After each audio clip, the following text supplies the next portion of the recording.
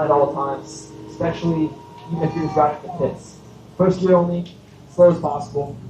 On the track, never cross the track after a jump. So obviously, if you're, let's say you have a bike issue in the middle of the track, you have to get off. You got to be really careful and thoughtful about how we're making our way off, so we're not crossing and potentially putting yourself in risk with other riders that are riding. Okay? And if worst case scenario, you don't know where you need to go, sit there. We'll have people watching, your assistant coaches, and we'll be able to come help you out. So don't panic. Don't feel like you're left there out all alone.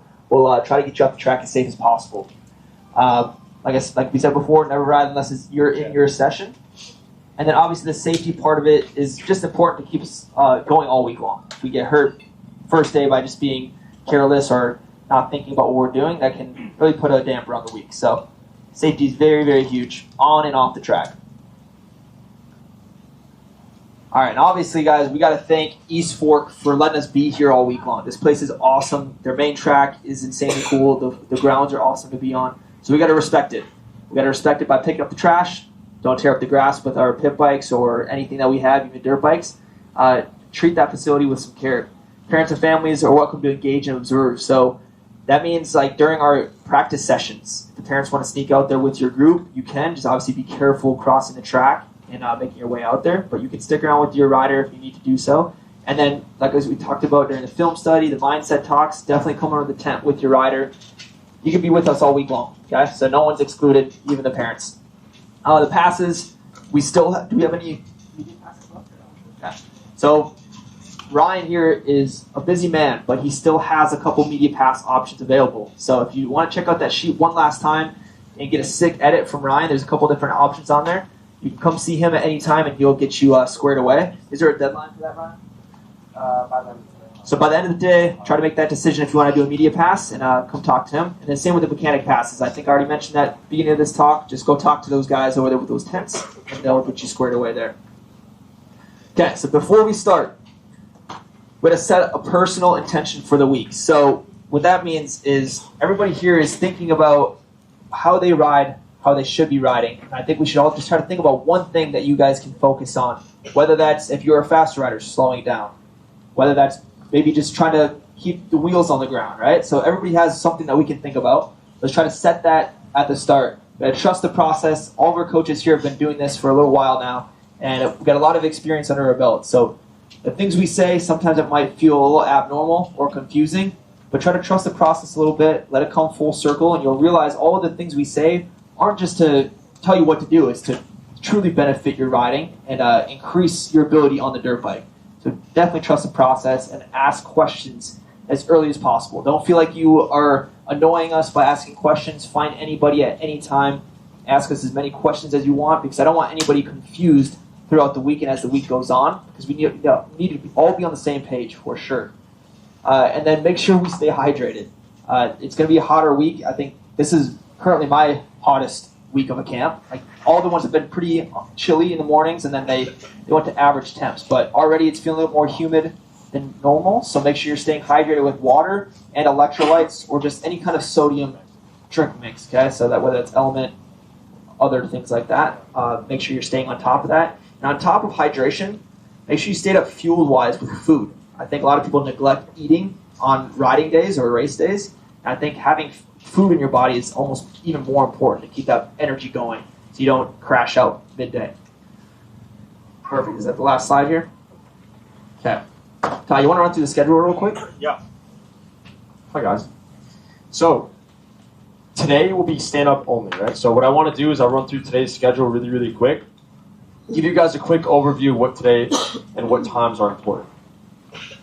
At 9:45, well, we'll start with Moto Theory in about 3-4 minutes after I run through this. At 9:45, we'll do Coach's Ride. What's cool about this is you can watch these guys break the track and watch them ride at 30%, see how they really can adapt to a track in 2, 3, 4 laps and not rush things and get comfortable. From there, we will meet back at the tent. Rather, 10 o'clock we'll start personal practice motos. The order in the morning will always be red, blue, and then green. So on the hour this morning at 10 o'clock will be red, 10:20 will be blue, and 10:40 will be green. Okay. It'll switch for tomorrow. It'll simply be an hour before, but I'll update you guys with that when needed. Okay. So 10 o'clock red, 10:20 blue, 10:40 green. From there, at 11 o'clock, we will meet back right here, everybody with bikes. From there, we'll do our first group split of stand-up only. Today will be all about standing. We will rotate. There'll be 2 track cuts on the big track, and we will also use the small track over there. Myself, I will be on the far side of the big track. Mitchell will be on the right side of the big track. Alessandro will start on the smaller track today. You'll rotate 1 time before lunch and twice after lunch. That will bring us up to 2:30. We will then do another order of purposeful practice motos, except the difference all week long in the afternoon, it will go green, blue, and then red. It'll be swapped.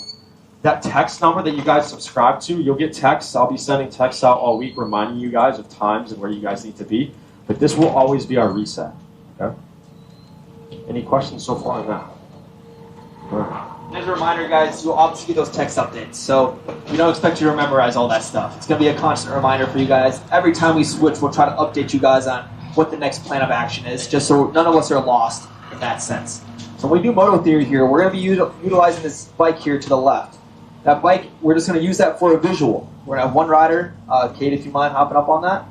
As Kate is up there, I'll be talking about the proper techniques that we've been working on all week, and we'll be referencing these techniques all week long. So I know this might be a lot of talking, but try to lock in here and just pay attention to a couple of these details, because this is the base structure everybody should follow here. We're going to start off with the attack position. I think some of us are aware of what the attack position is, but it's basically the position you're going to be standing up in all day long. So that's what we'll be using a lot today, and then we'll also briefly discuss the sit-down position as well. So if you guys need to position yourselves, even if you're over there, try to work your way around a little bit so you can see that bike to the best of your ability. That would be awesome.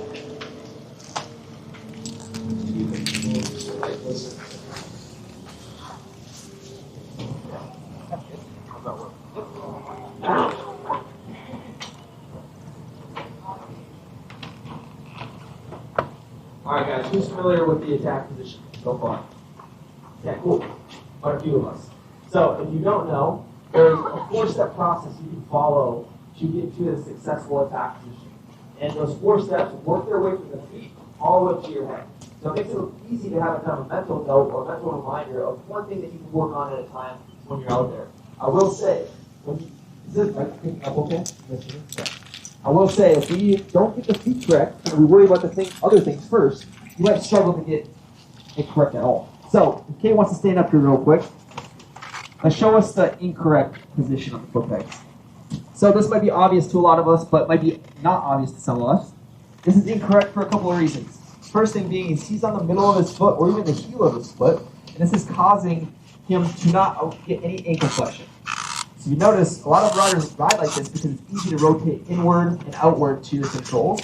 It's just kind of a lazy way of riding that we just kind of adapt to because it allows you to be nice and quick, and you feel like you're more efficient that way. But the problem is if you eliminate your ankle flexion, that right there, you eliminate your body's natural suspension. Okay? So anytime your ankle flexes beyond the foot peg, it is absorbing a little extra that the bike can absorb. So if you try to rely on just your suspension of your dirt bike to handle the whole track, it just can't do it. Okay? So we have to help it out to some circumstance. So the trick to this is you get on the balls of your feet, let the heels sink past the foot pegs, and make sure those toes are nice and tight against the frame of the bike. That is very critical because now we have a strong contact point against the motorcycle, and this is only step 1. So feet is the rule here, and then balls of your feet is just right behind your toes. You don't want to get too far back. Get too far back, then you end up on your tippy toes, and now we can run the risk of slipping off the backside of the peg. So find that sweet spot on the ball of your foot to where your ankle can flex. If you struggle with keeping the toes nice and tight, I would recommend every time you get up in your stand-up position at the beginning, just jam those toes nice and tight against the frame so you have 0 gap between the toe box and the frame of the bike. Very important. So if we can all get a visual on that foot position, that is exactly what we should be working on for that step 1 of this position. Is there any questions with the feet? Pretty obvious, right? I think a lot of things I'll talk about here are going to make some logical sense because they just make sense. Step 2 is going to be your knee position. Knee position is a huge dictator on your weight distribution, front and rear of motorcycles. So for example, if Kate drives his knees forward in front of the foot pegs, what happens is your weight shifts to the front of the bike and it creates a teeter-totter effect. The bike is unbalanced at this point. So now you're going to have less control because all of that feedback will go to your upper body and your arms. And every time you accelerate, you're going to get pulled back. Every time you decelerate, you're going to get pulled forward. It's just very hard to maintain that position for a long period of time before you get really worn out and out of control. So easy fix to that is when you are sinking your heels, let the knees just slide back with that heel drop. So your knees will align themselves right above the foot pegs. That position is going to create a nice foundation for your body to have some secure hold in the neutral position of the bike.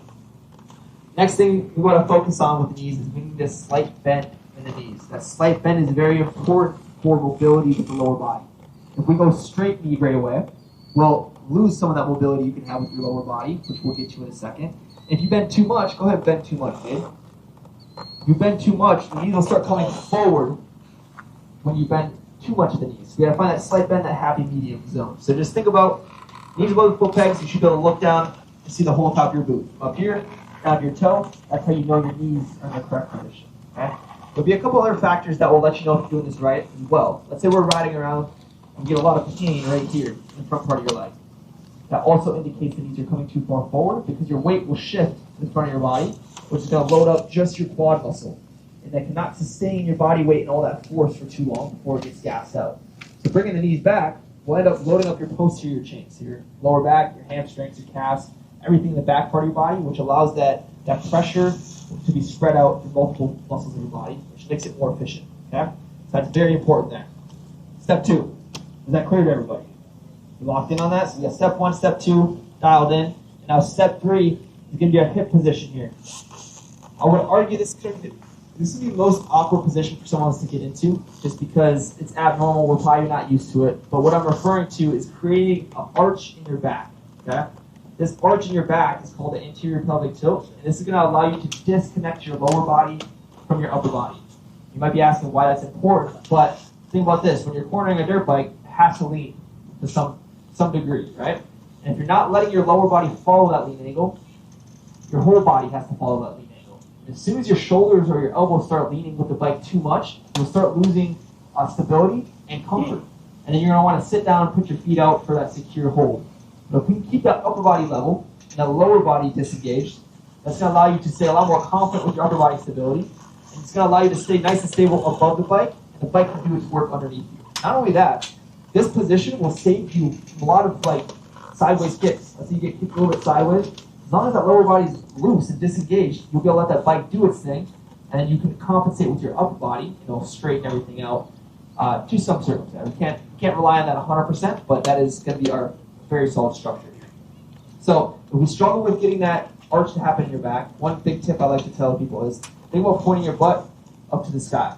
It's going to help over-exaggerate that position, because as soon as your butt angles towards the seat, you're going to start going to a rolled back position, which is incorrect. Your butt's tucked, your back is rolled, now everything is connected as one unit, and that's where you end up following that lean angle of the bike and losing that comfort and that stability. Does that make sense, everybody? So the reason I say it's the most awkward is because it just feels like you're looking like a goofball. And I would advise you guys to make yourself feel like a goofball. That means you're doing it right. Okay? So this is very important. That's step 3.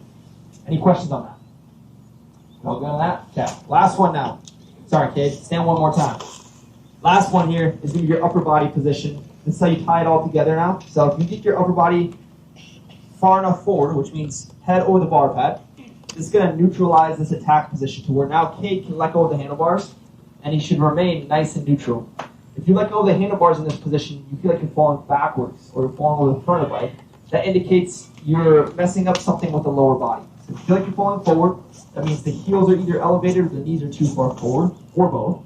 And if you feel like you're falling off the back of the bike, that just means your chin is probably too far off the back of that bar pad. So what you should be able to do is you should be able to read your front number plate. That is how you know your chin is far enough forward, and it's going to help you find that balance point on top of the dirt bike. Cool? Sweet. Does that make sense to everybody here? Okay, that is the standard attack position. That is the base structure that we're going to be working on all day long. We're going to be doing a lot of that. So get ready for some work, guys. But I think once you ride around in this position a few times, you'll understand the importance of it and why it benefits your riding. I think you guys will end up standing a lot more from here on out. So if we got that attack position dialed in, last thing I want to talk about before we move on here is how to sit down as well. Because when we sit, there's still a purpose behind it. We got to make sure we're sitting in the correct spot, first of all. We got to make sure we're staying engaged and still controlling the bike. When we sit, we don't just put all of the weight in our butt and hope the bike does the work. That's going to put you in some scary situations. So first thing to think about when you are sitting, you go from that attack position to sit down. You want to find one hand width at the top of the seat. You put your hand sideways, put it at the top of the seat, and you just sit right behind your hand. That is going to put you in the sweet spot of the dirt bike. So it's going to find that neutral zone, so it kind of balances out the front and rear of the suspension. It makes everything feel nice and stable here. Once you're there, the feet don't move. If you notice Kate's feet, they're still on the balls of your feet. They're just obviously hinging forward as he goes to that sit-down position. When he stays on this part of his foot, he can stay engaged and push pressure into those pegs, which keeping pressure in the pegs, even when you're sitting, will allow you to stay locked into that area of the seat. Not only that, it starts to translate to finding that disconnection that we talked about at the same position. That translates to sitting down. If you drive weight into your foot pegs, it engages your core and it keeps you stable up here, up top. When you're stable up top, then you can let that lower body do the work underneath you and find that lean angle while your upper body remains stable. If we put all the pressure in our butt, well, now the bike's going to start tugging at your pants. It's going to try to pull your butt underneath you, and now you're going roll back position, which is incorrect, right? Because now we're rolling everything, we're fully connected. We're going to get a lot of elbow drop or elbow tuck, which is not ideal. Okay? So keep that pressure in your pegs. I think you'll find a lot more comfort here as your corner. I think a lot of the theme this week as well, we like to teach feet on the pegs. So feet on the pegs is the rule. Taking the foot off for a corner is the exception. So if there's a rut out there that's burying your foot peg and you need to get it out of the way, that is when you'll take the foot off the foot peg. You'll get it high and tight, toe pointed towards the front fender. You want to keep that leg as tight as possible to the bike. This is the only exception if you're taking that foot off. We shouldn't get lazy with it. We shouldn't be dangling off to the side, because now you're just asking for it to stab the dirt and cause you more mistakes, right? But let's say there is no rut at that seat. You keep the feet on all day long, because the feet will help you utilize those foot pegs to your advantage. Does that make sense to everybody? It's going to be a very hard habit to break, because I think a lot of us are guilty of foot off a lot of times just for that security purpose. But if we practice it enough, you'll realize the benefit of feet on the foot pegs. Cool. Last but not least now, who's guilty of elbows down, chicken winging it? I know I am sometimes. So a couple of things we can think about when we are struggling with keeping the elbows up. First one being our hand position on the handlebars. So we want to find a diamond grip on the handlebars. And that diamond grip is going to translate to allowing you to drive your elbows up more naturally. The problem with our hand grip typically is we're all up against the grip donuts. So that means your hands are flush against the grip donut, and it makes that angle of your elbows more comfortable to your side. You open up the hands, it makes the higher angle more comfortable and more sustainable over time. You'll notice a couple things though. You'll notice you'll have less grip strength with your hand because you're opening it up. You might be grabbing the lever in the wrong spot as well. So if you're grabbing the lever in the wrong spot, which would be too far up here, then we want to drive the levers in down the bar a little bit more, so you're grabbing out here where Kate is, as close to that little ball as possible. So I'll give you the best leverage with one finger. If you feel like you're losing some grip strength, well then we have to do the second thing, and that is we have to stop pulling with our arms. We have to start pulling with our back muscles. So when we're sitting, we're trying to drive out of the corner, leading with our head, essentially. Instead of pulling with your arms to keep yourself forward, you pinch the shoulder blades and drive that pressure into your back, so it takes the arms out of the equation. As soon as you pull with your arms, the strongest position is down by your side, so your biceps start taking over. Obviously, they're going to be by your side to do that, right? And now we're in the incorrect position all over again. Elbows up, engage the back. Now that hands take a break, your arms take a break, which can also equal less arm lock. So, all the benefit. I know this is a lot of information. We don't expect you guys to nail this right off the bat, true. But these are just references that we can use all week long. So when a coach says, oh, keep the elbows up, oh, keep the feet tight, get the knees back, you guys can have an understanding of what we mean when we are saying those things, so we're not just kind of throwing random terms at you. You guys are fully confused. That make sense? Cool. That's just the attack position in a nutshell, the sit-down position in a nutshell. We'll leave it at that for now, because what we'll do at our sections is we'll give you guys a ton more information about all of these positions and kind of adapt them to your riding a little bit so we can get fully comfortable here. Is that cool with everybody? Sweet. Very, very good. Guys, quick reminder too. 12 o'clock. We'd like to do a picture with everybody at lunch at 12. Meet back at the tent with your gear on. You don't need your bikes, but we used to do it in the morning right now. We figured it won't be as rushed. It'll be much better in gear, of course, too. So 12 o'clock for the picture. Definitely don't miss out on that, because at the end of the week, if you already say we're going to give those pictures to them, so at the end of the week, you guys will get that picture. So if you're not coming here at lunch to take the picture with us, you won't be in it, and you're not going to have that keepsake back home. So make sure you get here at lunch to take that picture. We did that at the last camp, and it worked out great. And it just looks sick.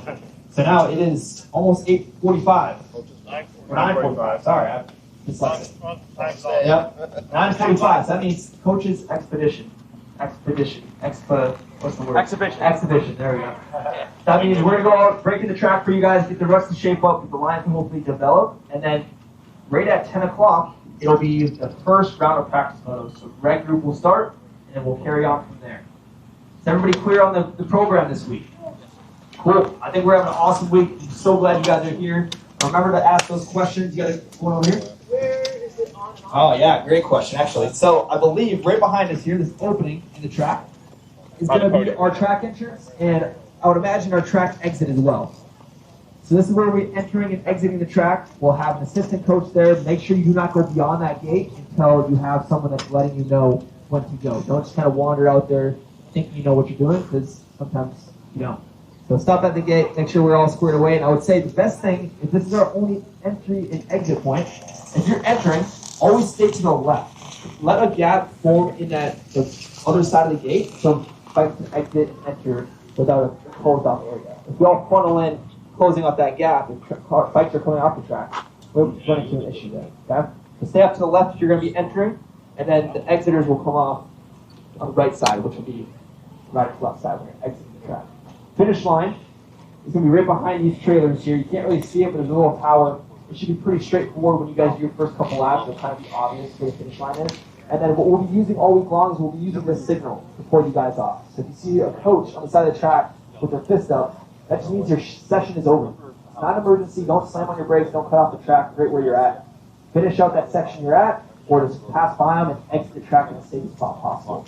When you are exiting the track, make sure no one is behind you. Slow it down a little bit, look over your shoulder, and then go ahead and exit there. Cool? Is there any other lingering questions? Yeah? What does it mean if your guides or your quads where your ears sort of? Well, that means you're in really good shape. That's what that means. So, you will feel it. At the end of the day, I guarantee everybody will feel something as far as fatigue, even the little guys. But it's cool because where you feel that tiredness is important, because you can reflect that, okay, if I'm feeling in the right spot, if I am, that's good. If I'm not, we might have to adjust something within our body position. Okay? It's a great question. Any other questions? Well, we're at time to practice. Are you doing something else? No. Also a great question. So during our practice motos, it's just kind of a waiting period for the other groups at that time. So the practice motos, red group will be out there. Every other group can either watch or sit tight and wait for their session to go out. When we're doing our coaching sessions, obviously everybody will be in their own specific area during that time. Does that make sense to everybody? Any other questions? Yeah. So red group needs to get ready while the fish is wrapped up. 100%. Yep. Red group can get ready right now, and then just meet at that gate, and then 10 o'clock we'll be sending you guys out. Cool. Are we all set, guys? Yep. Awesome. Thanks so much for coming. What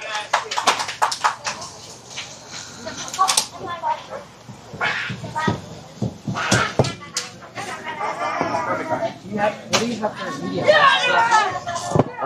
So you can either get the 30-second media edit or the AJ's voiceover. How much is the 30 second? $250. Awesome. Yeah, let me know. You know that video you posted of you at Glen Helen, I think? Did you do the gator, the dragon? Oh, that was at Fox. Oh, Fox? Yeah. I saw this video after watching yours. This guy, he jumped this roller. Dude, he jumps the roller before it? Yeah, Dude. on top and then sent it. Yeah, it's Dude, crazy. dudes are so gnarly. Yeah. I want to go for this so badly. Dude, Do it's you live out there? Yeah. Yeah. So, dude, it's kind of like a bummer because like I do so many of these camps now. Yeah. Like I barely get time to ride at home. So, but no, yeah, it's a fun track. It's sick. I'm gonna do a trip this winter. I get my license. This winter? Yeah. Oh, that'd be sick. Cause I'm gonna go down south. You say winter?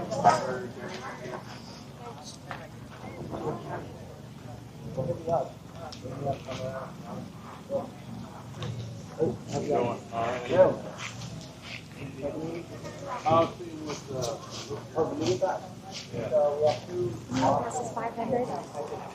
Ugh, I don't know if I have one. It's like, and then we also have a 5 to 7 minute voiceover, where AJ, I'll put together a bunch of clips of you from throughout the week, and then AJ goes through the footage and he does a voiceover talking about what you can work on, where you're doing good, bad, etc. So the media edit, the 30-second media edit is $250, and then AJ's voiceover is $500. So, you know, you can think about it.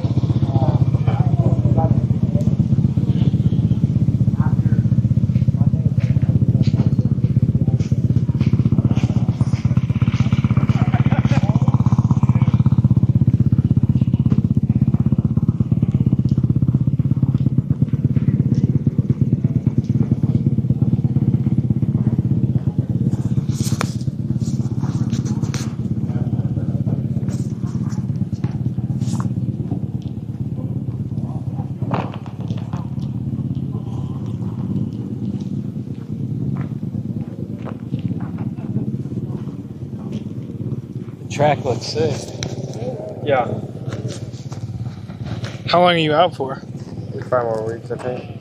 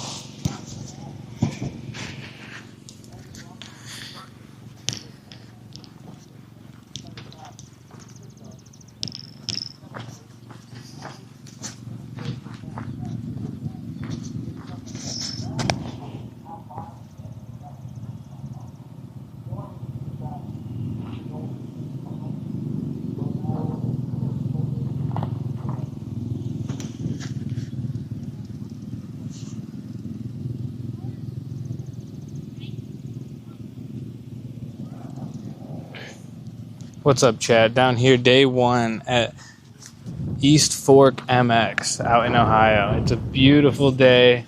Track is prepped. The coaches are about to get their first laps in on the track. It's looking beautiful out here.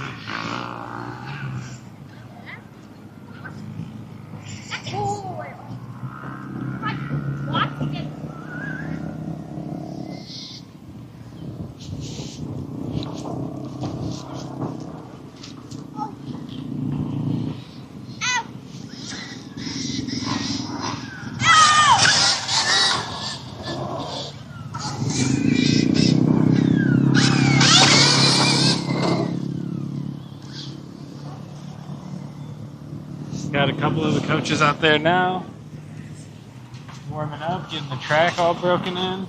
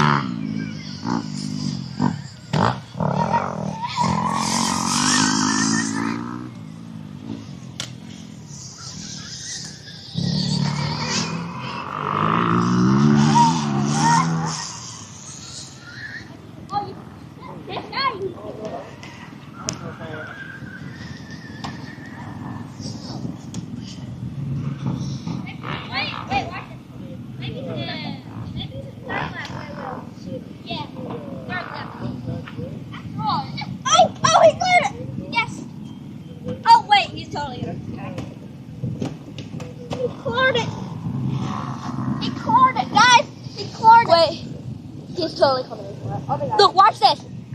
Boom! Get out of my way!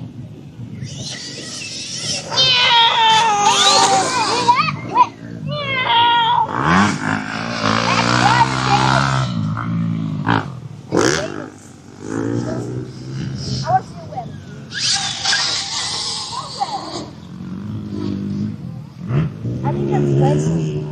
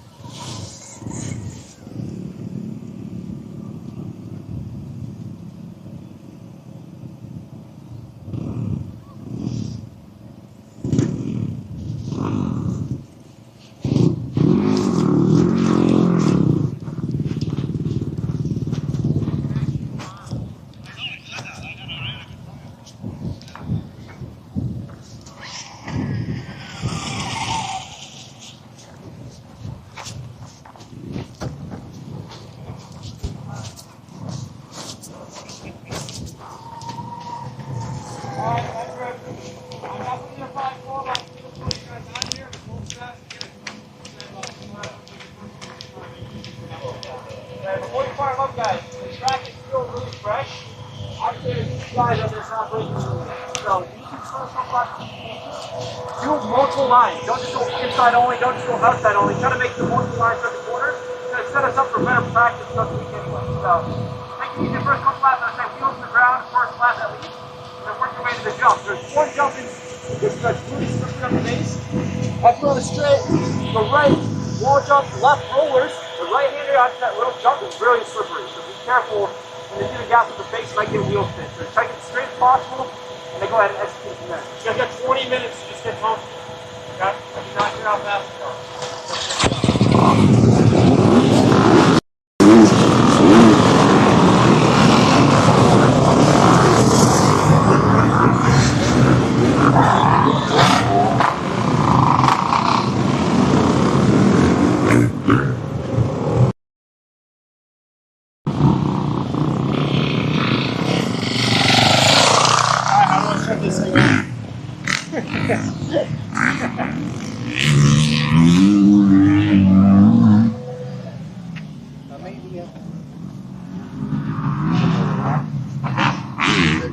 Afterwards. I'm gonna grab my bucket. I mean, yeah, you can a little bit, but.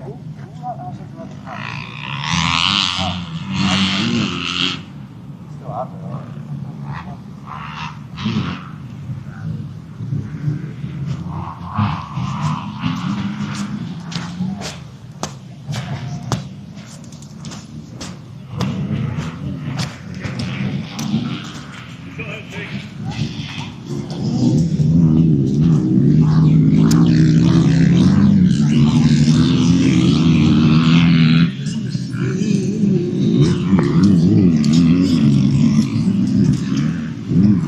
Gonna get a word with Coach Cade real quick.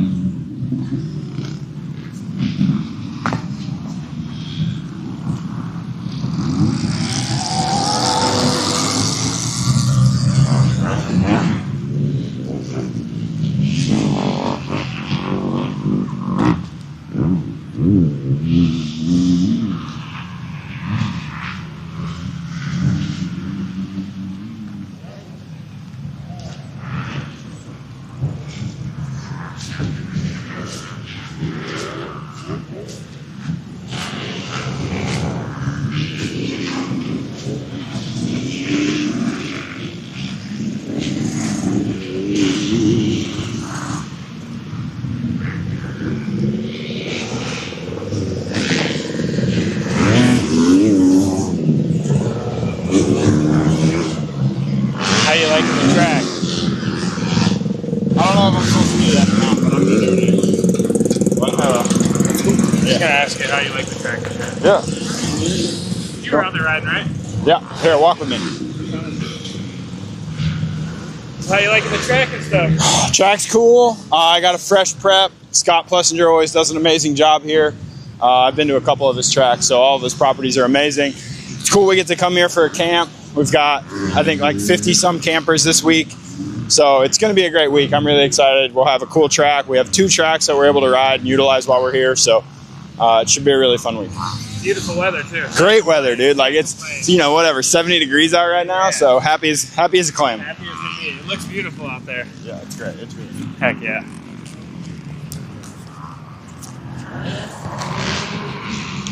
That's good.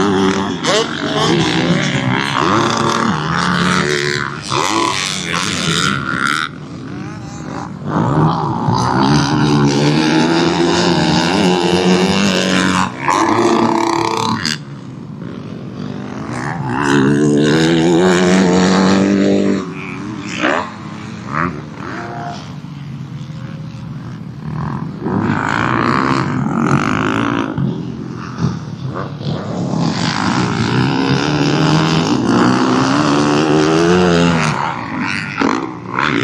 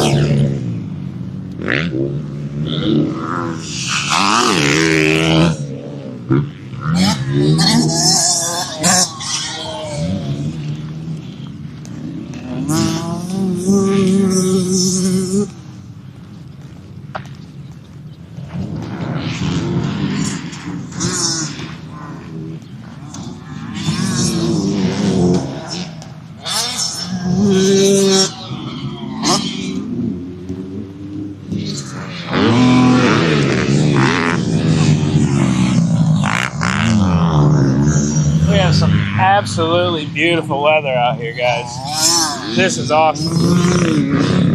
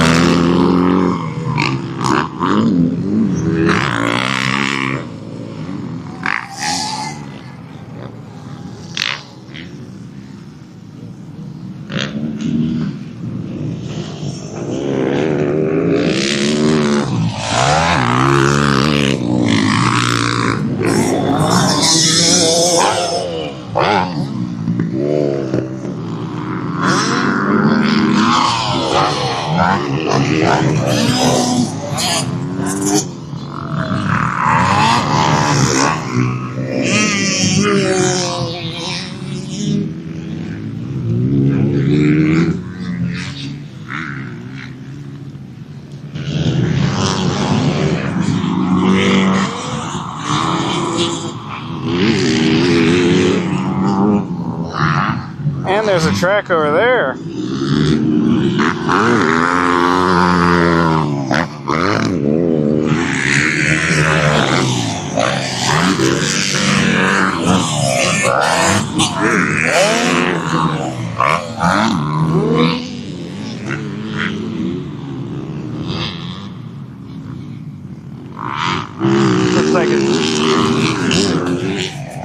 Looks like it's last lap here, and then we're gonna break up into some groups.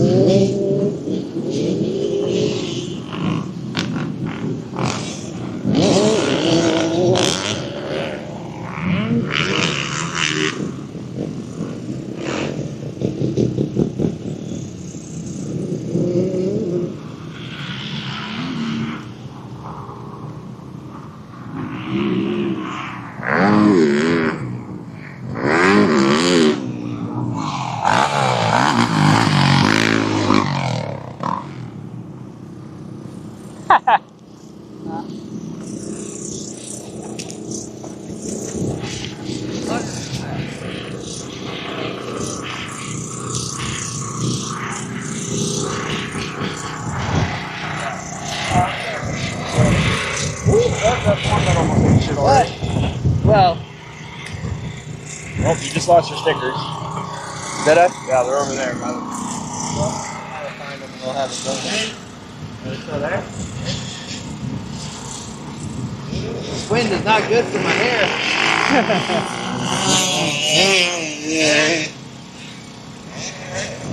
Somebody's gonna cheat with their gold stars, find the whole bunch. I guess my old hat trick's not gonna work this week. In your pocket. They just get all fucked up when they're on fire. Unbelievable. What is wrong with you?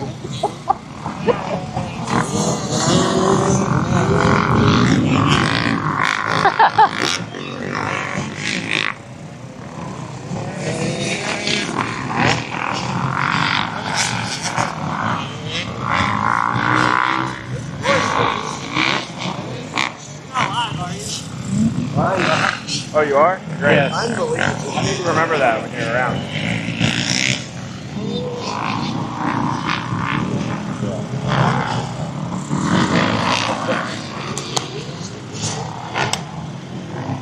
Is this just one group or is this all of them still? That's a blue. This is blue, yeah.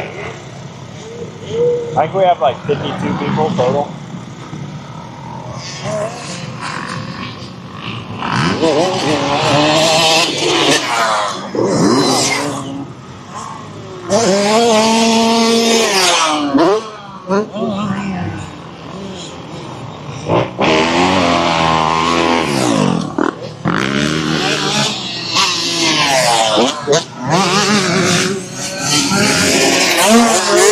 You got rolled back, that artwork. You got the Carmichael gun.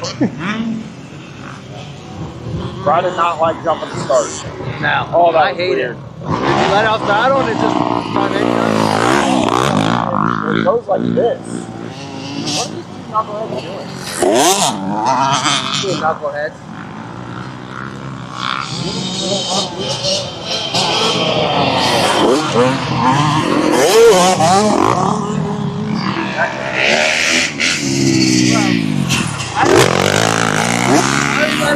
First lap in before I call it. If you have somebody like that, we'll go by next lap jumping everything. Yeah, they look like me.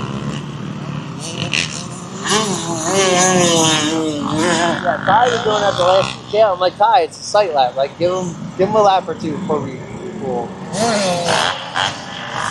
What a beat. Oh, That would have been a sick beard. This is on a jersey. Literally just got Wow. That's a new one. Gangster.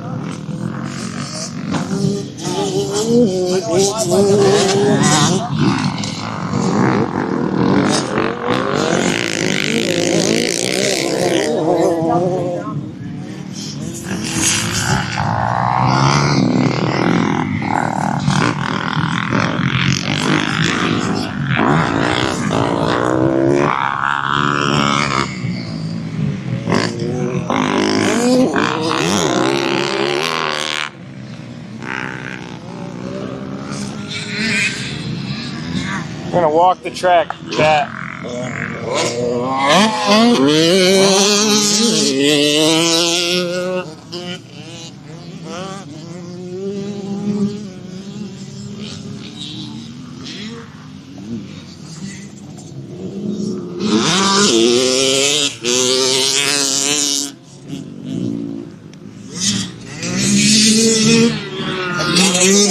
Huh? Yeah.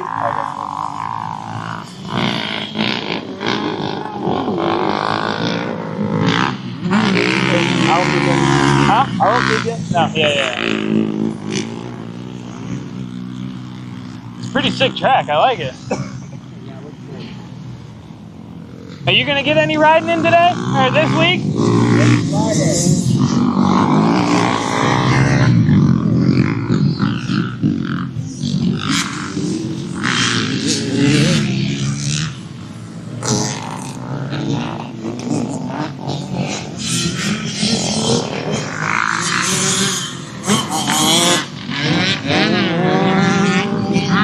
Sick track.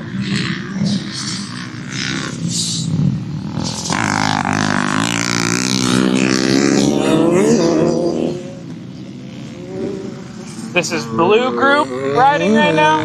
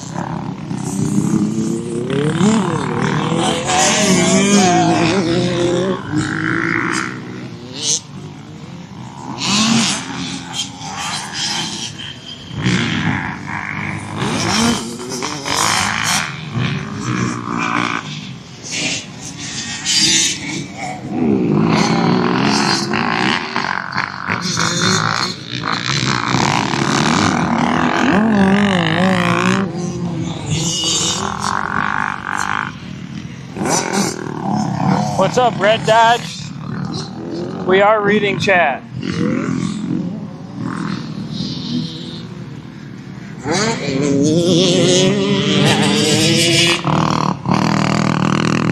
Group is currently out there right now. We appreciate East Fork MX for letting us come out for the week. We got a 5-day camp starting today. Hopefully everybody's having a good Monday.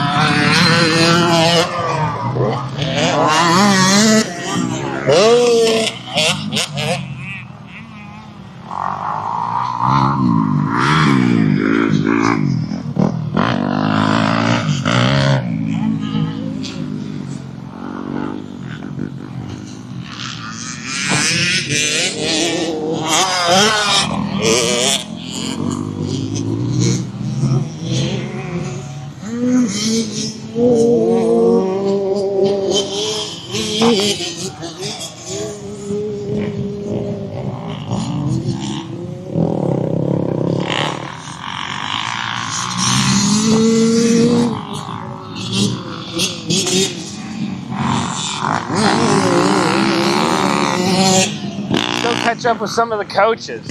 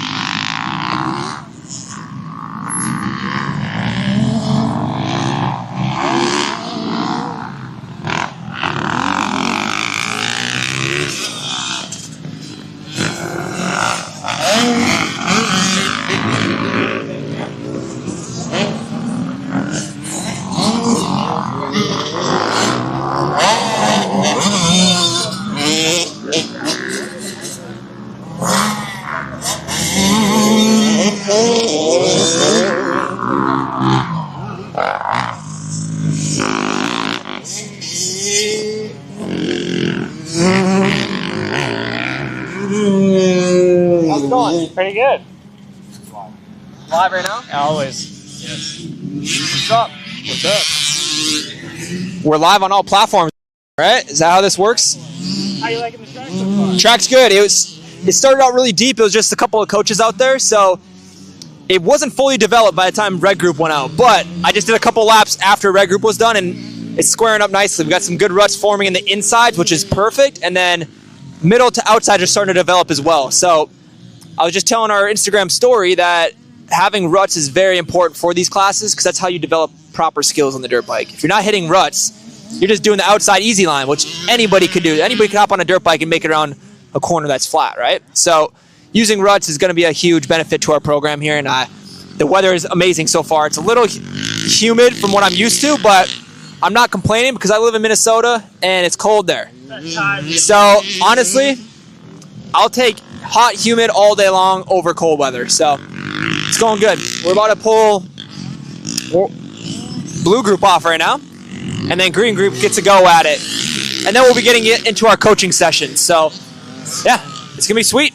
I got to hopefully pop my jersey off once in a while and get some sun because Dude, that's what I'm saying. I'm going to get some gnarly tan lines. I'm going to get some burns, some tan lines, all of it, I'm sure. That's perfect for today.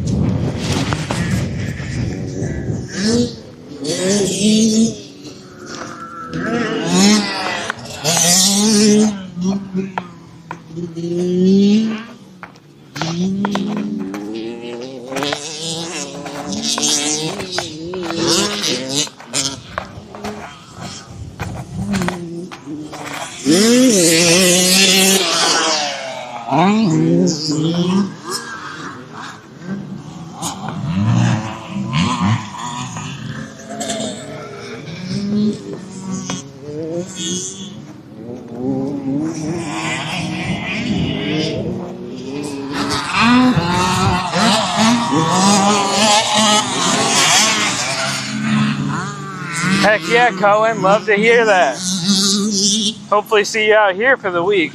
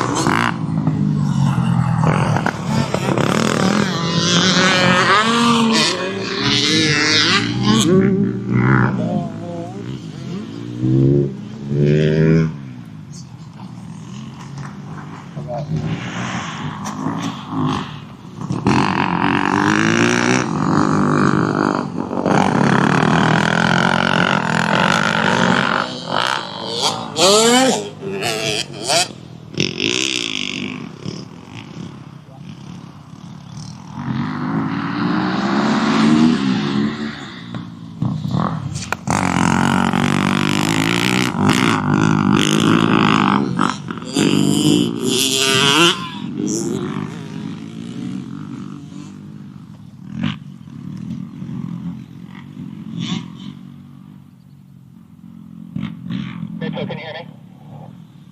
On Coach Mitchell? Okay. So I was walking doggy.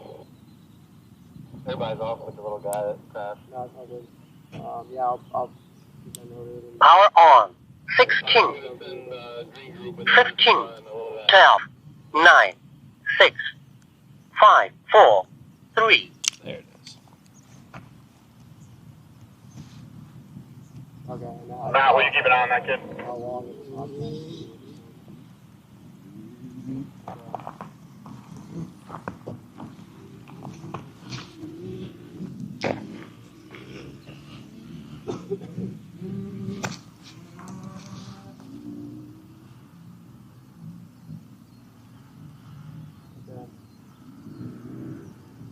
Do you want to put him in green group? Yes. Okay. Yeah. Okay. Alright, sounds good.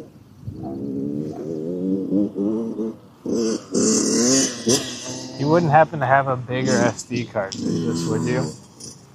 Bigger SD card. Why do you need an SD card? For like the actual hard recording for stuff. They're having you do hard recording. Yeah. Like interviews and stuff like that. I feel it's just all in the live stream though. He said to hard record it for like better quality, full quality. Well, I don't. No, I don't have. Unless there's not some in the bag, I don't know. Yeah, it was just this one, but it only has like 30-ish minutes. Can you clear it? Is it got stuff? I already formatted it when It's I got got it. 30. Is it It's just total like 36 minutes. It's like a 64 gig was in the bag. 64 gig? Is it? Are you on like 30 frames per second? Mm-hmm. Fuck. I mean, that's not my problem. That's a Cam's problem. Yeah. I'd be like, hey Cam, I mean, we got 30 seconds of recording time on this SD card. I don't know what you want me to do or how long these interviews are supposed to be. Yeah. Like if they're only supposed to be 5-minute interviews, then it's not that bad. Yeah. He just wants like quick, like how was the track, morning stuff. Shit like that, yeah.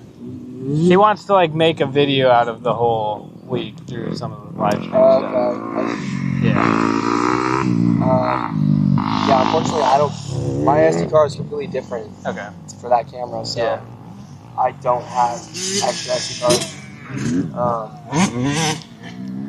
So it seems like, I mean, we could get one today. Yeah. Honestly, I don't even know if today. Ethan wants me to do a podcast, you know. So I gotta do that tonight. So I gotta ask for more money, dude. I get called and it's like, I knew it was gonna happen, like Ethan not being here. Yeah. I was gonna just get asked to do everything. Yeah. That's kind of what yeah.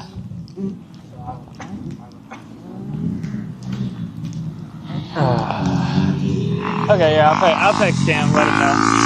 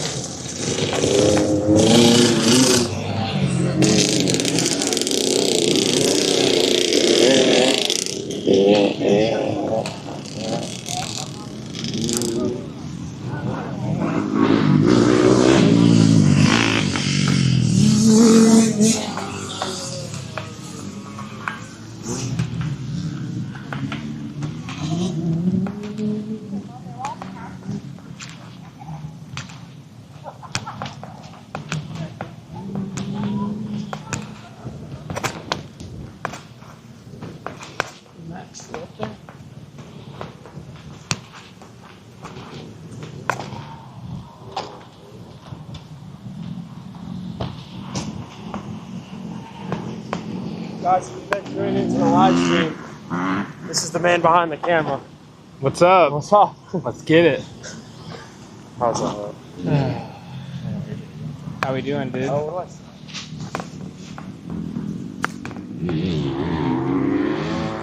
Guys, just a friendly reminder, we'll be live on Instagram, YouTube, and Twitch all day long from camp all week long. Behind the camera all week. Yes. Very grateful for our man Justin. Tune in. See you guys.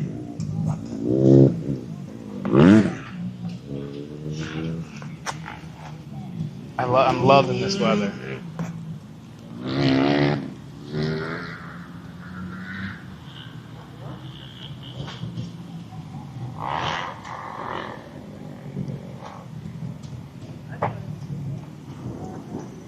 Okay, he's over there too.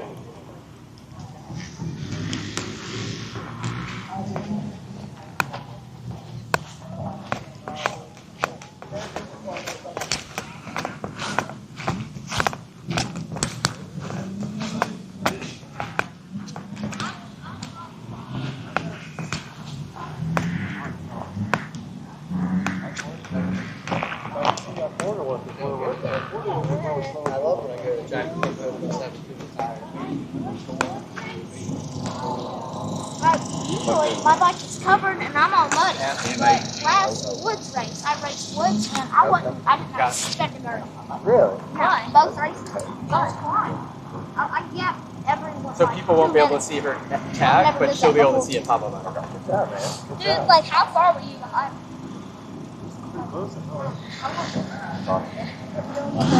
You had sunscreen earlier, right? I did. Can I use it? It's with you guys. I gave it to Ryan. So it should be on that container behind your guys' table. Under it. Sick. Sounds good. Hey, look at that. It looks so big.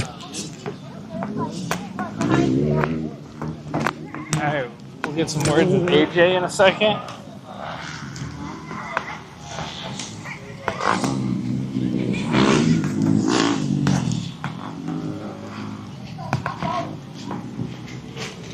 Yeah, this dude on the Yamaha that's over here by the bird right now is jumping at the table top.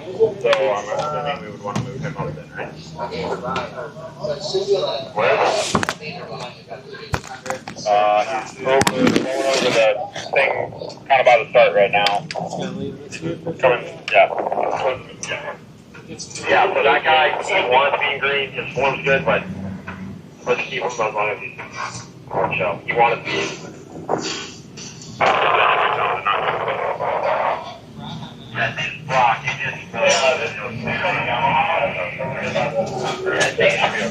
Yeah, you know where the sunscreen's at?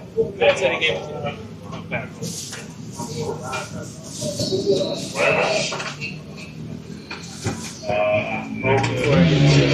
Thing how about to start right now.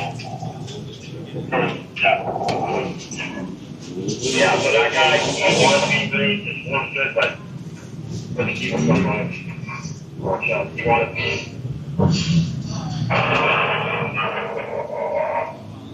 Does he have a mic? Does he have a mic?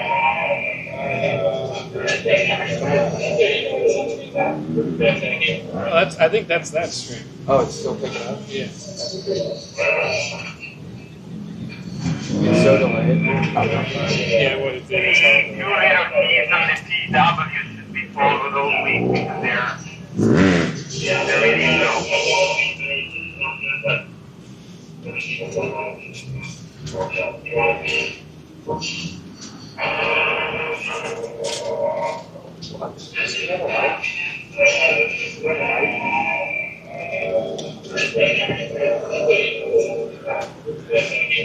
I think that's that.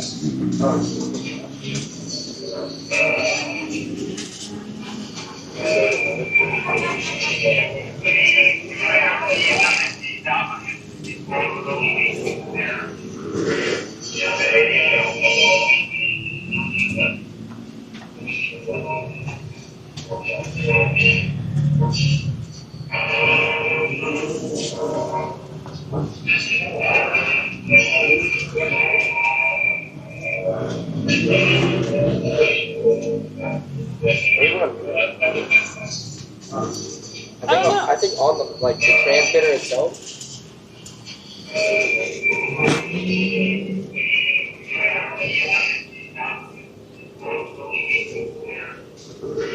I don't think. Just shoot this shirt in a bunch of like organic settings. Like there's a couple of really cool young girls here that are on scholarships, so maybe it could be mic'd up coaching footage. We can be with them. We can use it for B-roll or actual mic'd up stuff.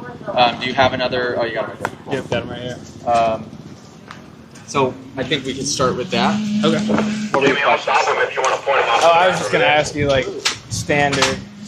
How's the track? How's first day? Great so far. Track's sick. Yeah. It's very windy. Yeah. How are my Instagram stories? What? How are the Instagram stories like?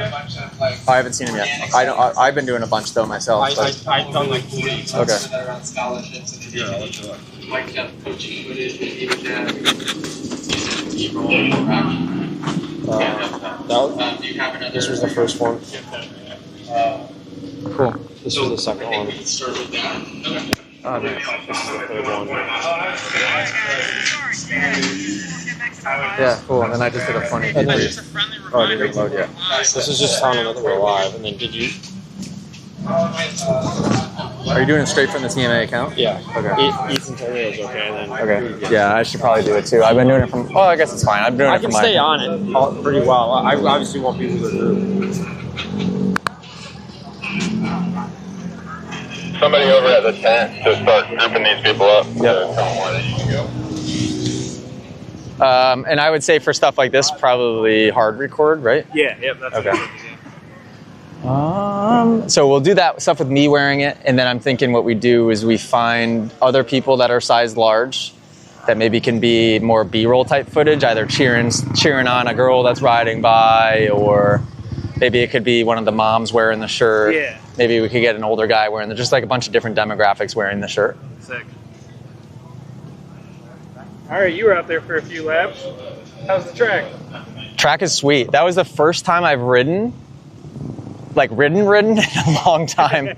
Actually, honestly, since probably I did the race with Jeff, which was what, January? Yeah, January, February. Yeah. So, I mean, I've ridden at class to demonstrate for 2 seconds, but that was the first 10-minute plus moto I've done since January. I actually felt not bad. Didn't really get out of breath. I've been doing yoga lately. Nice. So I feel like that actually helped with my breathing, because, dude, this yoga, if anybody does Bikram yoga, or Bikram, however you say it, it's an absolute nightmare. But it teaches you how to breathe in really uncomfortable situations. All right, so what we're gonna do, so you're streaming now, right? Yeah. Cool. We're gonna find, we got some girls that are out there getting warmed up. Let's go find them. Are they pulling green? Did you find a mud hole? Kind of. Nice, where? All the way in the back over there. The right-hander? Yeah. Yeah, that on the inside? Yeah, I was like fingering the brake and then I was going around that mud. I was just trying to keep my bike clean. I was going way outside in that corner. You did awesome. Yeah? She had a big get off, but what? Yeah. Really? She over the jump, she got air and she like fell off the front. Woohoo! The second time I didn't fall, but the first time there was a big drop and I wanted to go fast to get up the... Did you do a Superman and fly off the bike? Coach Mitchell just said she had a pretty good fall. I saw. I dropped down really hard and then I went like that to keep my balance and then the bike fell over and it didn't really work. Did you go into Elsa mode by accident? Yeah. Yeah. I think just go off. You what? I shut it off. Hey, you did awesome. It's the first thing Coach Mitchell said when you pulled off. He goes, she was flying. She came way up over that hill. I was like, oh no. And then I watched her. So was it fun? Awesome. I watched her land. It was fun when I flew, and then I thought it wouldn't be as bad. Yeah, did it hurt when you hit the ground? Yeah. But it's not the crash that hurts, it's the sudden stop when you hit the ground, right? So flying through the air might be fun. Where did it happen? The very first big, where that wooden stand is back there. Oh yeah. That one. Really? That one. She came flying up the hill. Hey, good job. All right, we're gonna meet over here. That's awesome. Good way to start. She gave it some speed to get it up the hill. Right, and that's the steepest jump on the track, actually. So it makes sense why that would have happened there. Yeah. Go ahead, go sit down. Yeah. Here, let's check in with, there's Tilly, who's another, so by the way, little Lexi, she's 6 years old. Her favorite princess is Elsa and Moana. It's kind of a tie, which is funny because that's also my daughter's 2 favorite right now. And she's here on a scholarship, which is amazing. So she wouldn't have been able to make it here, but she was awarded one of our scholarships, which is a beautiful thing. And the other young girl, Tilly, who we'll go find, is also here on a scholarship. I think this group it's going to make a need for this kind of group. I think it's going to be good for our section work. With that being said, guys, we're going to be doing a whole lot of standing tonight, or today. How was you? I know standing's going to feel like a lot, Can you go up? but there's a purpose behind it, guys. We're building our base to our riding because we should be standing a lot more than we already are, okay? A lot of us, we sit a lot for that comfort, for that relaxation point, but I want you guys to stand to figure out how to maximize control and maximize comfort on the dirt bike, okay? So each section you go to today, it will be a variation of standing, but hopefully we can make it a little bit different per group so you guys can understand each little part of this program. To start off, guys, we are going to have one session up until lunch. So that means you're going to go one coaching session. Once that's over, you're going to come to lunch, and then we'll finish up the next two after lunch is done. Does that make sense? So to start off, Ty is going to be on the left side of the main track. I'll be on the right side of the main track. Alessandro will be on, what do we call that track over there? Hillside track. Hillside track. Okay, that's the hillside track. And then the groups that are starting where? It's going to be green starting on the hillside track, red starting with Ty on the left side of the track, and blue starting with me. What we'll do all week long is we'll do a clockwise rotation with the groups for each switch. I think what we did at Meadow Valley to make this as simple as possible is each day we started our coaching sessions, each group started in the same spot. What changes from day to day is the coaches will then rotate. So let's say red group starts here tomorrow on the left side of the track again. Alessandro will be your coach instead. You see how that works? So we'll kind of just do a little bit of flopping back and forth so you guys experience different coaches in different sections, and it's not repetitive for you guys. I think that'll work out the best. Also, I believe practice motos, the way we did it, worked out great because red group was able to break it in, get some ruts to form up. And by the time green group went out there were some packed in lines and made it a little bit easier for us to make our way around the track. So overall, very good start to the week. I'm excited to get after it. It's already 11:03. Do you have anything to add, AJ? Can you just tell? Hey, girls, so 2663 on, what is that? Cowie? YZ. I don't know anything. We got Tilly, Lexi. What's your first name? Tori. If you guys could hang back for 2 seconds before you depart to your group, that would be helpful. Everyone else? That's Wild. What? Wild. Wild. Yeah. Cool name. Any other girls here riding? Yep, hang here. Okay, just hang here for 2 seconds before you depart to your group. Everyone know where you're going? If you don't know where you're going, find your assistant coach. Quick reminder on the assistant coaches. We have Coach Matt is blue group.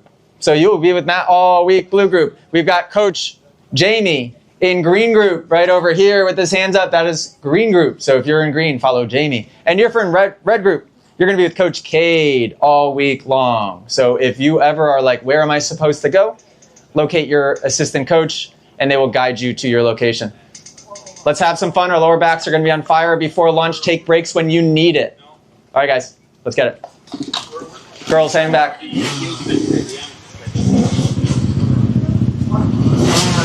I just wanted to get a quick picture with the girls here, if that's okay. So let's do it. Here, let's do it by Wild over there. Lexi, follow me over here. Could we get you guys on your bikes? Could you sit on your bikes for the photo, or is your bike too far away? Do you want to get your bike for the photo? So bring it over here. Sorry. How are you? Huh? When did I've seen you recently, no? Yeah, in the Route 62 class. That's right. All right, so we're just going to get a quick photo. So we'll just be sitting, you guys will sit on your bikes for a picture. Does that sound good? You like my shirt? Yeah. We're going to release this next televising all the women's. WMX? Yeah. Cool. That's awesome, man. That'll be great. Bring it in, Lexi. Here, pop over here. I'll push it for you. We'll get you. Go by Tilly. Okay, so follow Tilly that way. Yep.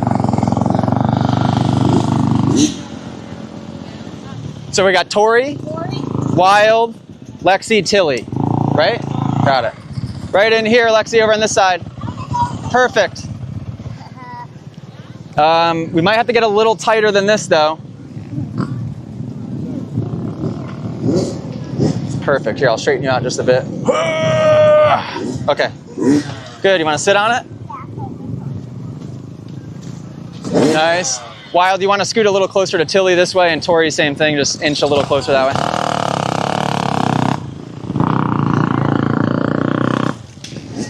How do I need my helmet? Everybody else has theirs on. Oh, can you guys take your helmets off so we can tell your girls? Sorry. All right, quick hair check. Beautiful. Nice. Perfect.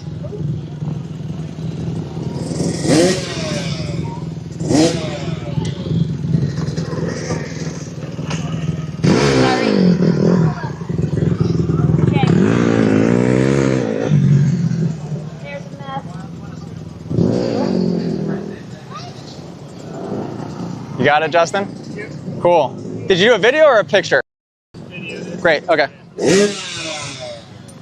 Very cool. All right, so we got green. What are you? Blue. Blue. You guys know where you're going? We're going to that. Okay. You want to get some like B-roll? I'll do some high fives, pump them up. Now let's take your cup off. Okay, have fun. Any questions? You good? You know what the plan is? Is there any big ones on the little one? Are there any big ones on the little one? No, you'll be fine. No big ones on the little one. And no ruts? No ruts. It's perfect. Are you scared? Who cares? All good? You're gonna learn. Here. Here. Oh, what's that? Got it? Why don't you bring your rival one? Oh, she's got her sticker right here. Okay. I don't know what happened to it. I had it while I was We'll running. find it, I'm sure. Somebody really wants one glove. Oh, looking for a glove? Yeah, she dropped it. Okay. What's it look like? That. Okay, I'll keep my eyes peeled. And it's not there? No, I thought it was. So, right side of the chair. Oh, okay, I see him. Down there? It appears that way. Yep. All right, girls.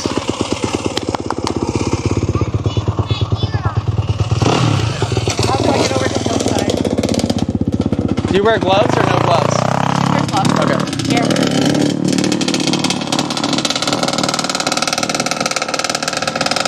All right, so my daughter Millie, she just called me and she instructed me to put your bike into Moana mode before you go out next time. So let me make some adjustments here. Okay, Moana mode? Yeah, so just be careful. It might be a little faster, but. Okay. Okay. I could be faster because it's like the little one and it doesn't have no room. Yeah, well, you're in Moana mode now, so just take it easy. Yeah. Why were you flying up that hill? Because I went fast because I wanted to get up the front of it, not the back. Okay. And then I just flew up in there. You did. You. Was that the highest I went before? Yeah. Way higher than I went? Yeah, that was pretty high. And you weren't ready to land yet? I'm sorry. You weren't ready to land, were you? Nope. And it kicked your butt, didn't it? Yep. Happens to the best of us. I'm trying to do mine. So just remember that jump for next time, right? So you just go a little slower up it. Okay. Here. But at least I was on the one that Sydney went. Yeah. Chin up. Were you faster than Tilly? No. Okay, you do it. Were you fast? What? What? What? Okay, so take it off. Take it off or fix your ear. Why are you squealing like a pterodactyl? Here. She's known as pterodactyl at the MX62. That's funny. When I broke my arm for the first time, my mom called me pterodactyl because I wouldn't stop. We untie this thing, yeah? Yeah. Okay. It's hard because of that neck brace. Yeah. Do you know how to tie it yourself yet? No, definitely, because I can't see. Not yet. I know, it's difficult. We're getting there. And this makes it even harder. Room under there at all. Is that good? Yeah. Here, let me button it real quick for you, okay? Did you make it around the track first lap? No. What do you mean no? Second. Second lap. All right, Because I'll give you 5. I'll still give you 5 golden stars. High on the Oh, that was the first lap. That was the very first lap. So she scared the crap out of herself. But hey, later on in the week, that's going to be all packed down, okay? Yeah. So you're just, that's part of learning how to race though, too. Or even riding on the track is that really loose dirt, okay? But All you right. don't have to learn it right this You know second. where you're going? No. And everybody's probably already over there, huh? Hey, sorry guys, is Green Group on the hillside track? Yes. Yes, we are. All right, so what you're gonna do, Zoe, is kind of ride that way nice and slow, and you'll see the group as you head that direction. Okay, They're at the so- bottom of that hill. You're going to get over to the dirt over there and follow it to your left, okay? You ready? And you look for the group. Just keep going down that way real slow, and you'll see your group over there, okay? And I'll be over there. But you ignore me unless I'm right up by you, okay? You have coaches that want to help you, okay? Not me. Put it on run. Be careful how you get over there. Look which way you want to go. And get over to that dirt, that road over there. Yeah. She's doing amazing.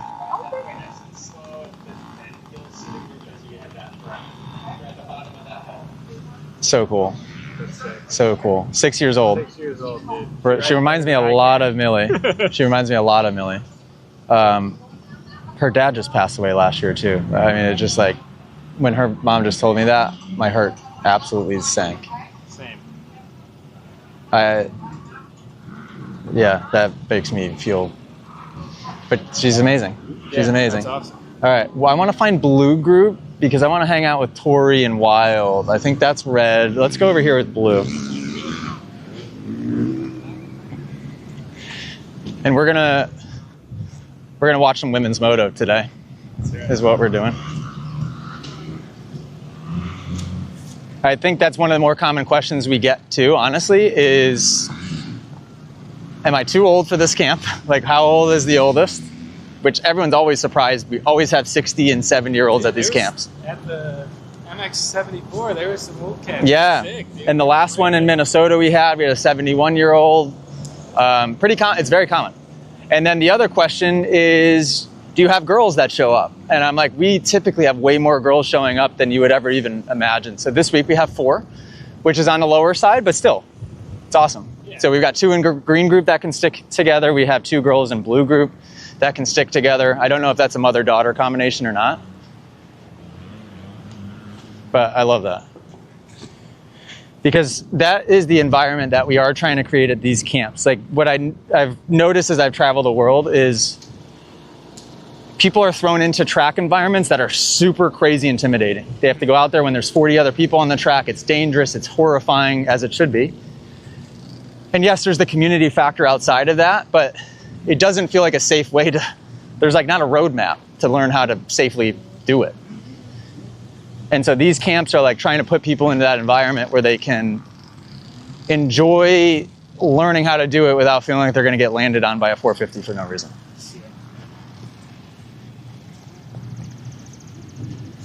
Oh, I thought they were over here.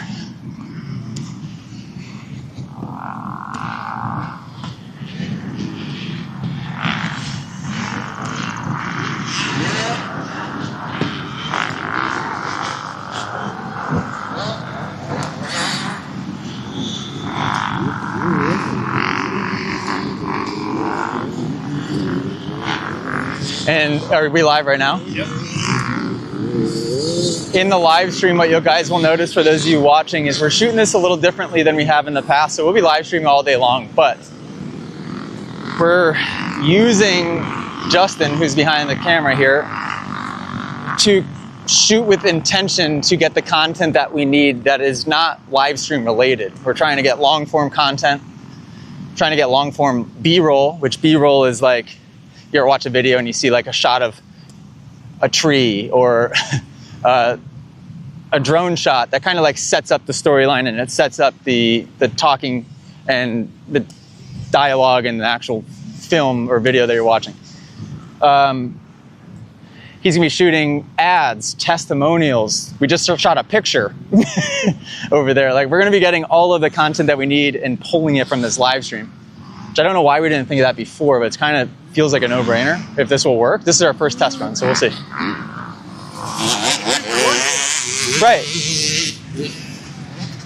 Yeah, because it's not cheap, obviously, for me to fly all these people out, and not only was it not, it was wicked expensive to do, but it was also like none of my guys had time because they were always filming. So they didn't have time to actually edit anything. So now we're keeping Ethan at home as much as we can to be editing, and then having the live stream just shot with complete intention.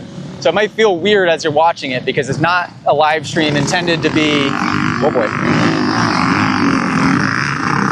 like an entertaining live stream where we're trying to fill every second. We're trying to just get the other content, if that makes sense. So what these guys are doing, blue group's out there right now with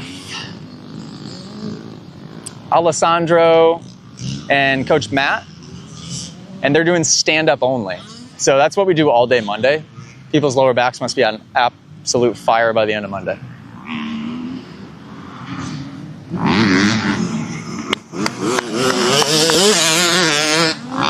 Oh boy. Hear that panic rev? Absolutely cased the shapoopy out of that.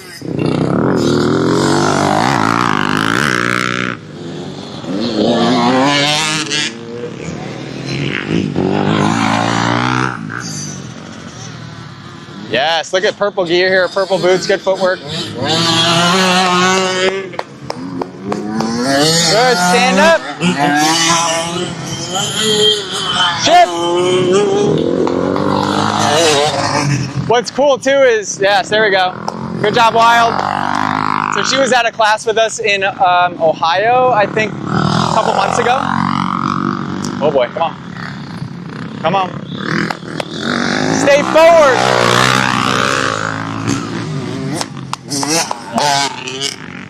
We have so much Moto Academy gear here because we have 15 seasons pass holders.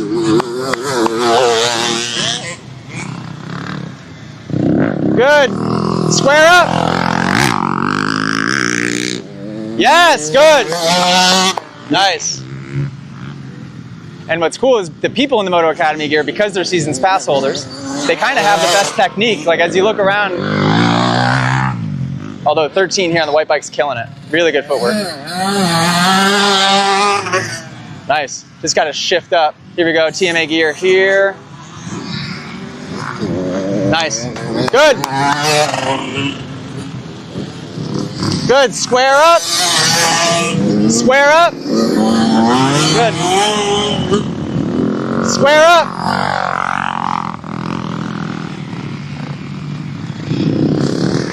Stay forward. Watch your feet.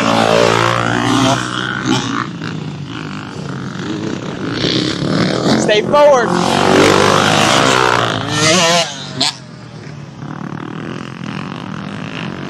And the reason we start with the stand-up drills on Mondays is because it strips away the extra things that they don't need to worry about. Gets rid of those extra variables so they can just focus on building a foundation. Square up, elbows up. Good, good. Shift up, shift up. So that way when we start adding more later in the week, they're nice, very good. What most people do is they're like, oh, here's a corner, butt to the seat, foot out, dragging the rear brake, using the clutch. There's just a million things that they don't need to be doing. Good.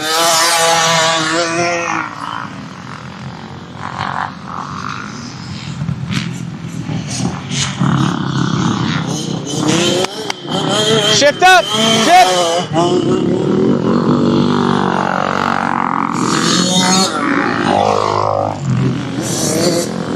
Space out. Space out.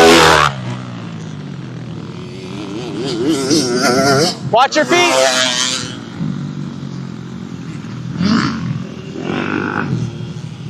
Whoa, whoa, whoa. Standing up with the foot out there.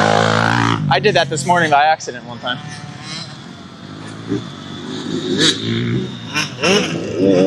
Good. Taller gear. Nice. Good. Good.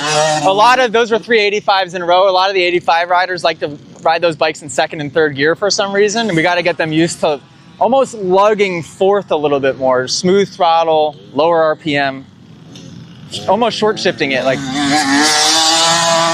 I don't know if you could hear that in the camera or in the footage, but that's too low of a gear. Same thing on the 60 here. When you listen to the 65, he's one gear too low, maybe two gears too low.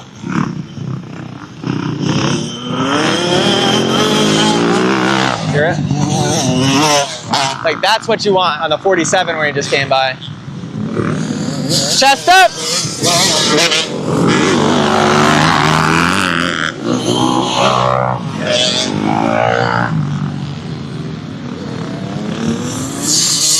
Good.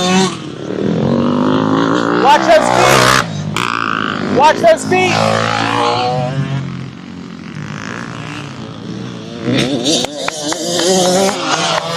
Good.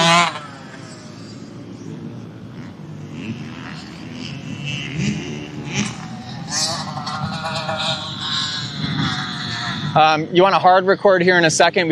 I want to shoot an ad when Wild rides by the next time. So she's third one coming on the white bike. So pan to her or follow her riding by and then pan to me.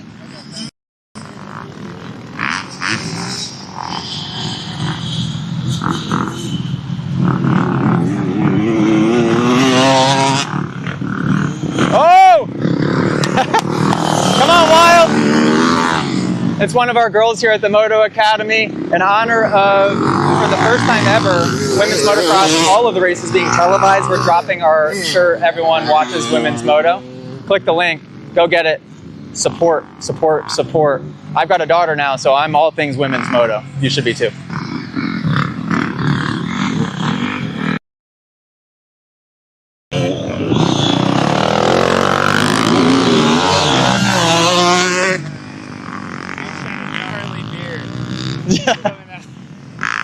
Oh, it's funny. We have at least 3 Seasons Pass members that look exactly the same. Big burly dudes with huge red beards. That's sick. And they're all kind of like the same personality, which is funny. That was a long time to be out there, stand up only. Holy cow. Let's go check in on them. Are you hanging in there, Justin? Like, this is cool, this is fine? Sweet.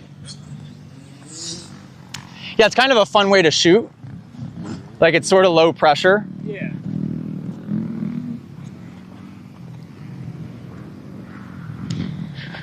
It's just helpful to have like a me there to kind of direct in a sense. Definitely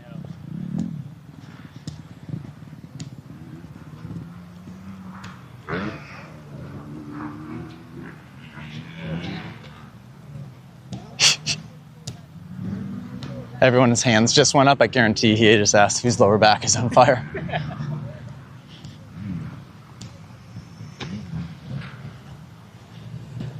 Yeah, so this track, for those of you watching, is Aaron Plessinger's dad's track. Oh, really? Yeah, which is really cool. He owns 2 tracks here in Ohio, I believe. This is one of them, so this is East Fork MX, awesome. Good dirt, he knows how to prep it, has a bunch of cool, he just knows how to build a fun track. Yeah. That's fun for somebody like me, but it's also fun for the kids. Like, the kids got off this morning and they were so pumped. They love the table. They're like, the tabletops.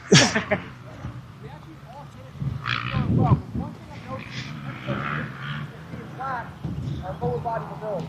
That means we're not moving our lower body with the bike. We're staying stiff. We're half to the end of the corner where it turns sharper. We're turning our handlebars to try to keep it in the run, which is not ideal. That's what you're doing. What I'm going to do, we're going to split up into 2 groups, and we're going to set up cones or these track markers down the straightaway. Before we get to the corner, we're going to do a little slalom. We can really disconnect that lower body, try to get that movement to free up a little bit. So when we get to the corner, we can have that muscle memory start to translate into the turn itself. Does that make sense? Yeah. The biggest issue that we're struggling with is right here. You can see, you can't see, but I can see the tire marks riding up and out to the left. Even though we're trying to look the right way, the bike only wants to go this way unless you're really forcing down underneath a little bit. Yeah. So dragging the front brake, correct that? 100%. Front brake will definitely help you keep the bike. So in the corner, you're kind of getting timid and crunching down like this and turning like that. So you need to aim chest up, and that way it frees your hips up to just do this. That's exactly what he's talking about. And I don't know if it's because you're getting intimidated by that rut, or if it's just happening everywhere. Oh yeah, okay. Now you have no weight on the front. And if your lower back's starting to get painful, pull off, take a 2-second breather. Because what you don't want to do is, because it's hurting, start to do this. Yeah, that's what I was even just a little like this will go a long ways, especially the that make sense? Most of the small bikes, we're struggling with our toes. Always have our toes pointed out. What did you guys notice? I think it was 1 maybe it was 18. When we got to the front, maybe it was 1 or 2. You got to think about that footwork too. My left, like how Jet messed up. Same thing. Really? I didn't hear it off. I didn't know how bad it was until after. They'll have a less likelihood of getting it off. As long as you're squeezing. It'll turn blue. Really? If it swells. Man. Yeah, do your best. Keep thinking about it, because it scares me when you ride like this. It's just like matter. I was trying to like see me look. Mm-hmm. Yep, and anytime, just so you're aware, anytime I do this, that's what it means, obviously. Yeah. It's just bad habit, repetitive bad habits. Yep. Like preach all the time. Yeah, you'll get it, because from the knees up, you're pretty good. It's just from the knees down. Just got to be more mindful. That's it. 1,000, when you're exiting the corner, you kind of saw me doing this, right? I think you were understanding. Chest up before you begin accelerating. As you came out of the turn a couple times, you're like a torpedo down, like trying to get aerodynamic. You want to get this. Maybe it was you actually. Could have been you. Like I don't know. Yeah, real quick. Let me set up these markers. What we're gonna do for our group. Really good. Just you could ride one gear taller most of the time. Did you see me doing this? Yeah. Yep. So this one, big bike, small bike, tall sport here. Yep. So do I go second on the corner and double up shift? No, I would say third in that corner. I think third in the other corner. You were going second, but you're revved out by the time you're 3/4 of the way through. Even when you're going slow, I'd say go third. Proceed with caution. Big bike is going to be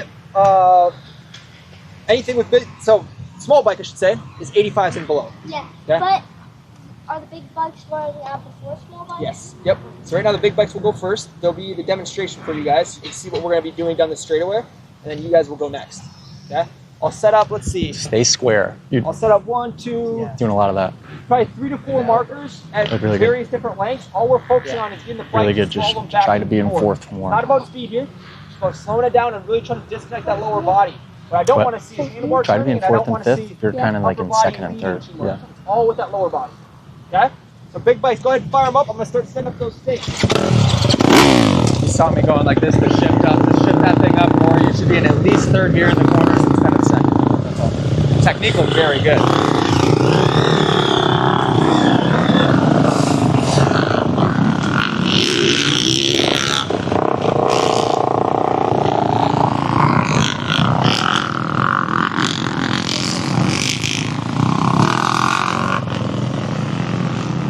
All right, so watch where Mitchell's setting up those stakes. I've never seen this drill actually, but it looks fun. I like it. Has he done this before, I wonder? We've done Well, it. team activities, right? We've done it kind of. We did a little bit last week in Minnesota. Same thing, just trying to get people to loosen up their hands. Yeah. We had them doing it on a kids track over like rollers, just kind of getting used to that. Cool. Fun with the bike going up.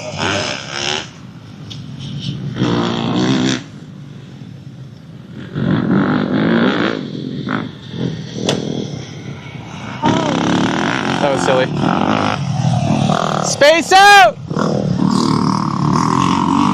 Little bikes. When you guys are out there, make sure you have space. If you have to come over that roller and stop and wait a second,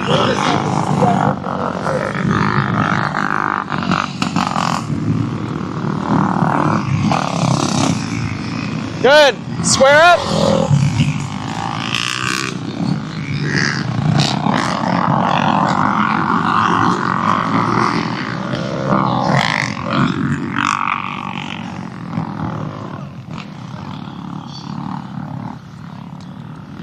I thought they would drive into the ground, but they won't? too hard. Oh, really? This one might be able to. Helicopter, yes.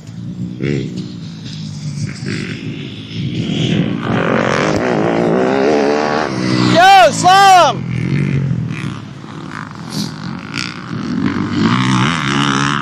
Good. Whoa. Good. Good.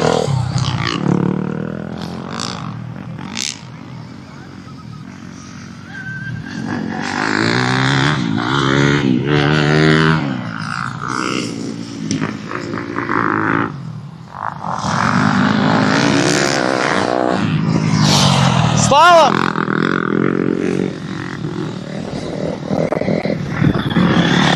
Good slalom. Good slalom. Good slalom. Good.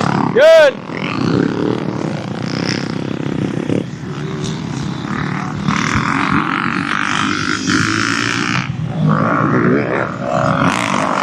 Yeah, good, good.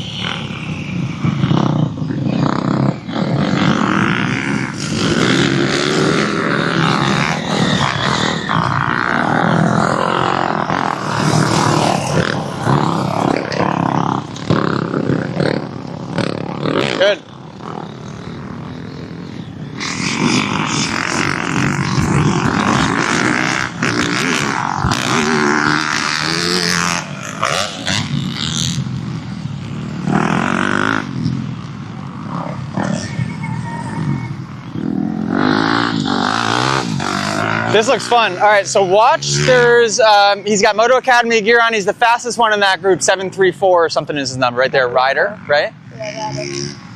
Watch when he pumps. He does this.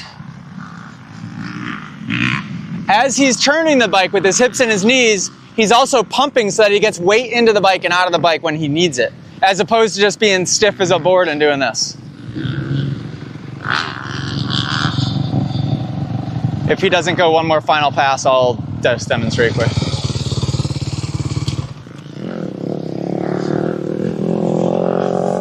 Were you going to demonstrate? Yep. Okay. All right, that was good. You started to figure out towards the end. Good, and when you're slaloming, you're doing a great job of pumping. Okay. But you're the only one in that group really doing that. Do you know what I mean when I say that? Yeah, Like you do the same thing mid-corner too. Thank you. Yeah, look good.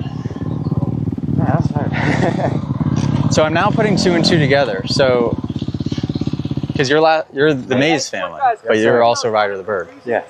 I never knew that Ryder the Bird and Yeah. Maze family was the same thing. Yes, sir. Now it makes sense.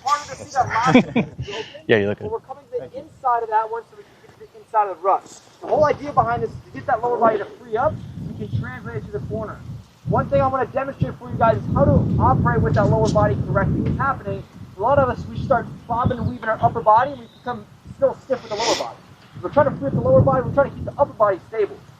We gotta revert that. Upper body stays nice and stable, lower body finds that motion, and we can use our knees to move the bike from side to side. One thing I want you guys to focus on when I go through here is pay attention where my head is positioned the whole time. Let my head bob back and forth, I'm keeping it nice and centered over the front of the bike. I would imagine AJ's gonna talk through this as I go here, or Matt. One of them. This is a secret weapon too, because if you can successfully slalom, you can stand up through any technical deep inside rut like it's nothing. But you have to be able to figure this out first. And the best in that group, I would say, was 714 once he learned that he needed to do a slalom. He did a great job of this, pumping. So notice that, watch me, and as he demonstrates, you'll see too. Sideways pump, sideways pump, sideways pump. So that way you're getting traction into the bike as well as you're turning. Are we weighting the out? As you're weighting the outside peg. So see how his legs go straight then bend, straight then bend. It's subtle, right? It's not as much as I over-exaggerated it, but it's this, as he's doing this. Kind of like skiing. Exactly like skiing. Now, I don't ski, but it exactly as skiing looks. I feel like I'd be good at skiing because I envision exactly what it would feel like.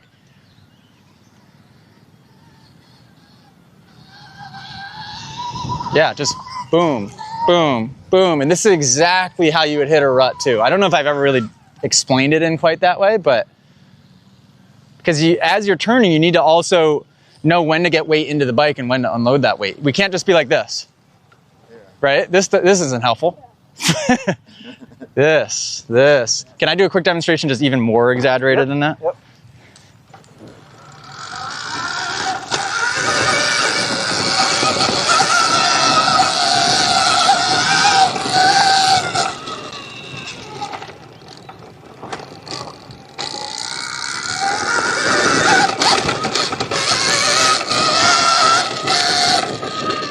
That makes sense? Is the steering weird on this, or is it just me? I think It's really? maybe it's Oh my God, what the dirt, heck? I don't know.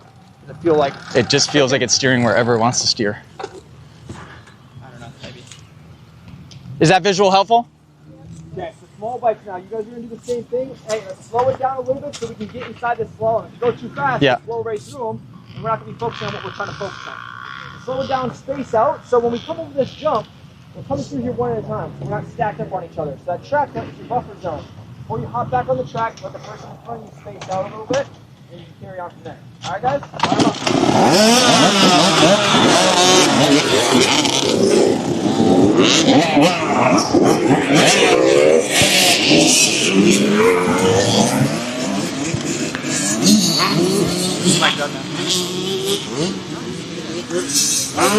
Perfect.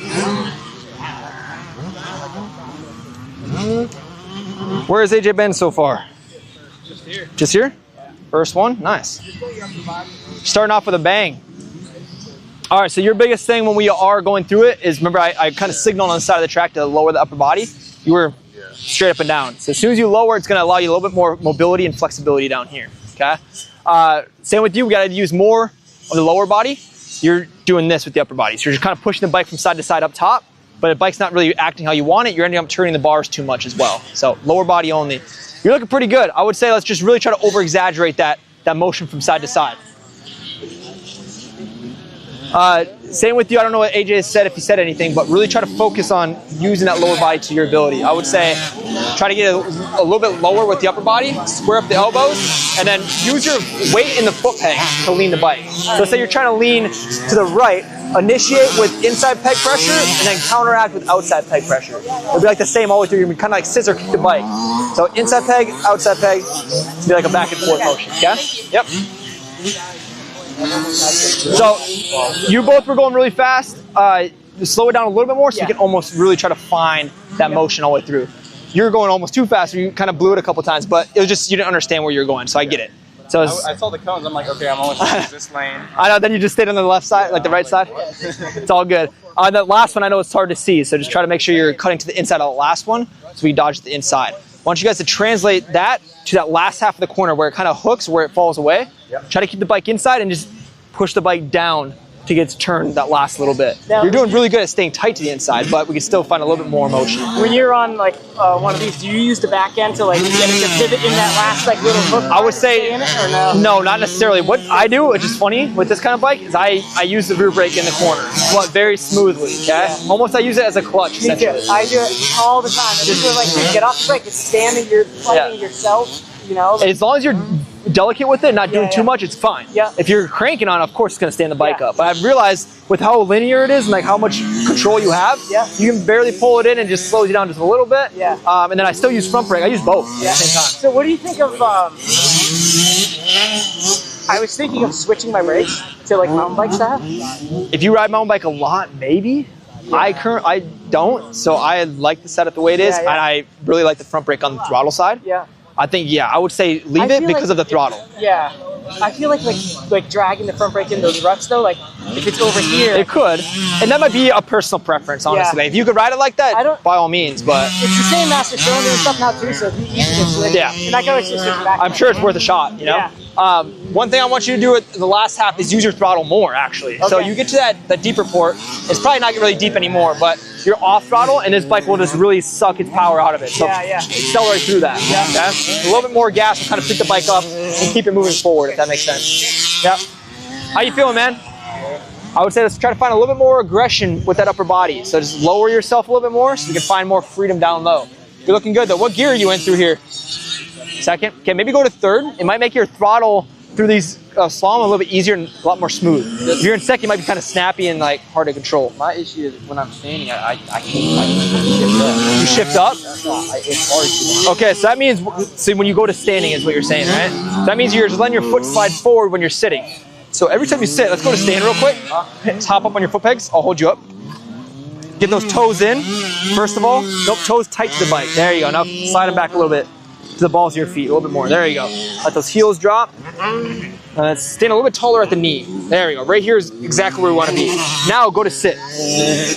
So when you sit, the feet should stay exactly where they are. Don't let them slide forward. Now slide your foot down. Yeah, and now go to stand. See how that happens? Like you're gonna get an upshift every single time. So sit down one more time. Now get your foot back to the balls of your feet. Toes in, and now go to stand. If you think about when you go to stand to sink the heels, it's going to help bring the knees back, and you will avoid hitting that shift every time. So I think your biggest focus right now, we got to ride her. We got to ride her down. He's after the step up. Is he okay? Yeah.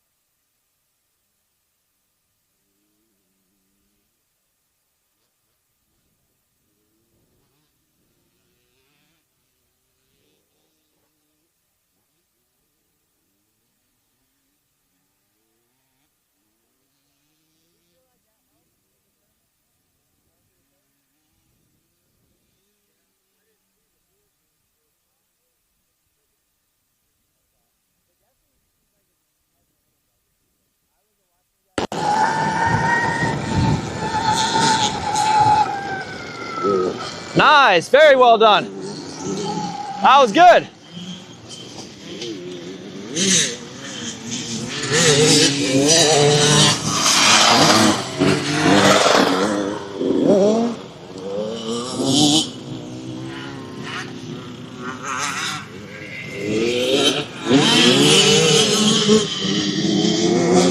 Toes, toes, toes.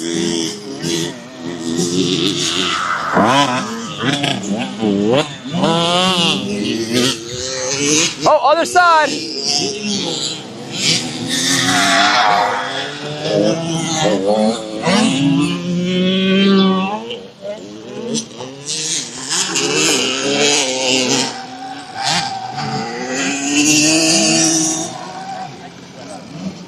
All right, as I was saying, when you go from that transition, just make sure you're always on the balls of your feet so you don't run the risk of that. Yep, major focus is going to be that when you go back out, okay? And then every time you stand, think about sinking the heels so those knees can come back. If you stand and the knees stay forward, it's compromised. So do your knees like extend forward like this, or they extend? So when you're sitting, so you're sitting here, when you stand, they go up so they're aligned themselves above the foot pegs. So you're almost go to straight leg with a slight bend in them, if that makes sense, okay? Whoa.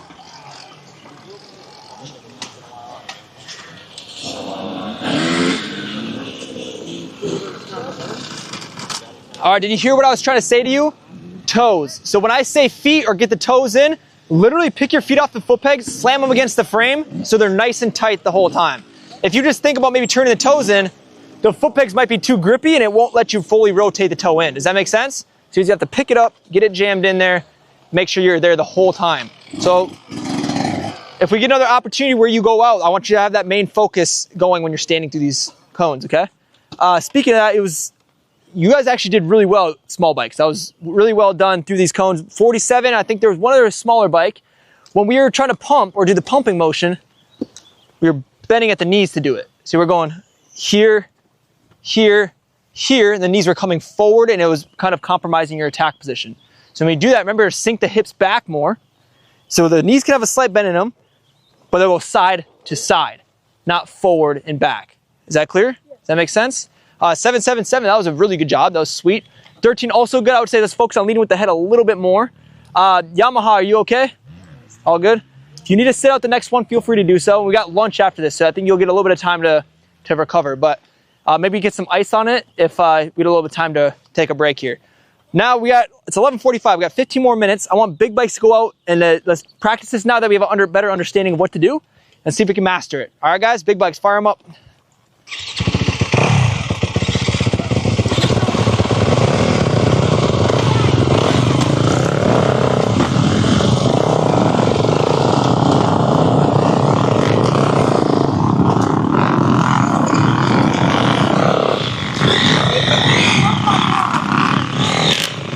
Right here, just like right here, there's my hips and stuff. You can lean work on better. Just like, What was that? What do you need to work on more? the corner, just getting through the corner better. Yes, so at that, whenever the corner has like a weird little hook in it or like a small, like a sharper turn, that is where that will come in handy. So you can really... Last time was my best, I think. Good. And that will end up doing is help you stay really balanced so the bike stays tracked the whole time. And like in one, they go to a windshield. Yep. Okay, cool. What you'll realize too, like guys on the longer sweeper corners with long ruts through them, that will still come in handy because it'll be a gradual turn throughout the whole corner. The more the bike's getting lean angle, the more you're gonna let it follow that lean angle. Does that make sense? And then as you're coming out of the corner, the bike will have something to straighten back up to, and that's your upper body.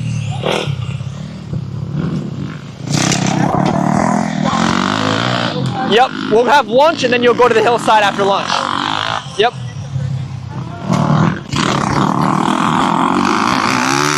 What was that? Yeah, so we'll do, after lunch, we'll do 2 more rotations of coaching, and then we'll go and do practice motos.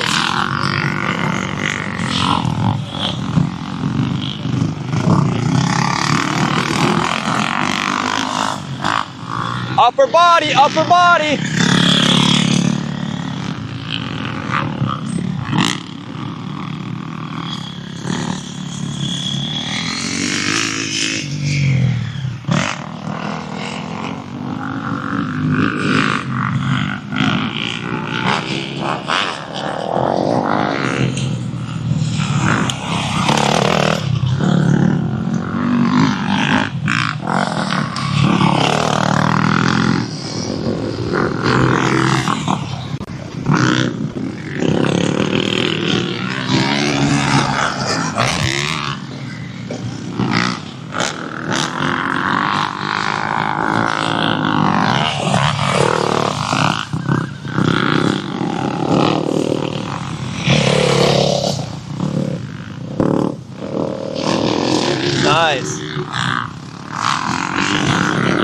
Head forward, head forward.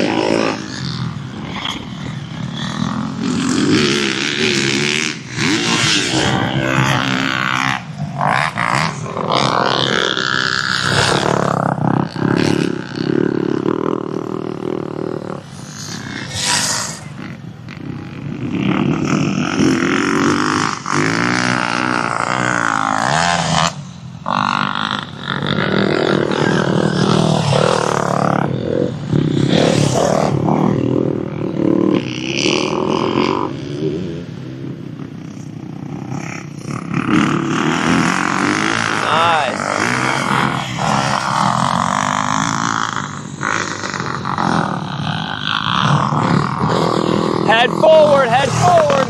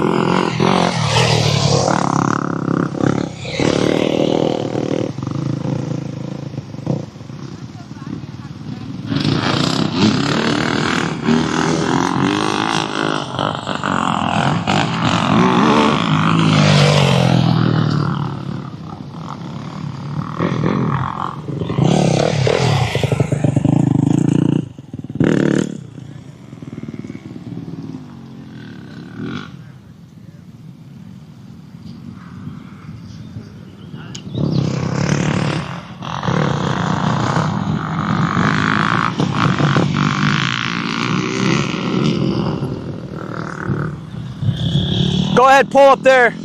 Are you okay?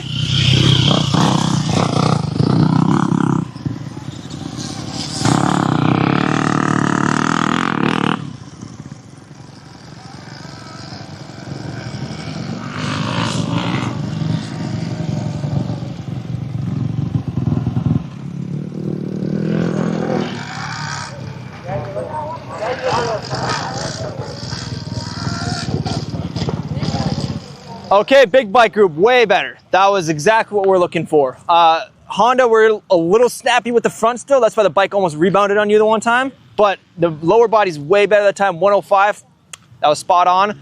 510, we could almost like open up your corners a little bit more to over exaggerate it. You're staying really tight to the cones, so there's barely anything happening. You know what I'm saying? So if you like do a little bit more of an arcing turn, it'll kind of force you to exaggerate that lean we're looking for. And guys, this is not just pointless. I'm not trying to make you look goofy. This is actually very important to be one with the bike. Next thing we're gonna practice here, we're running out of time, but I wanna do it really quickly per group. So I wanna find our acceleration position per group. We're just gonna do it down the straightaway. We'll just do a couple passes through each side so we can get in tune with that acceleration. Do we know what I'm saying? Yeah. What I mean by that? Yeah. Okay, so the acceleration position is just the adaptation you're going to make when you're getting on the gas in the stand-up position. Otherwise, you're gonna end up arms extended off the back of the bike.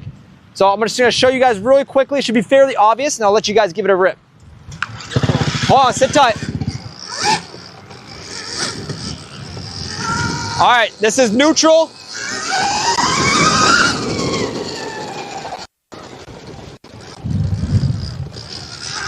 Neutral, accelerating,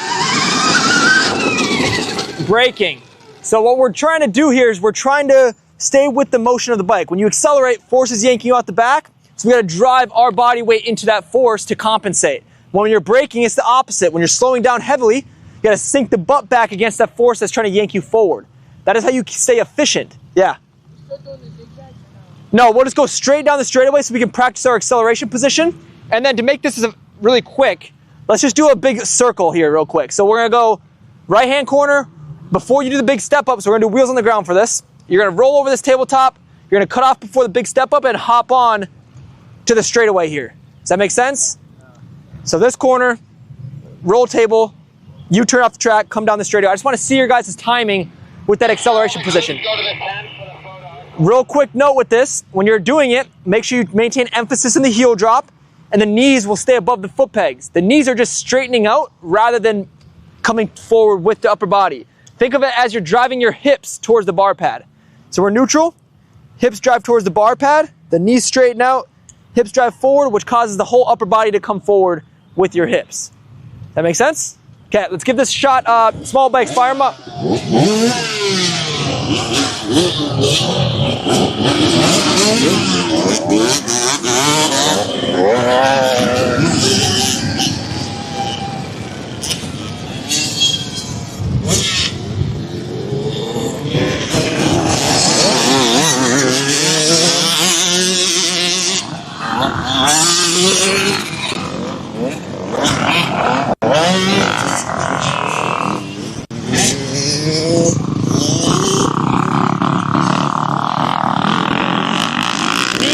Keep the knees back, knees back.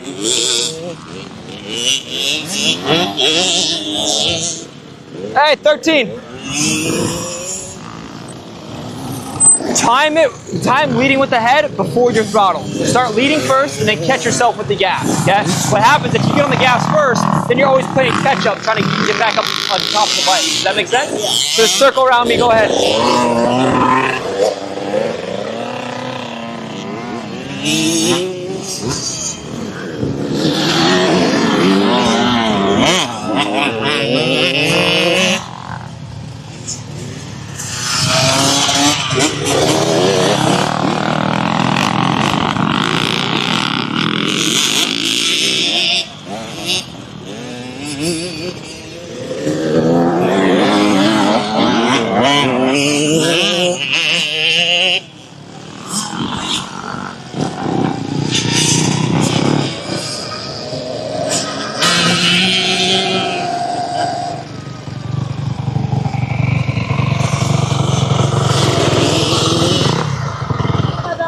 Good. That was. What we can do is over-exaggerate a little bit more. Where I'll say one thing in here in a second. I know that was quick, but that was good. I want to get the big bikes out here in a second. Quick couple notes though. The more you accelerate, the more the head's going to come farther forward. Does that make sense? So if it's just a very light throttle pull, like through the pits, head barely has to come forward. But if you're yanking on it, coming down a straightaway, the head better come really far forward to compensate for that. Same with when you're braking. If you're just barely slowing down with no rear brake at all, you can stay in a neutral attack position, right? But if you're hitting the brakes really hard, then we got to really sink those hips back to figure that out. Real quick for the big bikes, time it before you accelerate. So start leading with the head, then catch yourself with the throttle. If you get on the gas first, a lot of times what will happen is you'll just be playing catch up the whole time. You'll be trying to pull yourself forward and it's just going to be negative. So let's do that same exact circle, big bikes. Time your leading with the head before throttle and do a couple laps. Go ahead.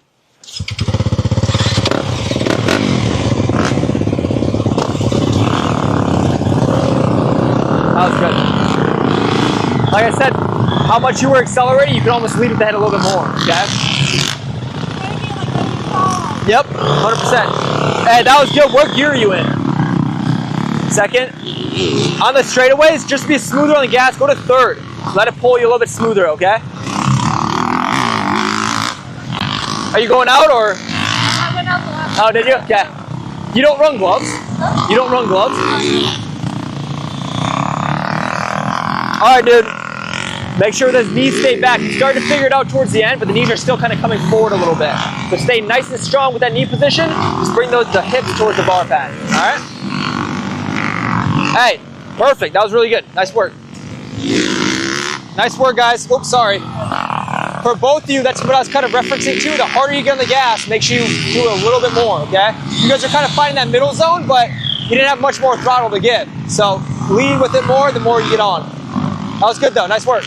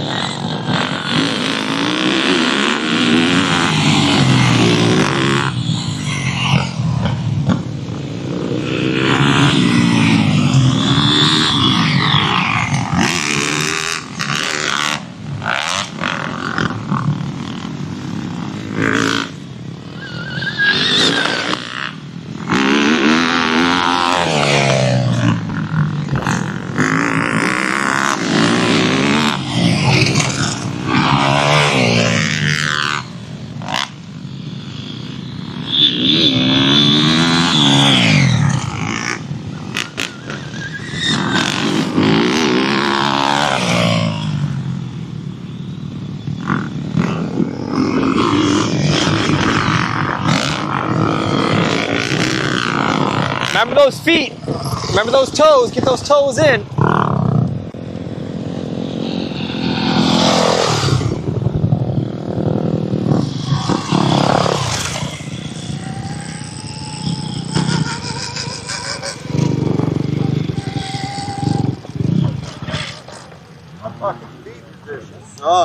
Yeah, toes are still out a little bit, huh? Hey, we're doing. It'll take some time just being familiar with it. What I always say to people is, if you're struggling with your foot position, put your bike up on a stand, whether it's in the pits or at home. Get up in your attack position, close your eyes. Try to recognize where that pressure is on the bottom of your foot and that feeling of it rather than the look of it.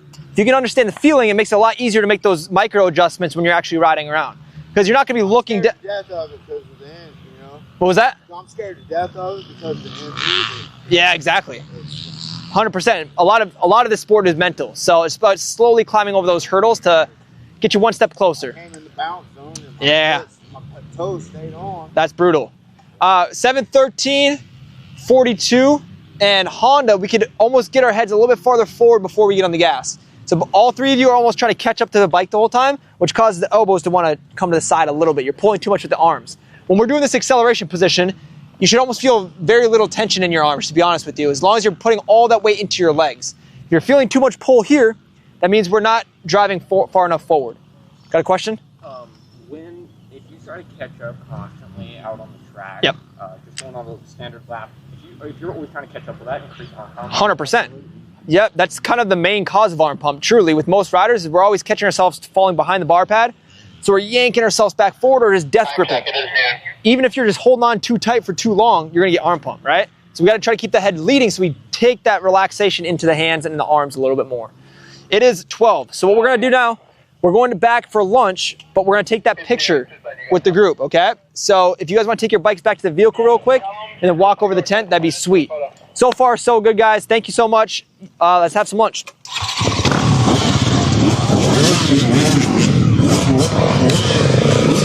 Sending my group back right now. I told them to drop bikes off and come to the tent for the picture.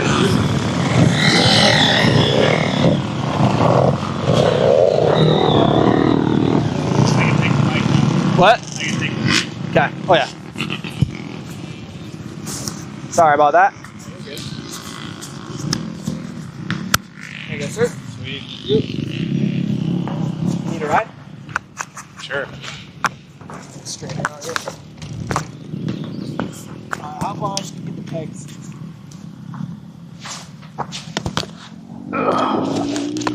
Yep. All right, yep.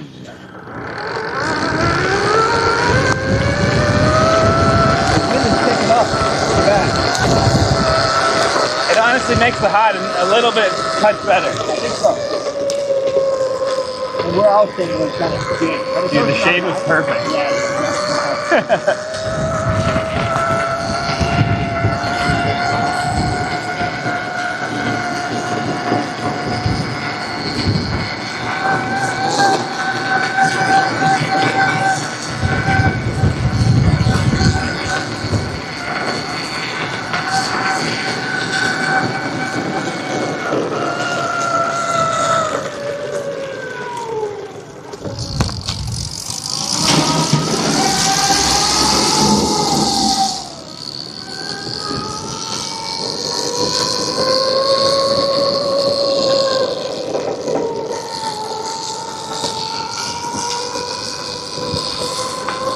Where do you want to go? Just 10? 10 starting, yeah.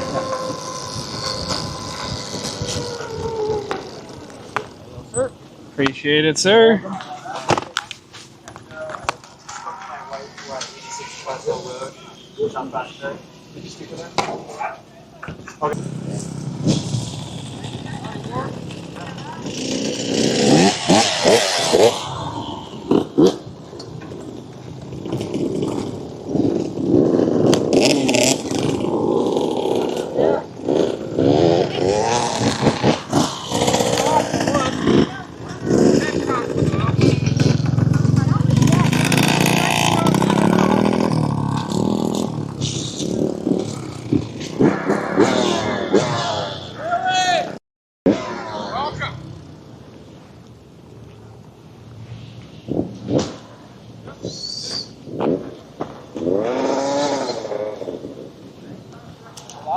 We're live. Yeah, mic for it? Yeah.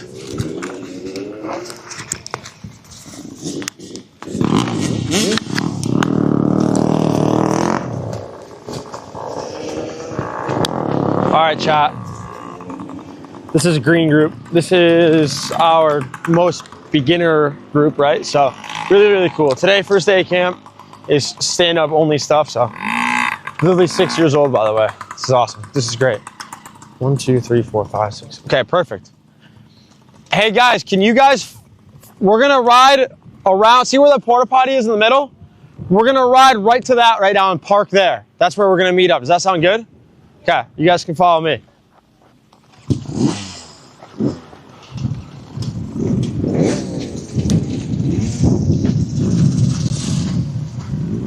So, they just watered the track too. We're at East Fork, by the way, in Ohio. And East Fork is very, very, I like it. Scott Plessinger owns it. That's Aaron's dad. Aaron Plessinger's dad. He owns this track. He also owns Chilitown. But what's cool about this track is it's all flat. There's no elevation. And I used to not like tracks with no elevation for some weird reason. That was just like the kid inside of me that just wouldn't like that, you know, like growing up racing. But this track's awesome. I don't discriminate against any track. It's just a little bit slick. It's a little bit slick right now.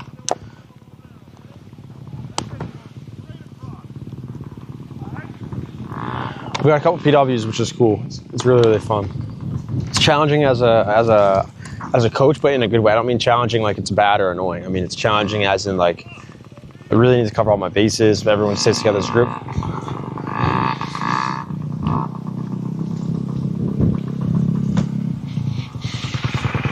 All right. We also have Coach Jamie with us too. All right. Did everyone eat lunch? Everyone eat some food? Okay. What's one thing that you guys just came from Alessandra, right? What's one thing that you guys took from Alessandra's group that you think was really helpful? What's one thing? Yeah. Keeping my head forward and my foot position. Okay. Yeah. When you're standing, put all your weight on your feet. Yep. Yeah.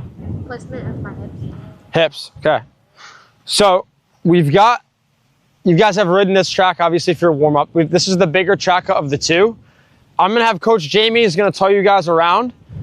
The track cut is going to come off of this jump and turn right here, right back onto the track.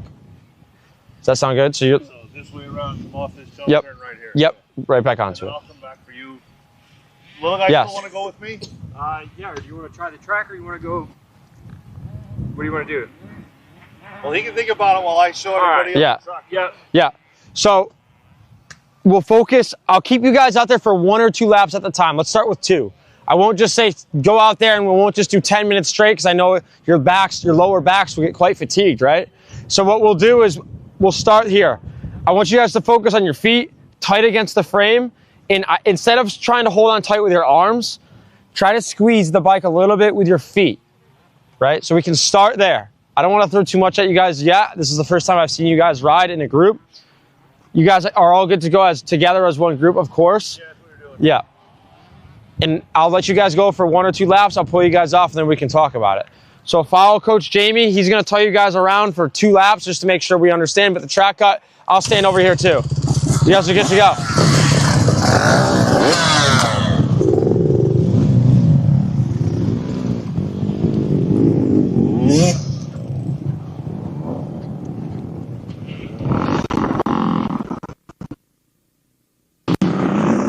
So this should be a pretty.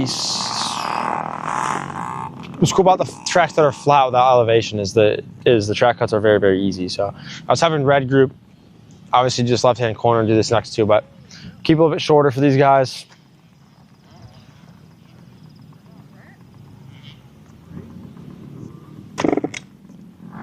We got 2.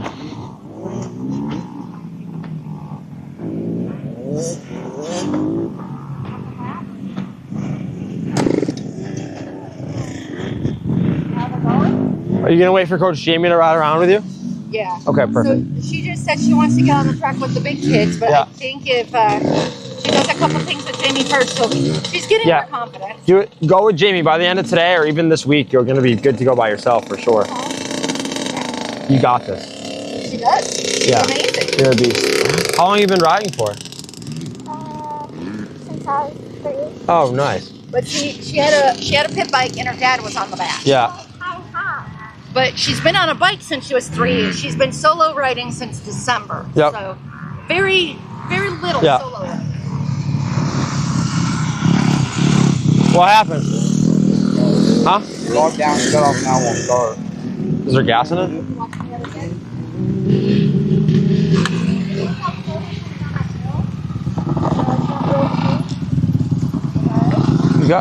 You got some gas. It just got like raw.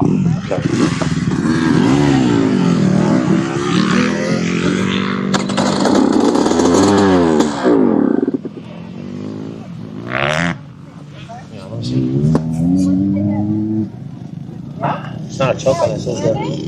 All right.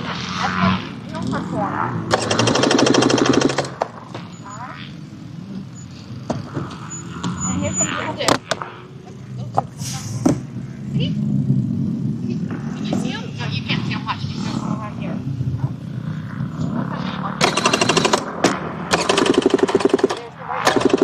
here. Yeah, must have. Huh? Must have fouled the plug.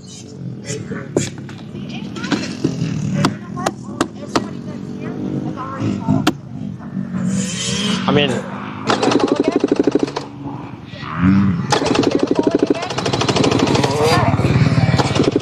that's the only thing I can think of is the plug. Alright. Yeah. Work on standing up this time, okay? Hang tight, I'll run. When you come back, before you shut it off, just ring it out a little bit, like, so it doesn't get loaded up. You got this, Lily. Lexi, yeah, Lexi. Sorry. At least I got the L part right. I know. So, Lexi, when you go around this track right now, try not to let off the throttle all the way. The faster you go, the more throttle you give it, the easier it's going to be because you're going to go over all the little bumps, okay? Just stay right with Coach Jamie. You got this. Let's go. Let's go, Lexi.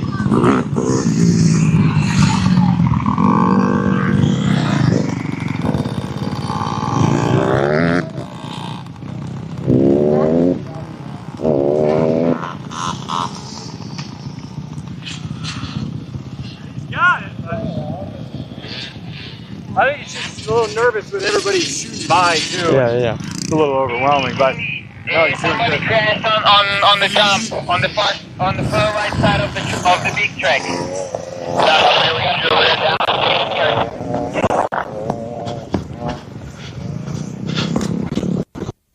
Far right side of big track, far right side.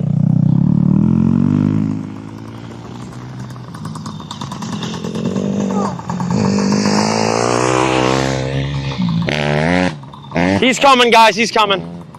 They're both sitting up and talking, so they should be okay. Yeah, can you guys just stay in this circle right here? 2, 2, 3. Indy has a broken arm for sure. The other rider, not sure of his status yet. Can we get Aaron out here?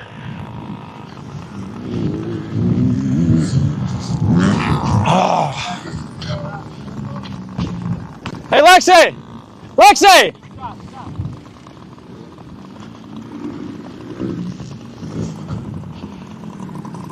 All right. Jamie, you copy? Are you coming? Yes, he's coming. He's over here.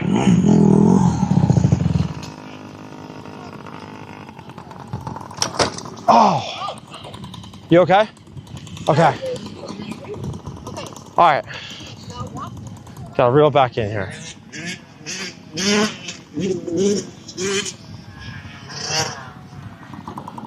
Lexi, can you shut your bike off for me?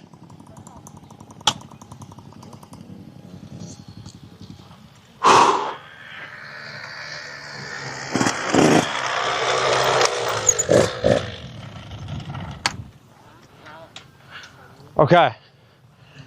Here, you guys want to face me, or as long as you can see me too. I don't want to make sure we're not like all over the place. Nice. How old are you? Did you say you were 6 or 4? 4. When's your birthday? July. July, so you'll be 5 soon. You'll be 5.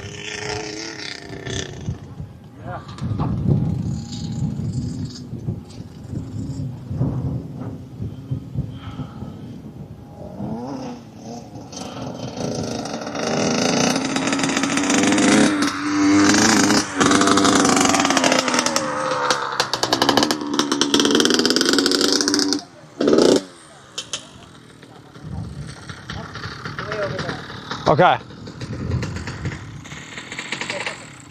Okay. First things first.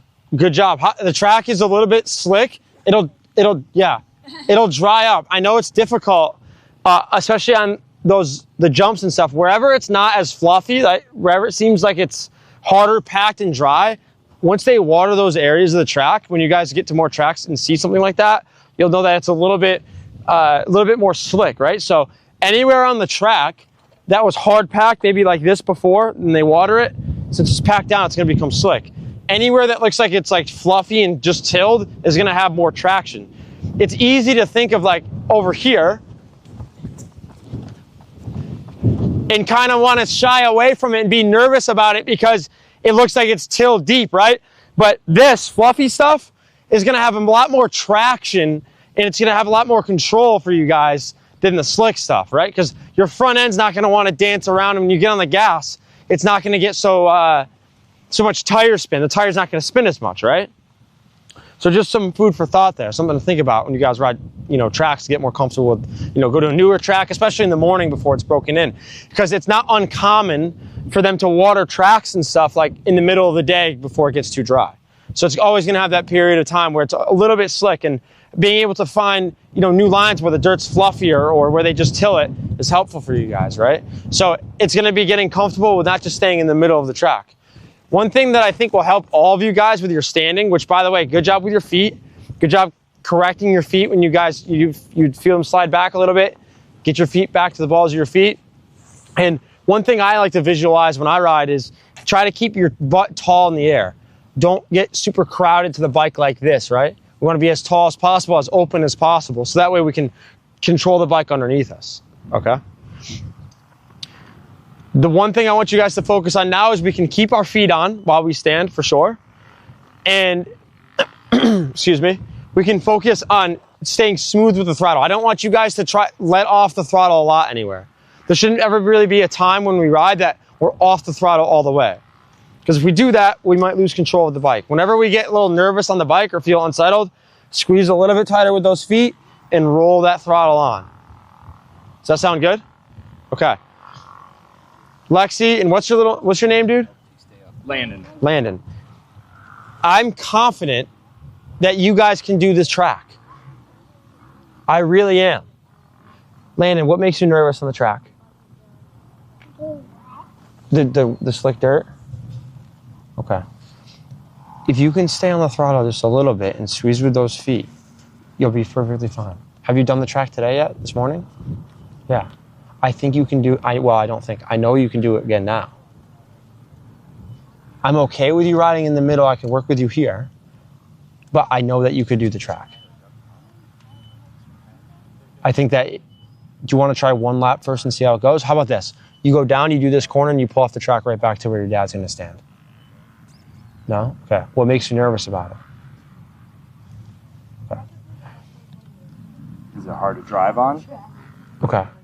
If it's hard because you feel like the dirt's thick, is that why? They feel like the dirt's going to... Okay. A little bit more throttle and the bike won't get stuck. It's not going to be out of control. Just a little bit more throttle, the bike will go through it. It's okay that it feels a little bit bumpy. We're riding dirt bikes. It's going to feel a little bit bumpy. But a little bit more throttle will help you. Okay? So you're gonna go on the track. Everyone's gonna go before you. You're gonna go on the track right here, and you're gonna pull off right before this corner, right where me and your dad are gonna stand. We're gonna do it together, all right? You and Lexi. Okay? Lexi, this is what we're gonna do. You're gonna come onto the track right here, and you're gonna pull off right where I'm standing. I'm gonna stop you guys, and then you guys can do it again. We're not just gonna ride in here. You can do the track. Just this part. We're literally gonna do. Your mom and Landon's dad are gonna stand right over there. You guys can pull off right there.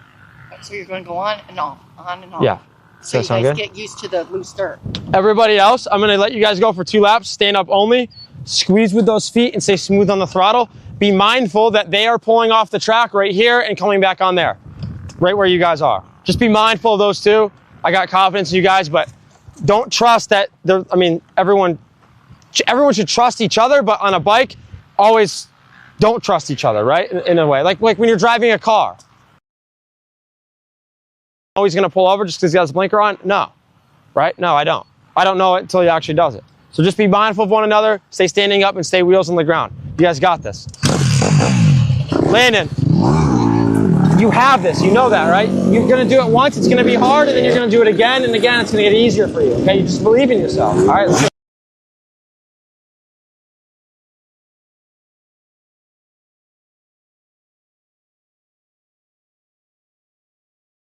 Hold on. Get on, start. Yeah. There you go, honey. This way. Well, I'm gonna Come on.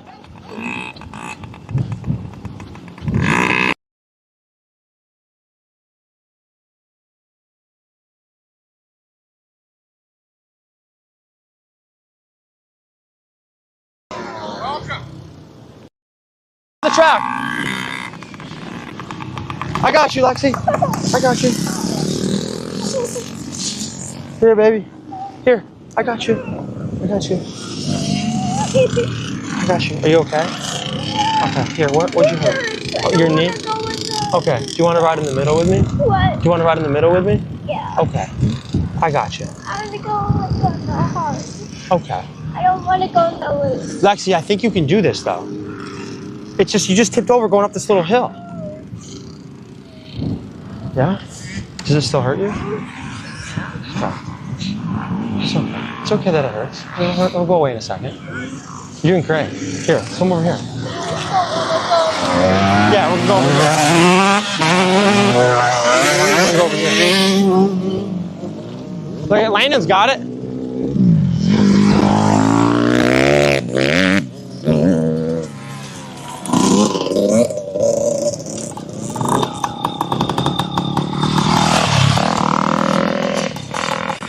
Try it one time.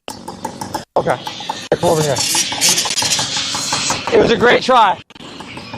Come here, Lexi. What happened? She just hurt her knee a little bit. Lexi, don't go past where he's just stay over there. Don't come over here. Where's she going? In here. Here, come here.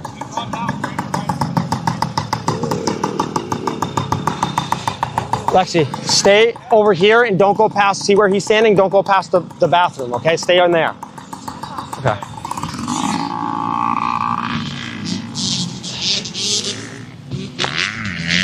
Yo! Yo!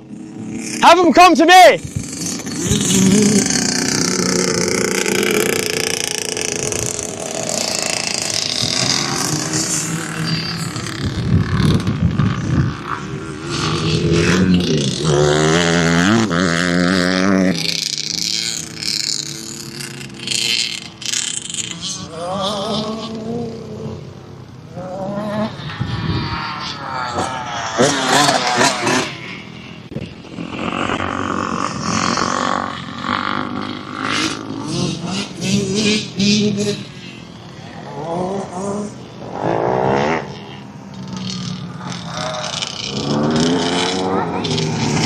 You're good, you're good.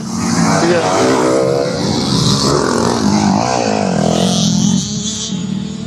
Come on, boy!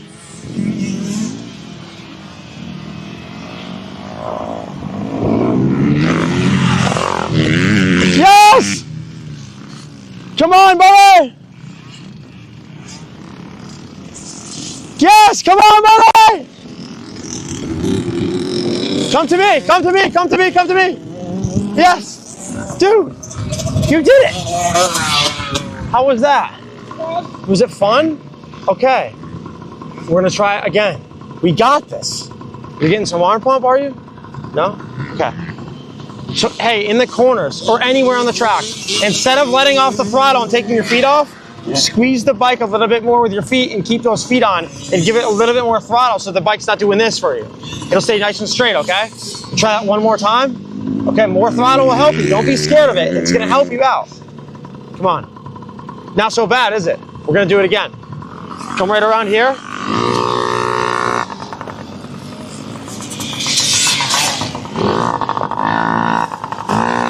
You got this, buddy. Go ride with your friends. All right, let's do it. Come on, let's go. More throttle. Yeah.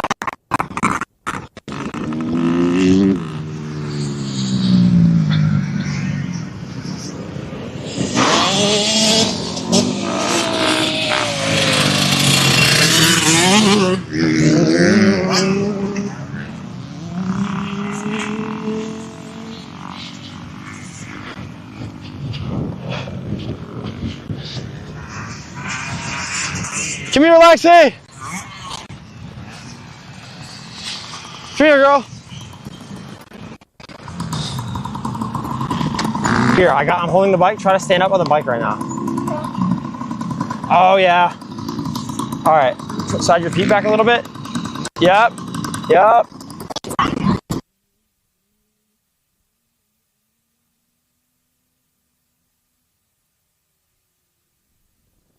Right, I'm going to stand right up there. Ride to me standing up just like that.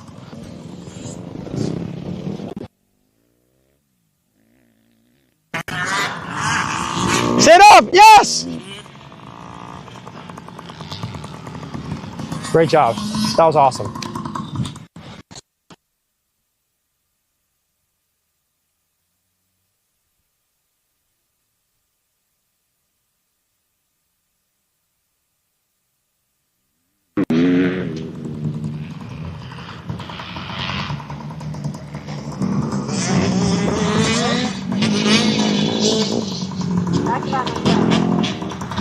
London!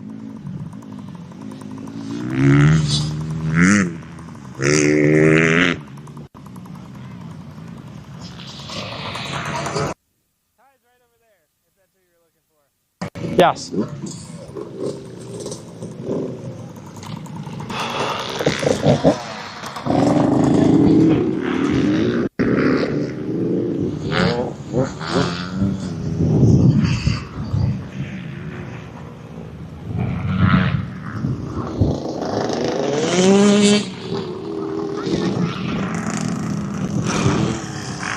All right, so this is challenging because there's one of me and there's two kids on the in here riding and everyone else. So keep my eyes on everything. Yeah. I remember you. I met you somewhere. Where did I meet you?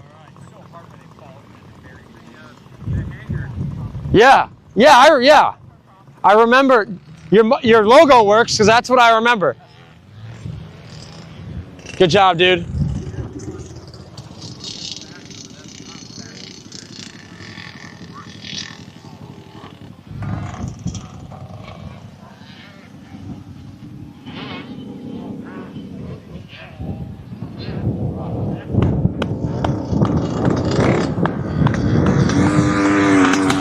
Yeah.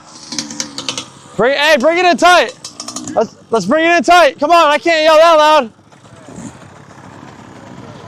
Good job, Landon. Yeah.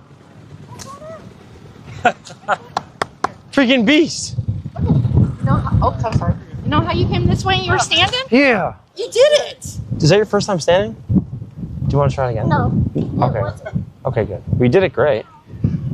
You two are gonna ride. I'm gonna make a little circuit here for you guys. So you guys are gonna go around the hay bales and come right back to where I am, and you're gonna ride around me and just do a big oval. See the hay bales? Landon's dad's gonna stand down by the hay bales and make sure we're gonna do one big oval. Cool. And we're not gonna go. I'll stand down there a little bit more, so that way no one's in the way. But you guys, amazing job. Cool. But here's what we're gonna do. A little easier track, but we're gonna stand up. You hear that? All right. All right, guys, you got this. Everybody else. Good job. I know when we get tired, and good job staying out there. That was 5 minutes. So I know it seems like eternity out there, but it's good. It's very easy to get fatigued doing that, especially anyone's lower back. Yeah. When you get tired, I don't know if Alessandro touched on this, but weight your foot pegs. So what I mean is,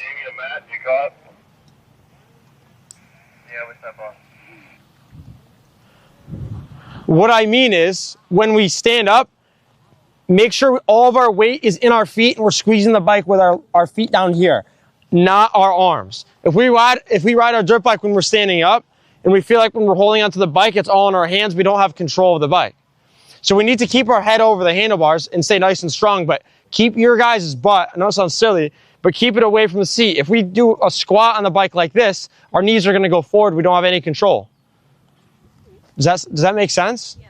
So when we stand up, we gotta be nice and tall, nice and open. I'm guilty of standing up on the bike and I used to bring my chest down really, really far like this. Imagine I had handlebars in my hand and I'm like this on the bike, right? I wouldn't really be able to ride very well. I'd not have much control of the bike because I'm so crowded. I'm short as it is, so I need to get taller, so I need to push away from the handlebars a little bit. My head stays above the handlebars, but it doesn't go backwards, right? It just goes up a little bit. So don't feel like because you're standing up and have to keep your head forward that we got to get super, super low like this. Does that make sense? Okay. I'll do 2 laps, like multitasking the best I can. So 2 laps for everyone on the big track. They will be in here doing an oval, so you won't have to worry about them over there. But thank you guys for being courteous. I appreciate it. Do I have any questions? Okay. Make sure it's 2 laps. Do not sit down. Keep those feet tight. Mental note, keep those feet tight. And the deeper you breathe, the more you'll relax. If we can relax our feet onto the foot pegs and let the bike take the weight, we're not going to compensate with our lower back, okay? You guys good to go? All right, let's do it again. All right, Landon. You guys are going to ride around the hay bales and ride around me. Okay.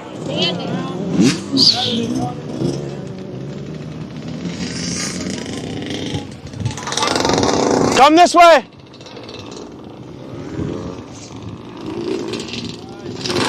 We're going to go down. Good job, Landon. Lexi, stand up, girl.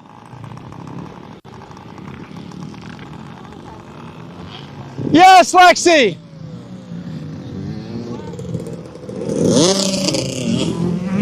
She was over here. Back to me! Lexi! Lexi! Lexi!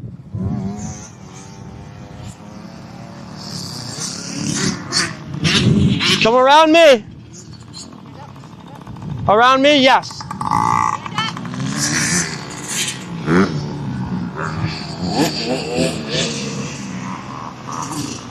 Yep, come around me and go back to there. Keep those feet on the foot pegs though. Keep them on. Keep them on. Keep them on.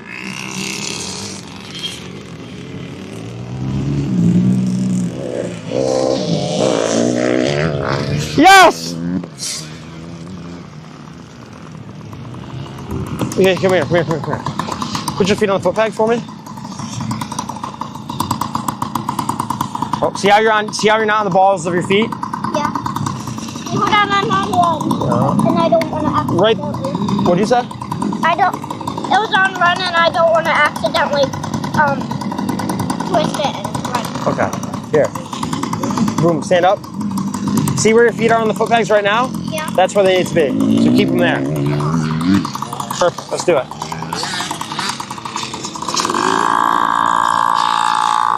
Come here, mister. Come here. Put your feet on the foot pegs. Okay, do you see it? Look at your foot. See how you're on your heel right now? See that? See what I'm saying? Can you put them on the balls of your feet for me? Yes. Yes. Put both feet on, please. Thank you. Now stand up for me. Okay, a little bit too far. Right there. Okay. Yes, good. Perfect. Stand up. Stand up. Yep, stand up. All the way, all the way, all the way. Up, up, up, up, up. Yes, yes, yes, yes. Can we try to ride on a dirt bike like that? Okay, let's do it. Don't move your feet. Just keep your feet on right there. Go ahead. I got you. Stand up. Yeah, yeah, oh yeah.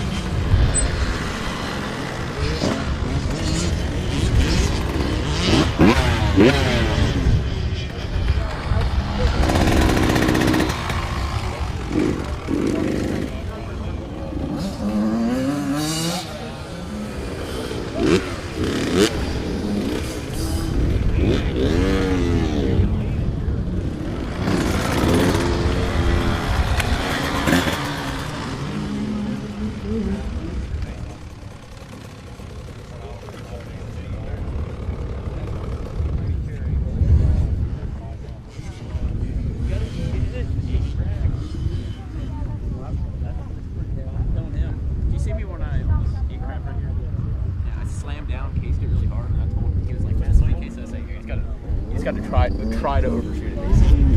He's got to keep it correct. Yeah, it flipped off midair and it pushed me over. I jumped it and swam practice. Yeah. My foot slipped off midair, so when I landed, my foot was still on. I was trying to get back on the peg and it hit the ground. Okay. Because it went like carried me over. Here's the first thing I think for me. I'll use this corner specifically. Especially, I know it's you guys are all fatigued, I get it. But if we're uncomfortable in ruts right now standing up, the compromise isn't go in the rut still and sit down. Go to the outside, keep those feet on the foot pegs and stand up. I know it's difficult, but when it's difficult, yeah, we can make more progress too, but it's making adjustments so that way when things are hard, what can we do about it? Not just like fall back to something that makes it easier. And then maybe it's a little bit, I don't want to say sketchy, but I can't fall back on just, I don't think lazy is the right word, but I can't fall back on something that's not consistent, right? So I'm gonna go over and watch those rollers now, but one thing that I noticed the most is it's difficult to keep our head forward exiting a corner when we're on the throttle, standing up. It's not an easy thing, right? So as we're entering the corner, that's the time where you guys wanna get your head where it needs to be, over the bars, right? And so that way when you exit the corner, I'm not behind the bike, because if I exit the corner on throttle and my head's behind the handlebars, the bike's gonna go this way and my head's gonna go that way because I'm behind it. I'm a passenger, right? So I need to lead with my head. I can't decide that I'm gonna get on the throttle and then, oh, now I need to get my head forward. It's too late for that, right? All my weight's in the back, front end's light. Are you gonna just wheelie out of the corner? No, but we're not being proactive on the bike. So every corner going into them, especially in a braking position, or regardless, we're just in a normal stand-up position without using the brakes, our head should be right over the bars anyway. So where we're all struggling right now is we get on the throttle and whoa, it's like a surprise, right? It shouldn't be, because I know we're all riding at 30%, so let's say we're going at maybe a pace we just are riding at for fun, maybe 50, 60%, maybe it's a practice day, we're riding a little bit faster, or a race, we're definitely gonna be behind the bike, and then we're gonna lose control of the bike, and then, especially if anyone struggles with arm pump, if my head's back here and I'm trying to hold on tight to pull myself forward, I'm doing that with my forearms, right? So the old school way to teach it is you need to be super square on the bike like this. No, I don't need to think about it necessarily like that. I need my head over the bars. I need to be open. I need my chest to be open. My rib cage to be nice and open. My arms nice and wide. And I don't want you guys to think about it as just bring your elbows up. Leave your head and open your chest up and squeeze with my back. My lats, this muscle right here, and the middle, the center of my back here. I'm doing this. Squeezing my shoulder blades together. You can feel that, right? Like almost like we're doing a row a little bit. The other way I can visualize it is my two elbows are going back, not to my side. If you guys find yourselves riding like this, you need to open up a little bit more, be able to allow to use our back. If we're like this, we can't engage our back muscles, right? I didn't go to college, but I understand how the body works enough. I hope, right? I'm working on it though. I need this degree, and then I can really be like, look at this, guys. I got a sick piece of paper that says I do know what I'm talking about. Yeah, exactly. But focus on those feet, entering the corners, head over bars, exiting the corners, pull back like this. Not pull back as in pull your body back. I don't mean that. I mean pull back, like pull with your back. Does that sound good? Yeah. If our feet are out like this, we're not going to be in a secure position on the bike, meaning it's going to be really difficult to stay in a good spot. We're going to slide forward and back like this. Our toes in keeps us in a good position. We can squeeze a little bit with our feet and be nice and strong.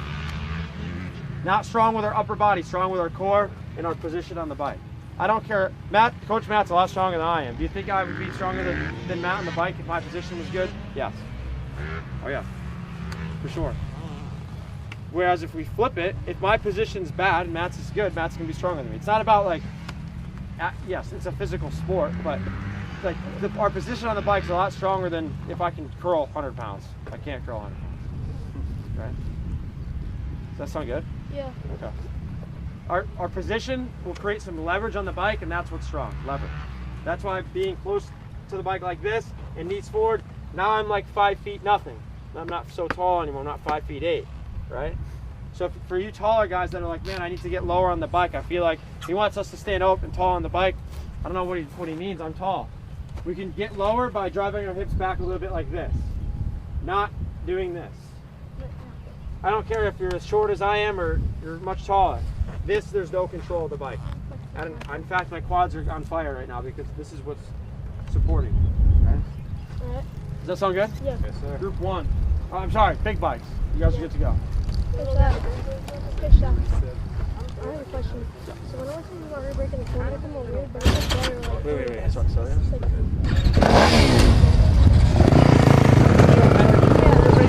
No, not you. I feel like I went power for like 6 seconds. Because you're not stopping your momentum. Yeah. You're just rolling to the corner. It takes less effort to roll to the corner than it does to the brakes. Yeah. Easy. You're not comfortable. It's going to be same place too. Go watch this corner. Alright. Hey, Matt. You want to come? At 2:18, pull him up. What time is it? 2:13.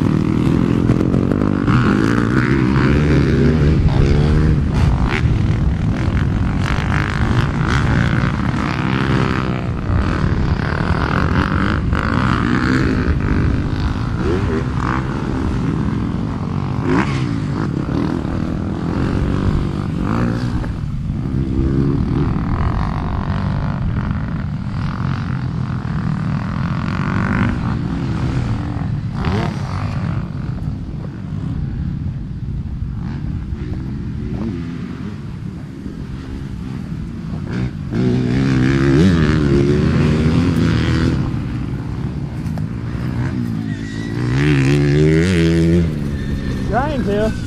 I can already feel it on my arm.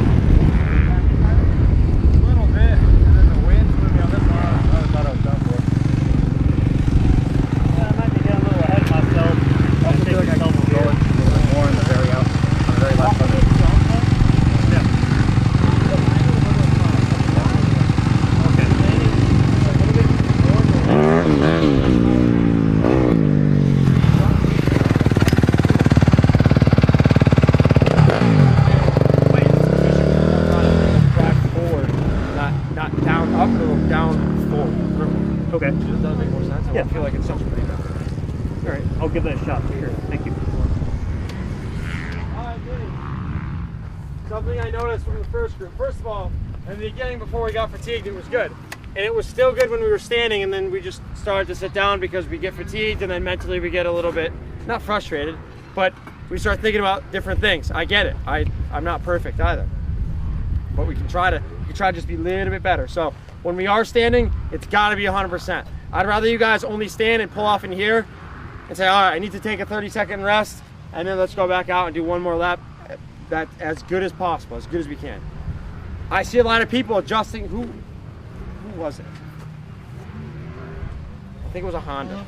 I could be wrong. Someone came around this corner and I was stoked because a lot of you guys were doing it. You guys took this left-hander, foot was a little bit too far forward, and then you adjusted it back. It was sick. Well, I saw a lot of that. Our standing position's really, really strong. Keep that over the jumps in the corners. We're gonna stay standing up. Minis are gonna go through again, and then you guys are gonna take a little break before your practice mode. So minis, slow down.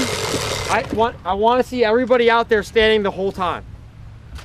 Right now, if big bikes have some stars coming their way, it's going to be tough.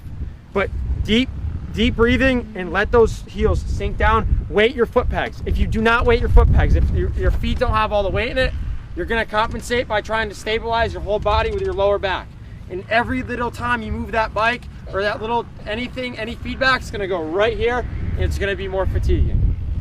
Or that's not a word, is it? You're going to get more fatigued. Fatiguing. Is fatiguing a word? I think so. I just made it up. I used to say like things that I thought were true, but maybe weren't. My mom used to call it a Thai fact, so maybe that can be a Thai fact too. Fatiguing, Thai vocabulary. That works. Little bikes, you guys good to go? What are we doing? Okay.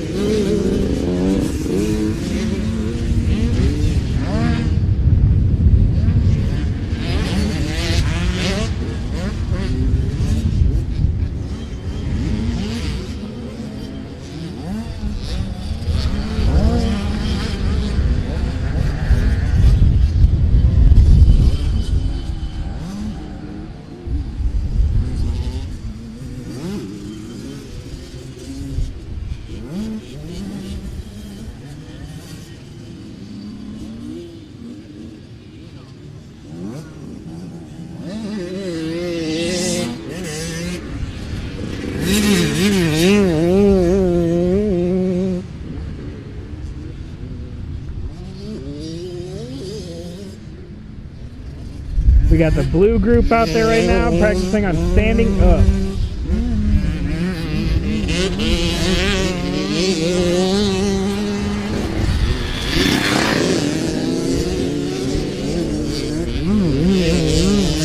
That's right, Ty's about to take everybody's heat away.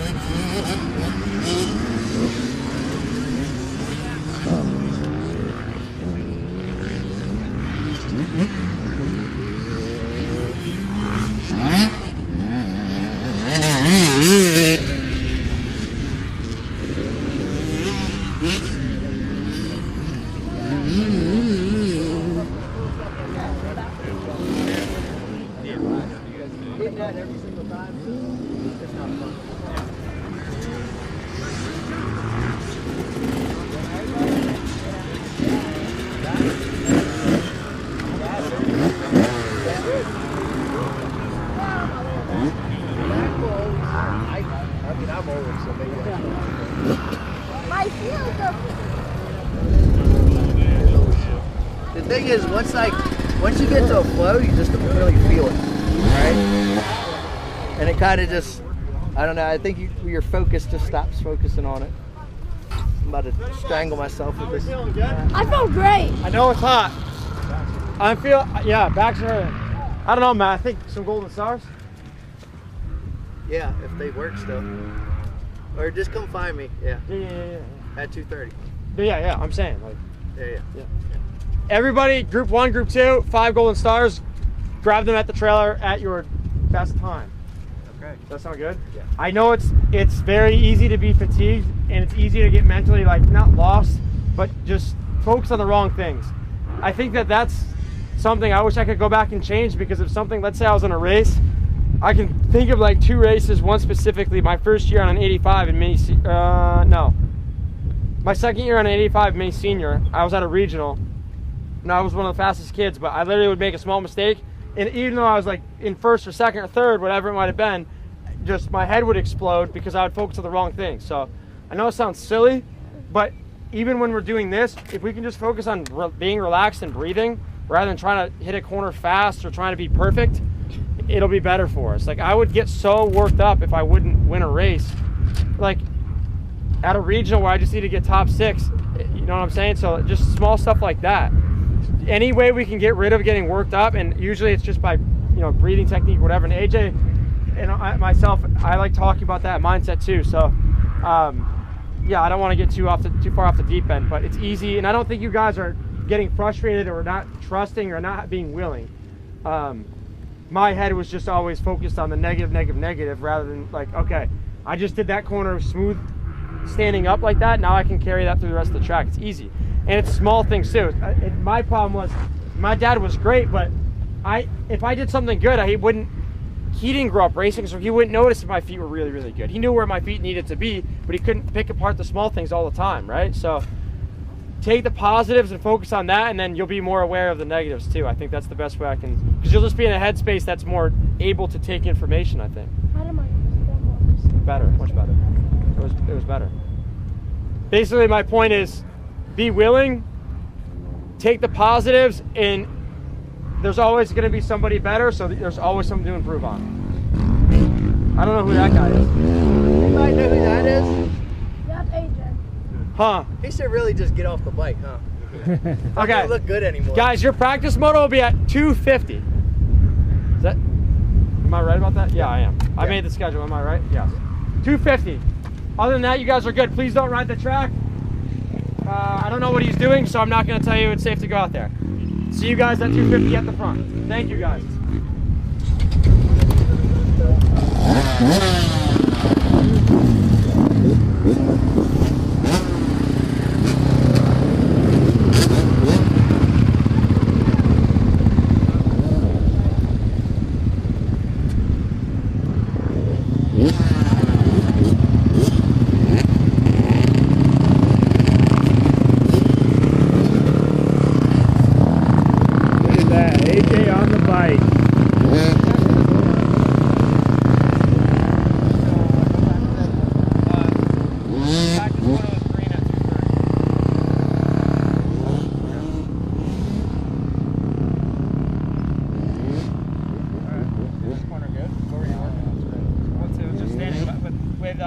With ready for PI. The track's actually in really good shape right now.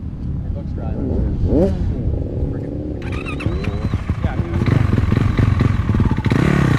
So Justin, I've got some of the all the moms said yes. Sick, awesome. So what we'll do is, when people are doing the free ride, I'll try and snag as many people as we can then. We'll try to do a good time. If I can't get all of them, then we'll try right after mine at like 4:30. When it's quieter and there's no more bikes. And everyone's done doing stuff. Cool. Perfect.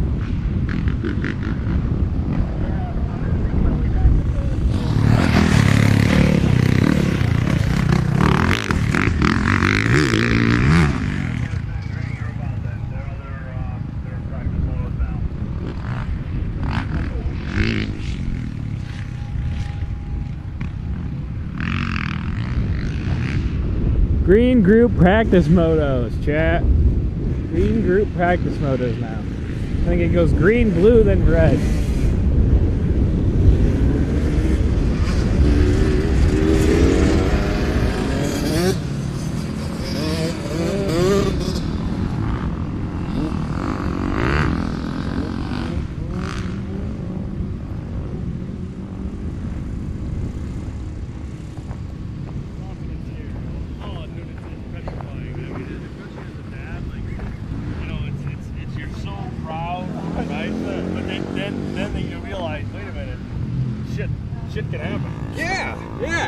one thing when it happens to me, but watching it happen to exactly. him, Yeah, that's I like said the different. same thing. It's, you know, it's like, we don't care when we get, I mean, we care, but. Yeah. All right.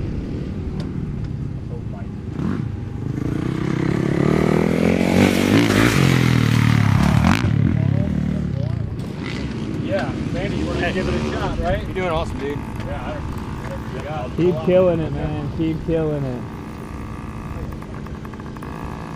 Oh, she's back. Yeah. Yeah.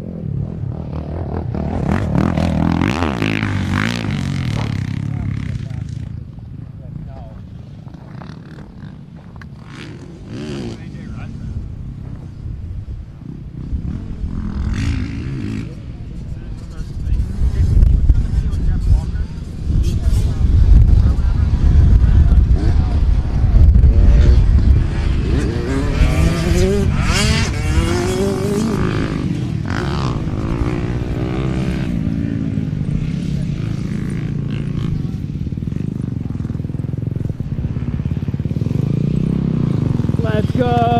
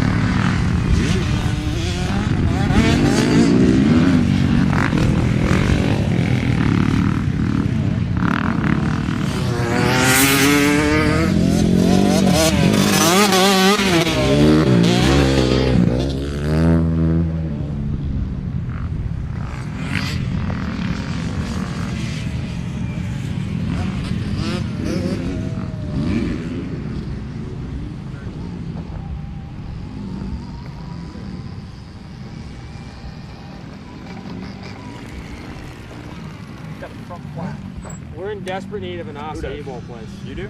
Ooh, that sounds good. Yeah. I'm in. Yeah, no, she calls me gay for it. I'm like, dude, acai bowls are always fun, right? Yeah, Thai. Oh. I'm like, because someone said it's like. Can you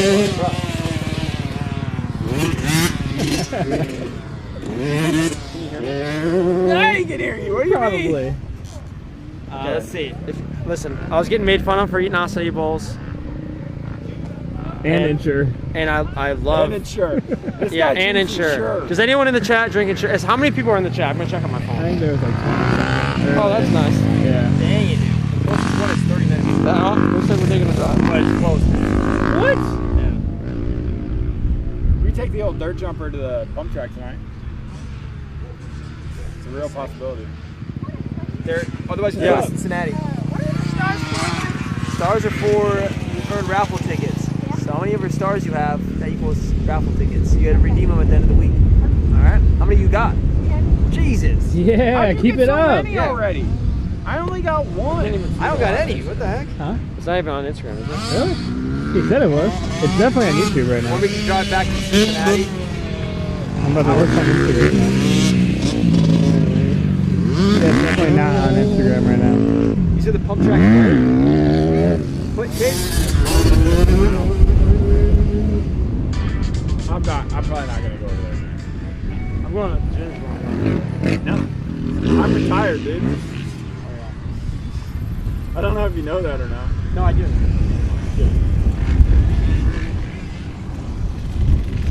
That one. Missed it. Someone said Coach Ty's getting ready to take everyone's seats away. Yep. Everyone's what? When you were making everybody stand.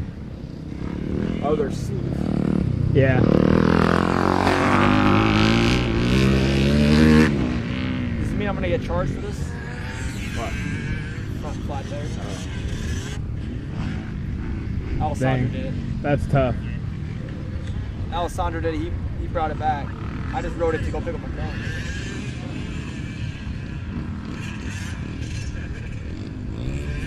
I get it. You're skilled like that, huh? Dude, tires are so easy. Well, I shouldn't say that. I tried to change a pit bike tire. We should put that in the, hey, we'll put that in the live stream. Since Aaron's not here, I'll change the front tire.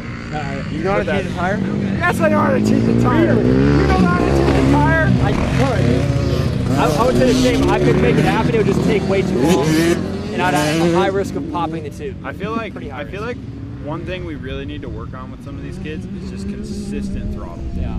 Like once they start getting on it back here, and then they're like, you know, Well, it's like they're getting on too early. Yeah, basically, but they have to get on it early because they're going so slow. Their eyes are looking down. Their eyes need to be higher, and that'll make it so they can. We need to go to the. We need. You know what we need to do? Chat. We need to go to Walmart and get some beach balls. I like that. What? You should make it I happen. think you're like making a joke about that, but No, you tape a beach I ball know. to the front fender. I've seen that. Do you see Hammaker's mechanic do it like jokingly? Yeah, no, we do it. We've done it at. I've ridden Supercross but at you had- club with it on there. He had it here. He had two on the back. Oh, really? Like clown on it. No. It was so funny. It actually helps. Shout out Pee Wee. Hammaker? You said Wow, Hammaker? that almost hurt. Oh, dude, did you see that?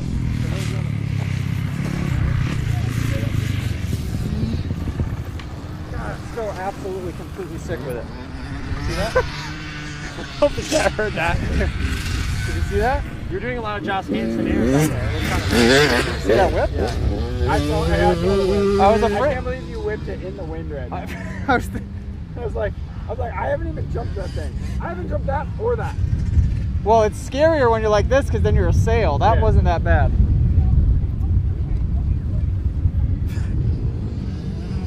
Oh, that scared me. Tracks. Did you say 50? Hey, didn't you say 50 or is it 48? No, the next one goes out at 50. He pulls them out at 37 because it All right, takes I'll him go forever. Track is really good right I can now. figure Really out good. this. Really good. I am I know. That was my fear. I'm like, what happens if Indy gets hurt? I kept thinking it. What do you mean if Indy? Just like what happens to the mechanic operation, what happens to them driving. Well, Ty Doll's going to have to hop in a vehicle and drive. This was going to have to happen. I mean, they right away, like Ty Berg hopped in the other car and went and got fuel for the generators. So I'm like, all right, they're committed. We can take care of it. And right away, Indy was like, well, I guess I'm doing all the assistant coaches now, aren't I? I was like, yeah. So blue group next? Yes. Yeah. Yeah, track is so good. See some speed in the corner. Huh? Chat wants to see some speed in the corner. Dude, that's about all the speed I got. It looks slow, but it's probably not bad. No, it's not. You got one. This is super choppy at the end. This section's tough. Yeah. So we were at... Ty, can you ask AJ to clear the track?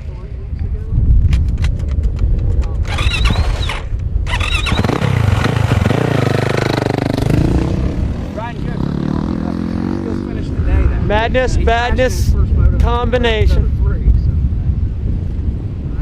Chat, I'm gonna check the comments right now. I got one more coming up the finish area now. I'm gonna go to YouTube and read the comments. So let me. We've got ads, guys. I need YouTube Premium. Same. All right.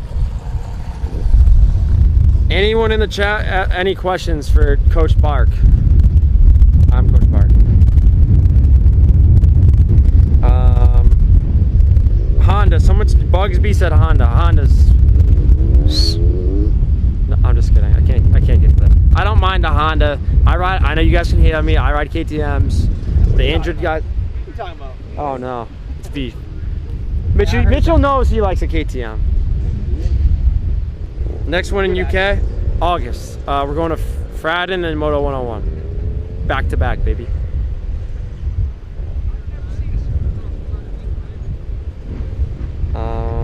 Is there going to be a camp in Germany? We've thought about it, maybe. Keep your eyes on 2027, 2028. Like, we want to. It's just logistically, this is still a new thing. I know it seems like we've been doing it for a while, but it's still a new thing. But we want to. Jamie, are they past the 3/4 mark? Yeah, you should be good. There's one kid in the corner here. Need to see roost coming from AJ's front tire. He did that at Tampa when he did a whoopsie and fell down after the finish jump, but other than that, we haven't seen some roost from the front tire yet. I wish I was on exhaust versus suspension work. That's a good question too. Well, exhaust, you can't really work on it, and it's not really going to give you as much gains as suspension, for sure. If the bike handles better, you can go faster than if the bike's just fast. If the bike doesn't handle, you can't really ride the bike properly at all.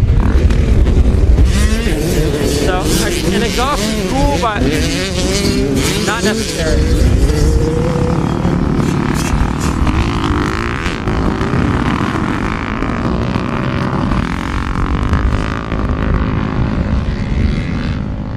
Are we back live on Instagram or no? I don't know. I texted Cam. If he's the one. Is it 140cc KO, 140 TT good? Like, should I do motocross with it? Where those Chinese bikes lack, we are. Is just, I'll go to Instagram comments now. Where those bikes lack is just, yo, Instagram comments, I'm catching up if you're just giving them now. But Chinese bikes lack. Whoa, AJ's wicked on the pipe. Show him AJ.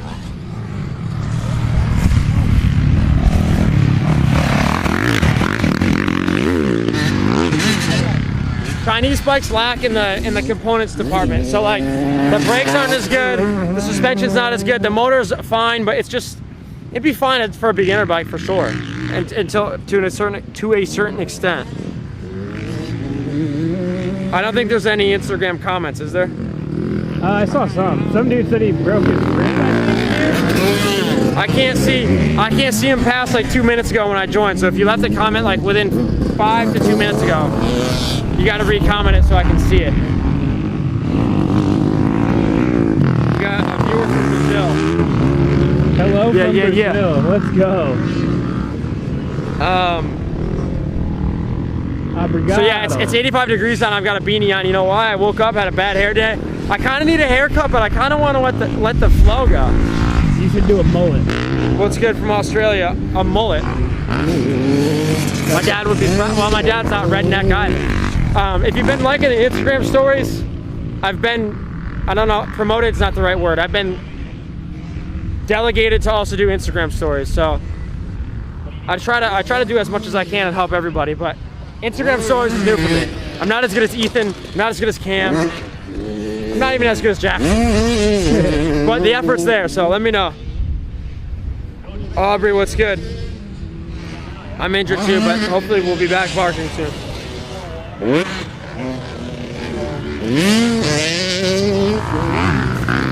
Yeah, Julie, what's up? Julie from the app. We got, yo, Matt Flood. He's mobbing deep on an electric scooter right now. This is GA. No, this shirt is a Georgia shirt, but we are in East Fork right now in Ohio. Yeah, yeah. Not Georgia. We've got right now groups on the track for their practice moto in the afternoon. Each day in the afternoon they'll get each group gets a practice moto before mindset, before film study. So yeah. Yo, 35 years old, back riding after 10 years because my kids got into having fun. I would recommend, you're gonna hate me for this, but I would recommend getting a 254 stroke. It's easier to ride. It'll have some more longevity out of it. It's just easier to carry around the track a little bit easier, and you won't have to ride it as hard. It doesn't take as much effort. Look at this guy.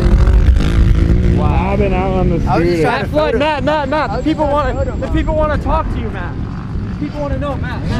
Okay, what do we got? They asked, how come I can't grow a beard and you can? Oh, well, so we got to keep it PG. I can't answer that question. Too many acai bowls for me. Yes, too many acai bowls, and I think his beard stopped when his height stopped. So his potential ended when his height. Mine too. I mean, I got a little bit, but not a He's whole got a beard. little bit, yeah. See, well, I don't know, because he's shorter than you. I didn't even realize you were shorter than him. That's wild. I'm short as shit. But he has more of a beard than you do. This can't be serious. Someone just said, is it hard driving with a handlebar? I use a steering wheel on my dirt bike. Can you DM us a picture of that? Yeah, we want a full-blown video so we can break please, it down. Yes, please send that to us. With a steering wheel? Having problems with arm pump, what should I do? Well, come to camp. No, I'm just kidding. Yeah. Come to camp. Are you eating right? Are you hydrated? Is your position and technique on the dirt bike good? If you're holding on too tight with your arms, you're gonna get arm pump. If you're not drinking water and you're dehydrated, you're gonna get arm pump. If your technique is bad, right? No good. Cade, have you ever gotten arm pump? I don't anymore. How come you don't anymore? Because I ride with my legs. I was just about to say, yeah, 99% of the time, squeeze tighter with your legs. If you whiskey try to listen to I did that once, you know that? Hey everybody, Cade Clayson. Case you didn't know. I really enjoy picking on Ty. Yeah. He makes it really easy. He really does. It's hard not to. I can't imagine you picking on the dudes you race with. Yeah. No, I eat them alive. I'm glad he retired. I don't actually have that many friends. I'm really gullible. I believe what he tells me because I haven't known him that long yet, but he really just messes with me all the time. So I came over, so I coming from the kids track. You were over there, right? You know, going over it has that little like. Is Yamaha's best two-stroke? Well, the front tire couldn't handle it. So I went over the bars coming back, and I pulled up the tie. I said, "Hey, I pulled a tie on my way over here." He said, "What'd you do?" I said, "Touch the brush and went over the bar." Sorry, Todd. So tomorrow, will we do a lot of sitting, like drills? Yeah, tomorrow I'll be cornered. It's like, now that everyone has transitioned back to sitting, they're all sitting very straight up, driving me nuts. And I want to tell them. Well, the same thing with standing. You're not moving forward, accelerating. I mean, to be fair, I was only with my group was crushing. Yeah. Like, they all listened. They all did what they were supposed to do. It was great. Why do I have a winter hat on? I've never... well, it's only 85. Dude, Blue Road's the same and way. this matches this, they're and all I had a bad hair day. like foundationally really solid. A few tweaks. So none of them are standing or sitting. Sorry, Bo. And I know from the app that you can't stand there. Can we talk about Yamaha? What do you want us to talk about? The Yamaha 250 is not bad. Yamaha 450 I think is better than the 250. Yeah, sit upright and accelerate. The suspension's the best part of it. It's not very fast in stock. It's really loud and the gears are short. Handle's pretty good. Everything else is a bit weird to me, and that I ride a KTM, so.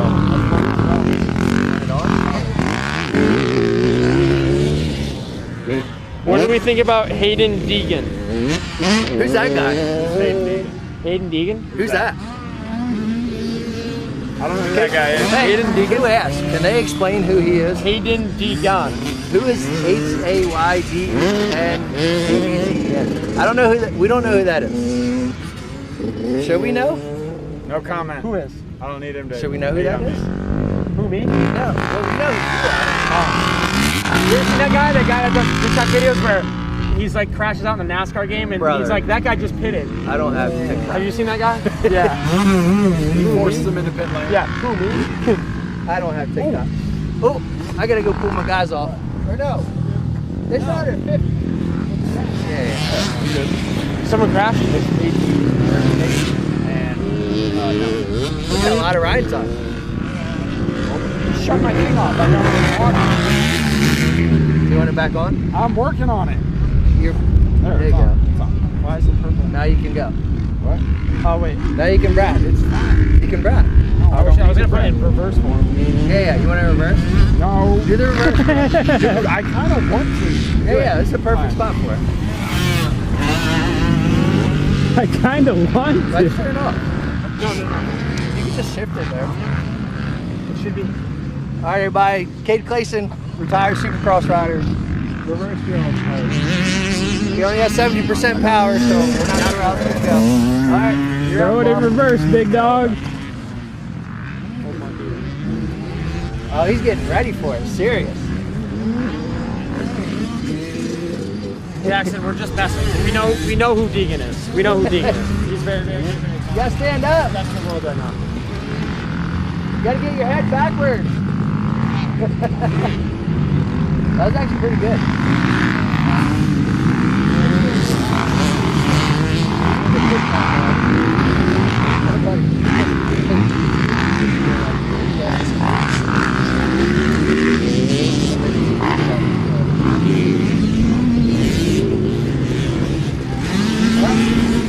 That's it. Please stop real quick. Yeah. One and done. Yeah. Alright. Let's take it back. Take it over here. Oh, here he goes again. He didn't want him to be on the camera. Oh, okay. You're doing good, Doug. That's all. I want to see you circle the tractor in reverse. Yeah. You got to do a whole lap in the tractor reverse. When we talk about CR500, lots of power, handles horribly, and a 450 would smoke it. Spoiler alert, the new Hondas handle just as bad as the old one. No, they've been saying the 2027 Hondas. That doesn't count. He said stand it. He's jumping, he's literally screeching like a well, he's very joyful about this. I have to keep it PG. I was gonna say screaming like a little girl, but I was like, I can't say that.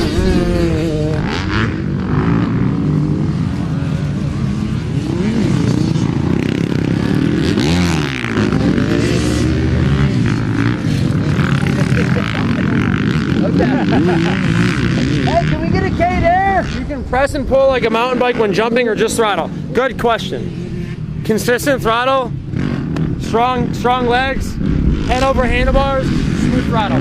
If you want to get higher on a jump, time your throttle with the bottom of the jump. That will create more pop for you.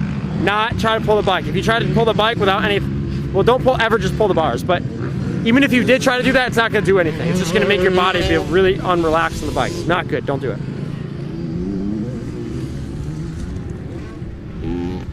How about CR125s racing modern 254 strokes? Fun fact, a kid went to Loretta's a couple years ago on a Honda 125 in the schoolboy class, so it was cool, but they're cool looking bikes, that's nostalgic, I get it, but they're not, they don't compare, those bikes don't compare to now, that's all.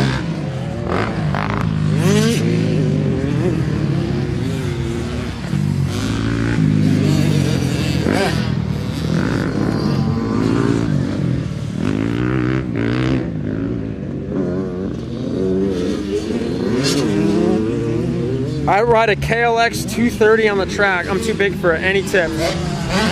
Try to get your hips back as much as possible to be open on the bike. Open up your rib cage, open up your upper body, your chest too. Keep your head above the handlebars but away so it can be taller on the bike. Your hips can't be here, obviously get away from the bike. And be as tall as you can on the bike. Drop your heels down. If you're too big for that bike, I would say get a 250F. Try that. Yeah, it's a little bit, the frame's a little bit bigger, meaning the geometry will allow you more space.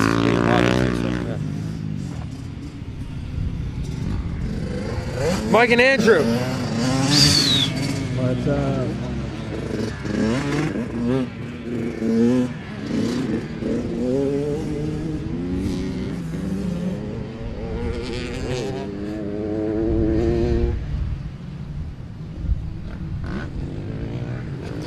All right, I'm gonna take it back this way. Look at Matt Flood posted up.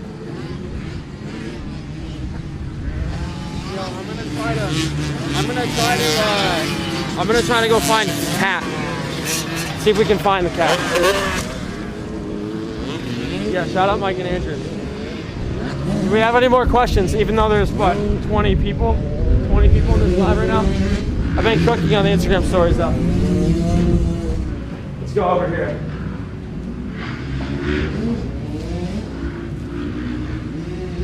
How many days should you be practicing to become professional?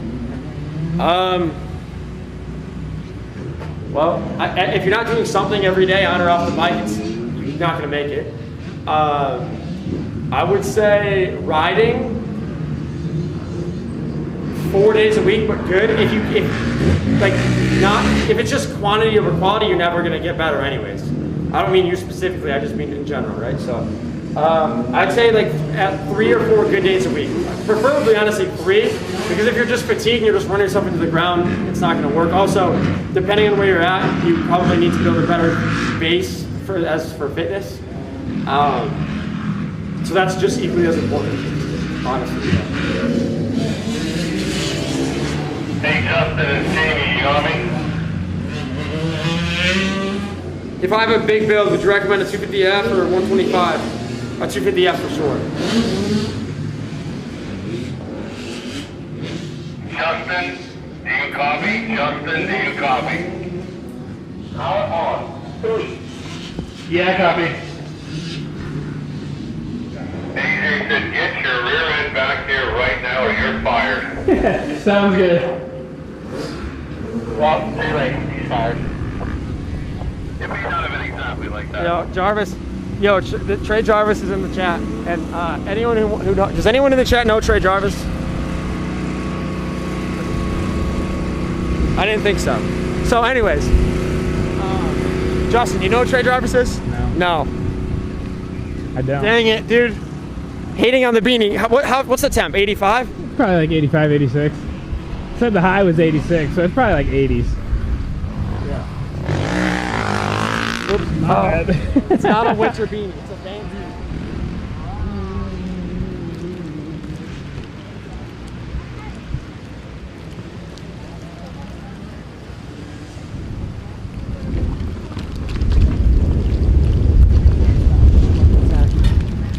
This girl right here, Lexi, she's 6 years old. Yeah. Awesome. All right, chat, listen. For your ankle. It's been fun. Ciao. Not really stable, okay? For example, I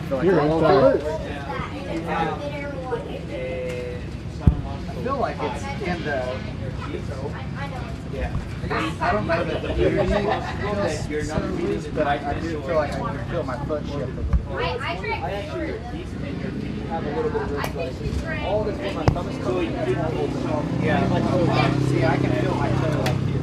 Okay, but yeah, you're about to say this me. You have needle tops, like good job. Halfway over.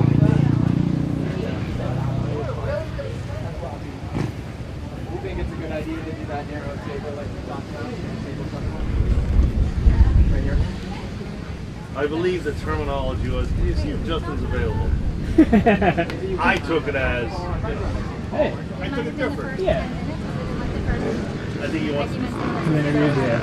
That's not bad.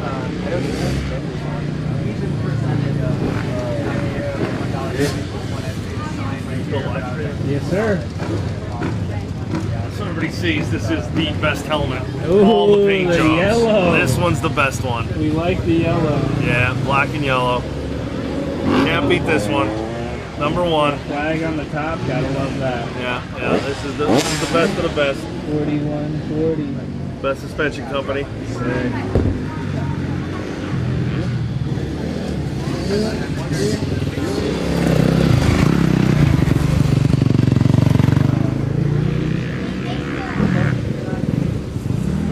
I want to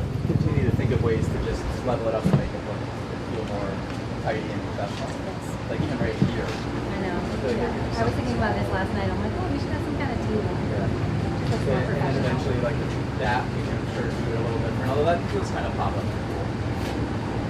I thought about, is there a way we can hang curtains to block, to have the back door shut? That just looks kind of messy and there's a lot going on. Like shut the door, go curtains. I don't know if that gets crazy hot here or what, but. Probably. So I mean, I think to Lexi. Okay. Try to smash like her like Sia. Yeah. Possible. Yeah. Just have her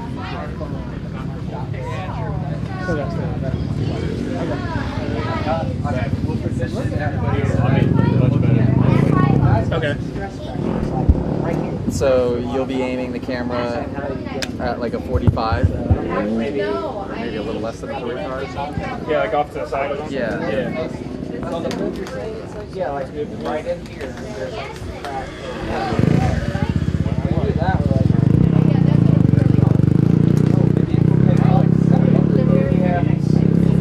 Now we'll just have to kind of figure out like where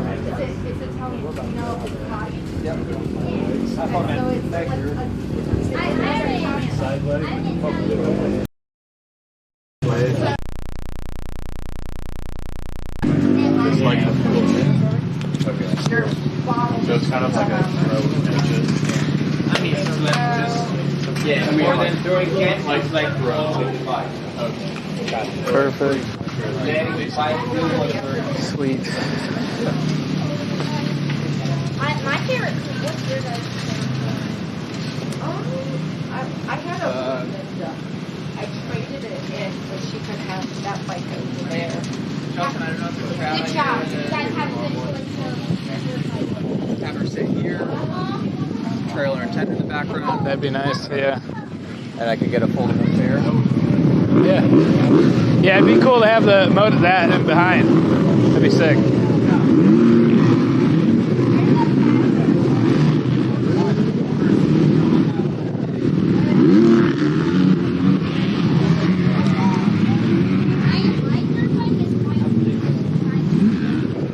What up, chat? We are live. I'm the man behind the camera. Shout out Jackson, if you're still in here. You want to do me a favor? Yeah. You want to be a stand-in quick so we can line up the shot and sit in this chair? Which it really doesn't matter. Whatever one they can do. This set of tracks, we're going to have to step up, and the one that I was working, those two are good. Dang, I want to see if we can dig some corners on the other track too. Kind of like right here. Yeah, I don't see why not. Yeah.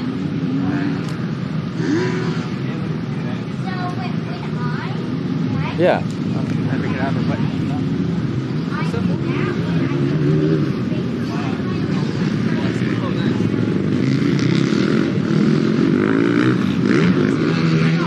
Yeah.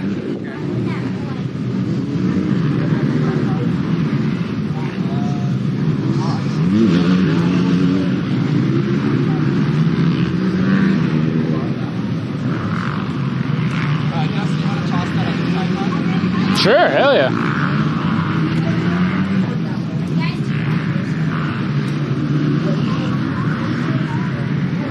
Even better.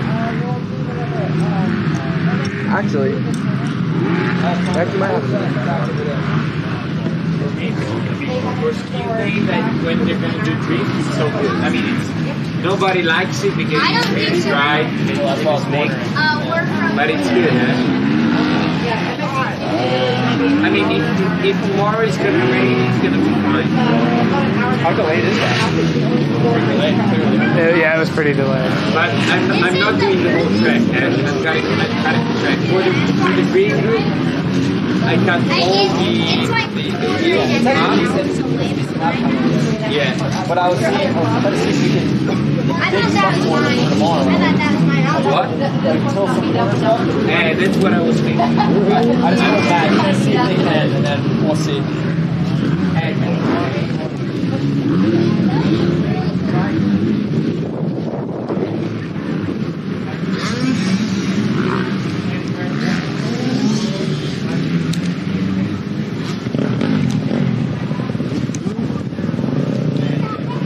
Alright, can you get that on the bottom? Yeah.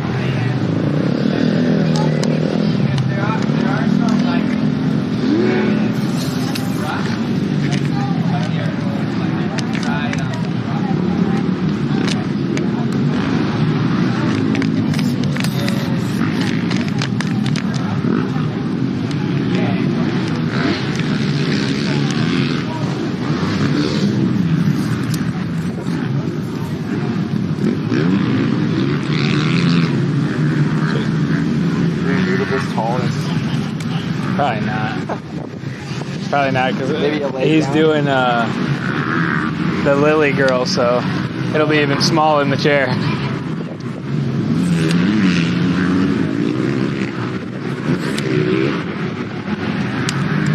Yeah, that should be good. Or do you want to get one more? Or like half of one? Maybe like half.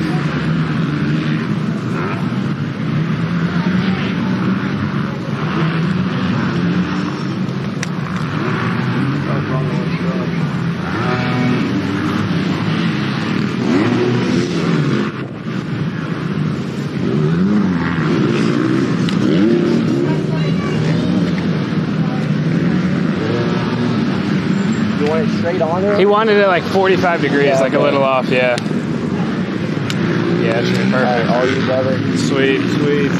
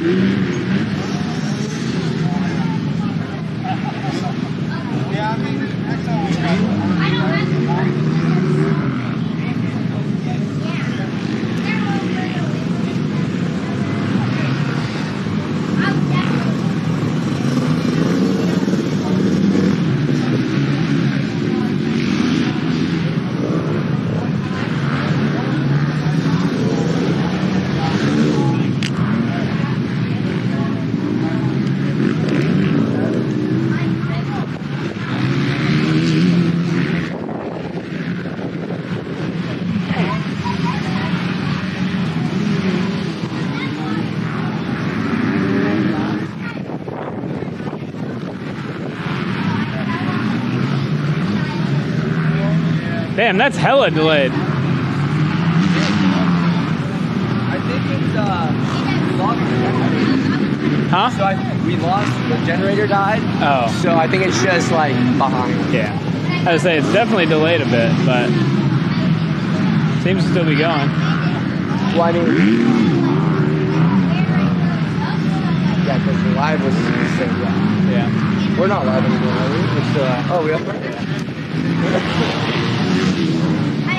Yeah, he said basically go till the batteries die. Yo, what's up, chat?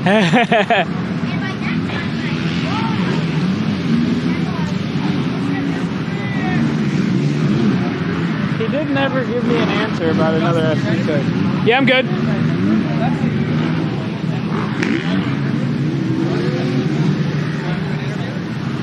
You're gonna mic it up too?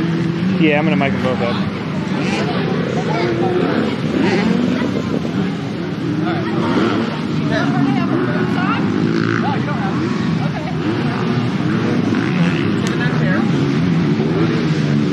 I'm gonna sit. Definitely. For sure. Definitely. Would I be able to see the Like her video up? after? Should I interview afterwards? Absolutely. Should I ask you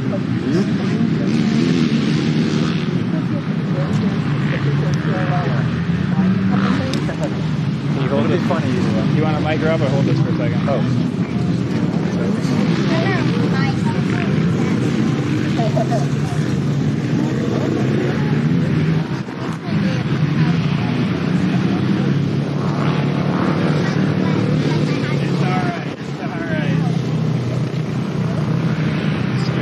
Sweet, sweet.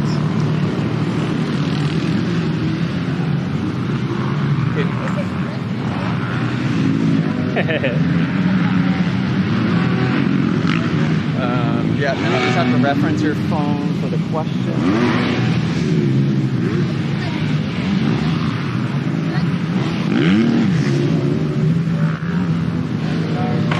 And then if you can just let me know what I'm going to do is I'm going to sit as close to her as I can without being in the way. Okay. That is the question. Give me 1 second. I gotta go grab a cord real quick.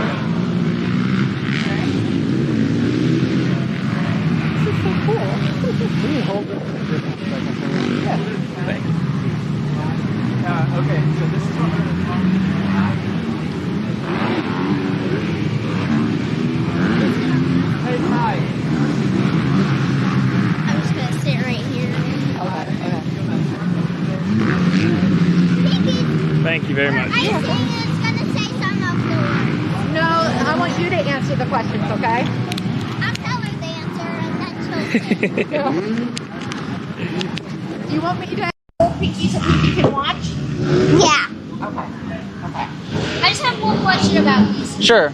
Will this go on social media or anything? If you wanted to. I wanted to. That's what it's for. I wanted to. I mean, I would do it for YouTube. Definitely. Because I want to do YouTube for like all the good fighting games. Okay. Soccer, because I do soccer sometimes. Let me know if I have to back up.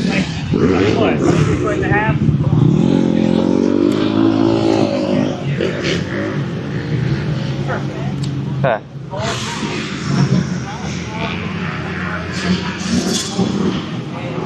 So what I'll do... Oh, my hair's so hot. Well, let me know when you're good. Let me know how it sounds.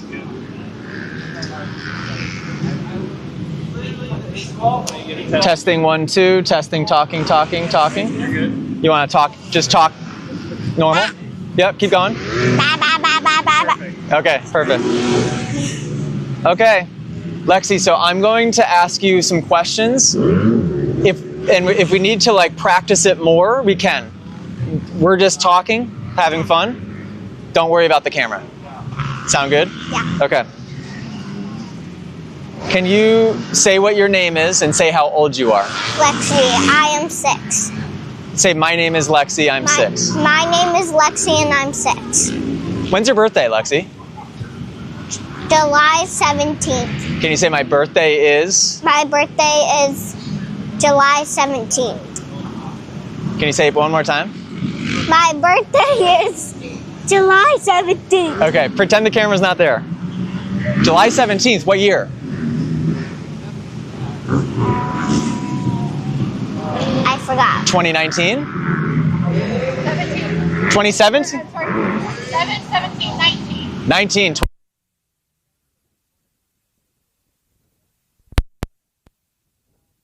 Lexi, how old were you when you started riding a dirt bike?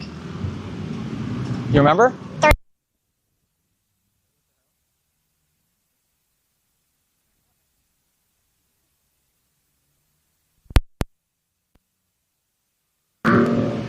I started riding when I was 3. She's a natural.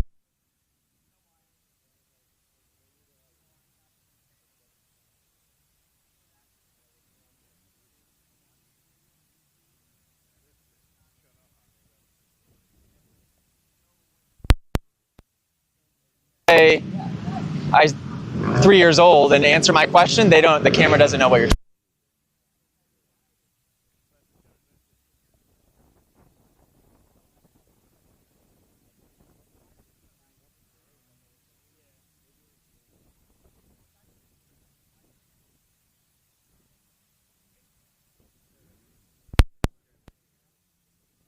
That's awesome. Was your dad a good dirt bike rider?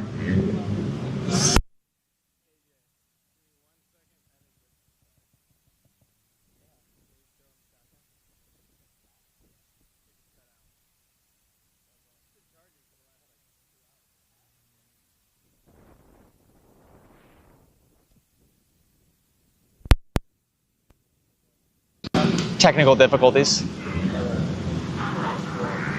Hey, don't need her.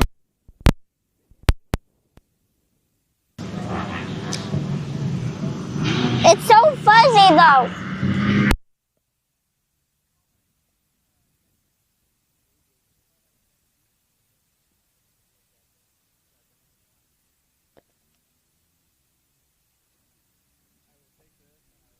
You want me to just grab a shotgun mic? Okay. You think it'll work? Okay. Maybe you could just get closer a little bit.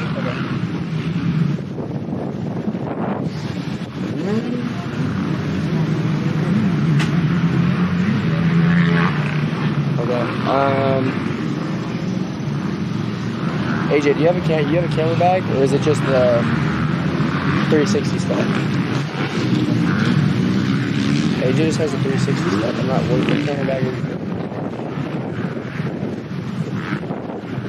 Oh.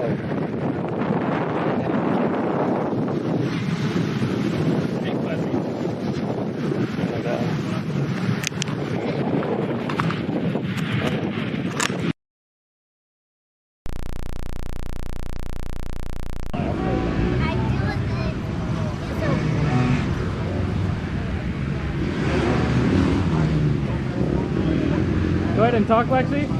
Talk. Don't touch it. Sit up. Sit up. Yeah, thanks. Love you. Be excited. Okay.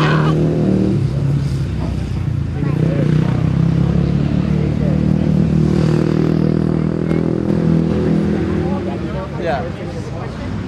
Sure. Is that's the only receiver we have? Or whatever it's called? Transmitter?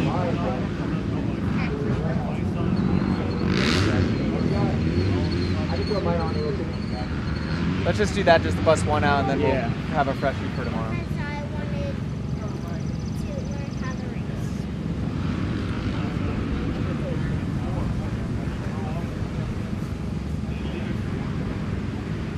Alright, they're going to grab another microphone here. Oh, okay. You're on the TV. You're on the TV. You see it?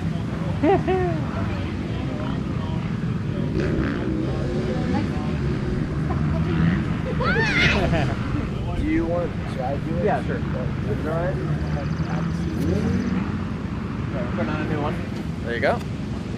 So does that mean this one's no good any right now? Okay. You're gonna put it on that. There's a big fuzzy. Like.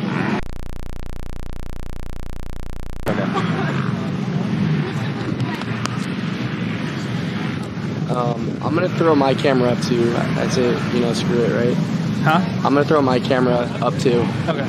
So don't start yet. And this goes here? Yeah, it goes in there. You want to make sure it's working.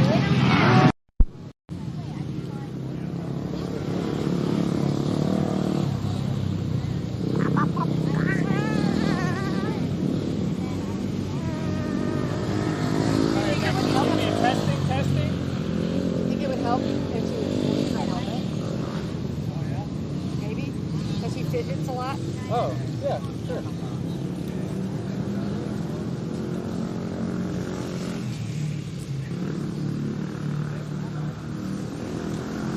Here. That way you have something to do with your hands, okay? Okay. It's good? Testing.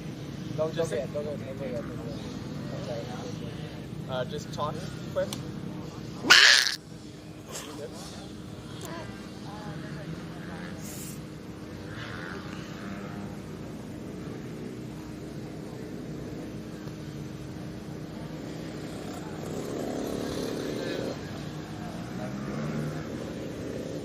Oh, could I see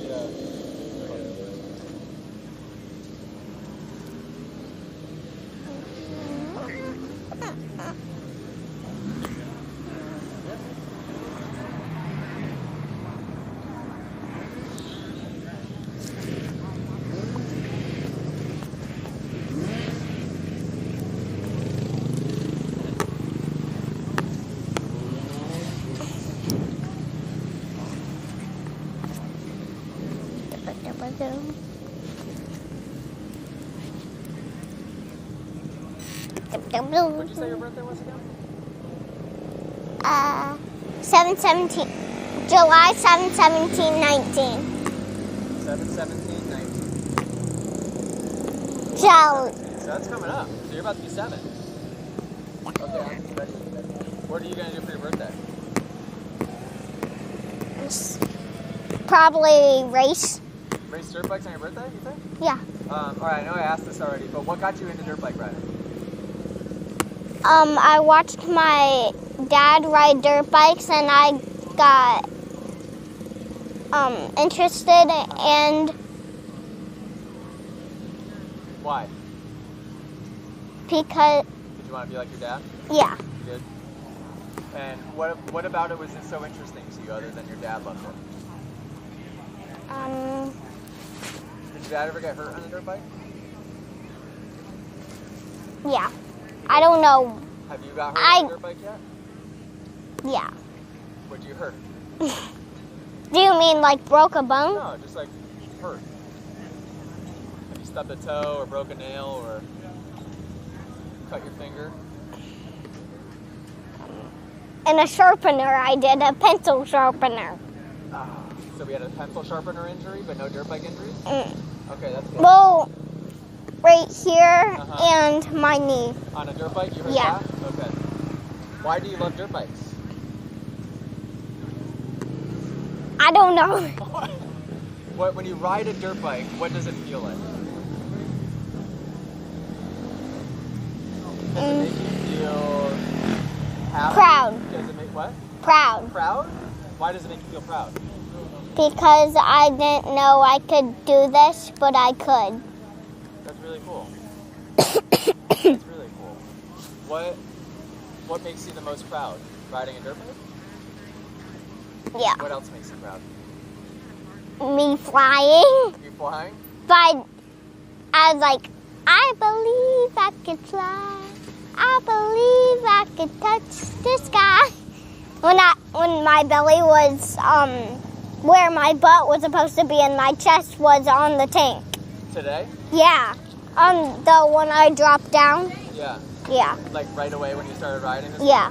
So tell me what happened. So you came up to one of the jumps and then what? I tried to go fast and then I didn't know I was gonna go that high, and it was the highest I ever went. It was. And did you fly over the handlebars or what happened? You crashed, right? The bike was going and I was doing this to catch my balance, and then it fell over and it didn't catch my balance. And did you get right back up? Someone helped me because I was like stuck my leg. Who's your favorite coach so far at camp? The one that I was following. Jamie? Yeah. Coach Jamie? Has he been helping you a lot? Yes. What did Jamie teach you today? That I don't have to put my foot out and that I could stand in corners. Okay, that's good. That's really Safely? good. Safely. Did you try it yet? Have you stood today? Yes. Okay. Definitely. And I stood in a corner. You did? For the first time, and it was very scary. But you did it? Yeah. Did that make you proud? Yeah. Awesome. Very proud. Yeah? What do you think makes your mom proud? That I flew that high. You think? Yeah. Does your mom get scared when she watches you ride? She almost has heart attacks. Yeah? Well, that's why you're here, right? To do it safely? Yeah. And because I want to learn how to race. You do? Why do you want to race? I don't know. You don't know? Do you play any other sports? No. You don't? Do you think that you'd be able to beat all the boys? No. I would not be able to beat the Cobras. Oh. Cobras and the KTMs. Okay. Your Yamaha's not fast enough to beat the Cobras and the KTM? Nope. Okay. What's your next bike you're gonna make?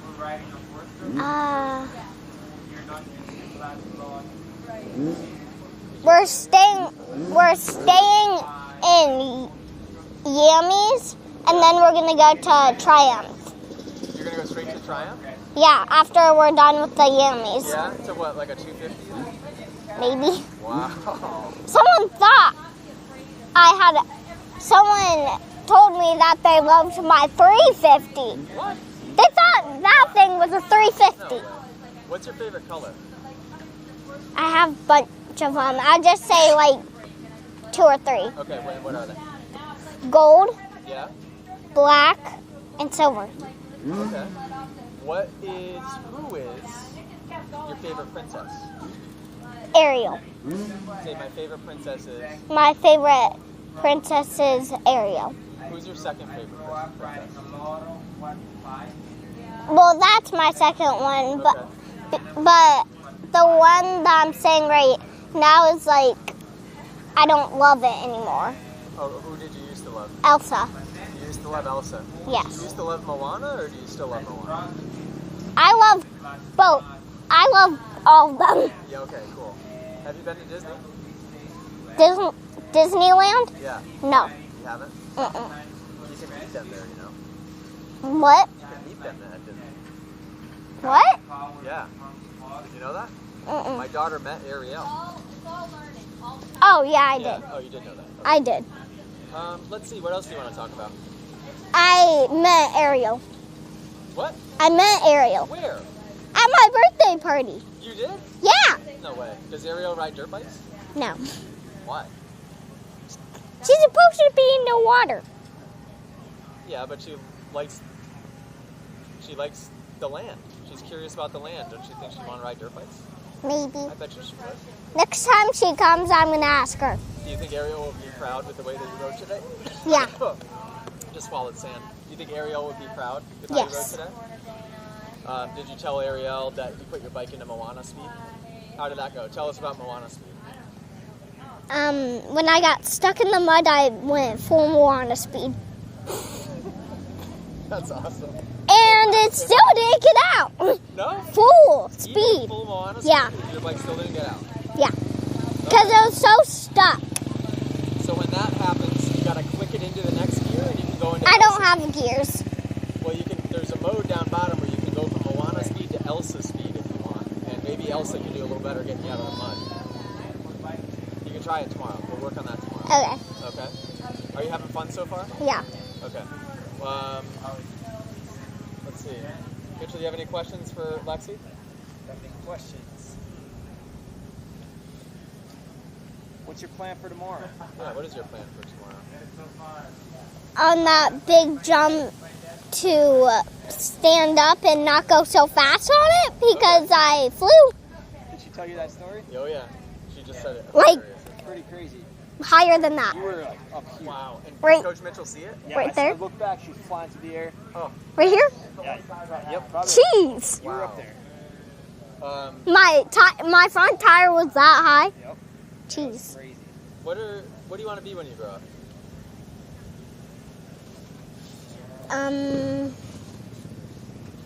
Two things. Okay. A doctor and a storm chaser. Do you want to be a doctor and a storm chaser? Yeah. At the same time? Yeah. Okay. That's great. So on the weekends I could chase storms, Yeah. and during the week I could be a doctor. That's fantastic. I think that's a really good idea. Stick with that. Yeah. What are your goals in life, other than being a storm chaser and a doctor? What would make you proud? Actually 3. A motorcycle rider, Yeah. like a professional racer, Okay. and both of them. I love that. I love that. All right, Lexi. Good job. You did amazing. All right, we did it. You want to hop in? Lexi, you did amazing. Wait till you see that on TV. You're going to love that. Good work. Mom, I don't know. I heard something about Where's your bike? Is it nearby? say about me. You want me to go get your loaner bike? So we blew up his bike first practice, and then we borrowed a bike from our neighbor. Are you the one that I ran, and his gas was The off? gas was on. I'm surprised I noticed that, to be honest. Oh, that was your mechanic, Dad's fault? Okay. Yeah, he's my official sponsor and mechanic. Well, you got to fire him after that move. If you can get Yeah, his you're bike and fine. put it exactly where that PW50 is, that would be. Well, like my bike or the loaner bike? Oh, the loaner bike is fine. So is it possible to get like that whole file before you guys film it? Would this work? I'll move this.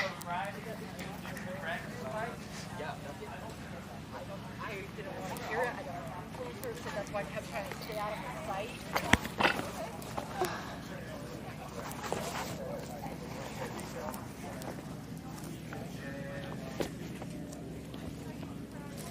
Oh crap.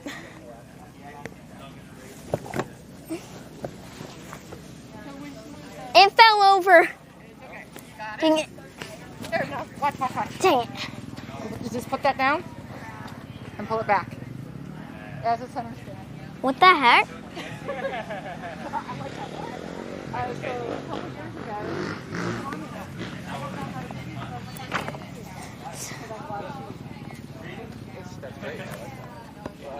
So like, so push forward and back. I got it. Like right here.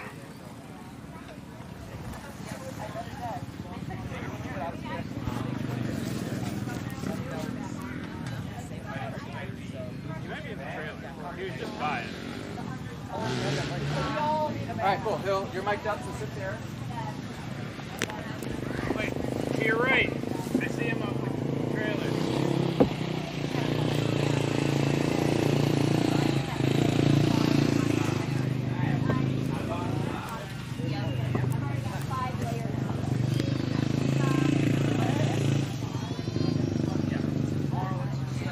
Is it supposed to turn that way, or is it supposed to turn the other way?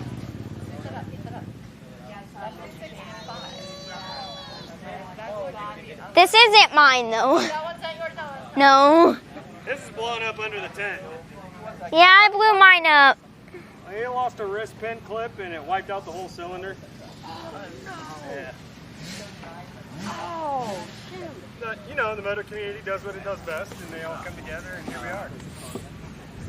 I don't know if I even had enough tools for her. Like, my husband put me through motorcycle mechanics. I was fixing bikes before I was riding.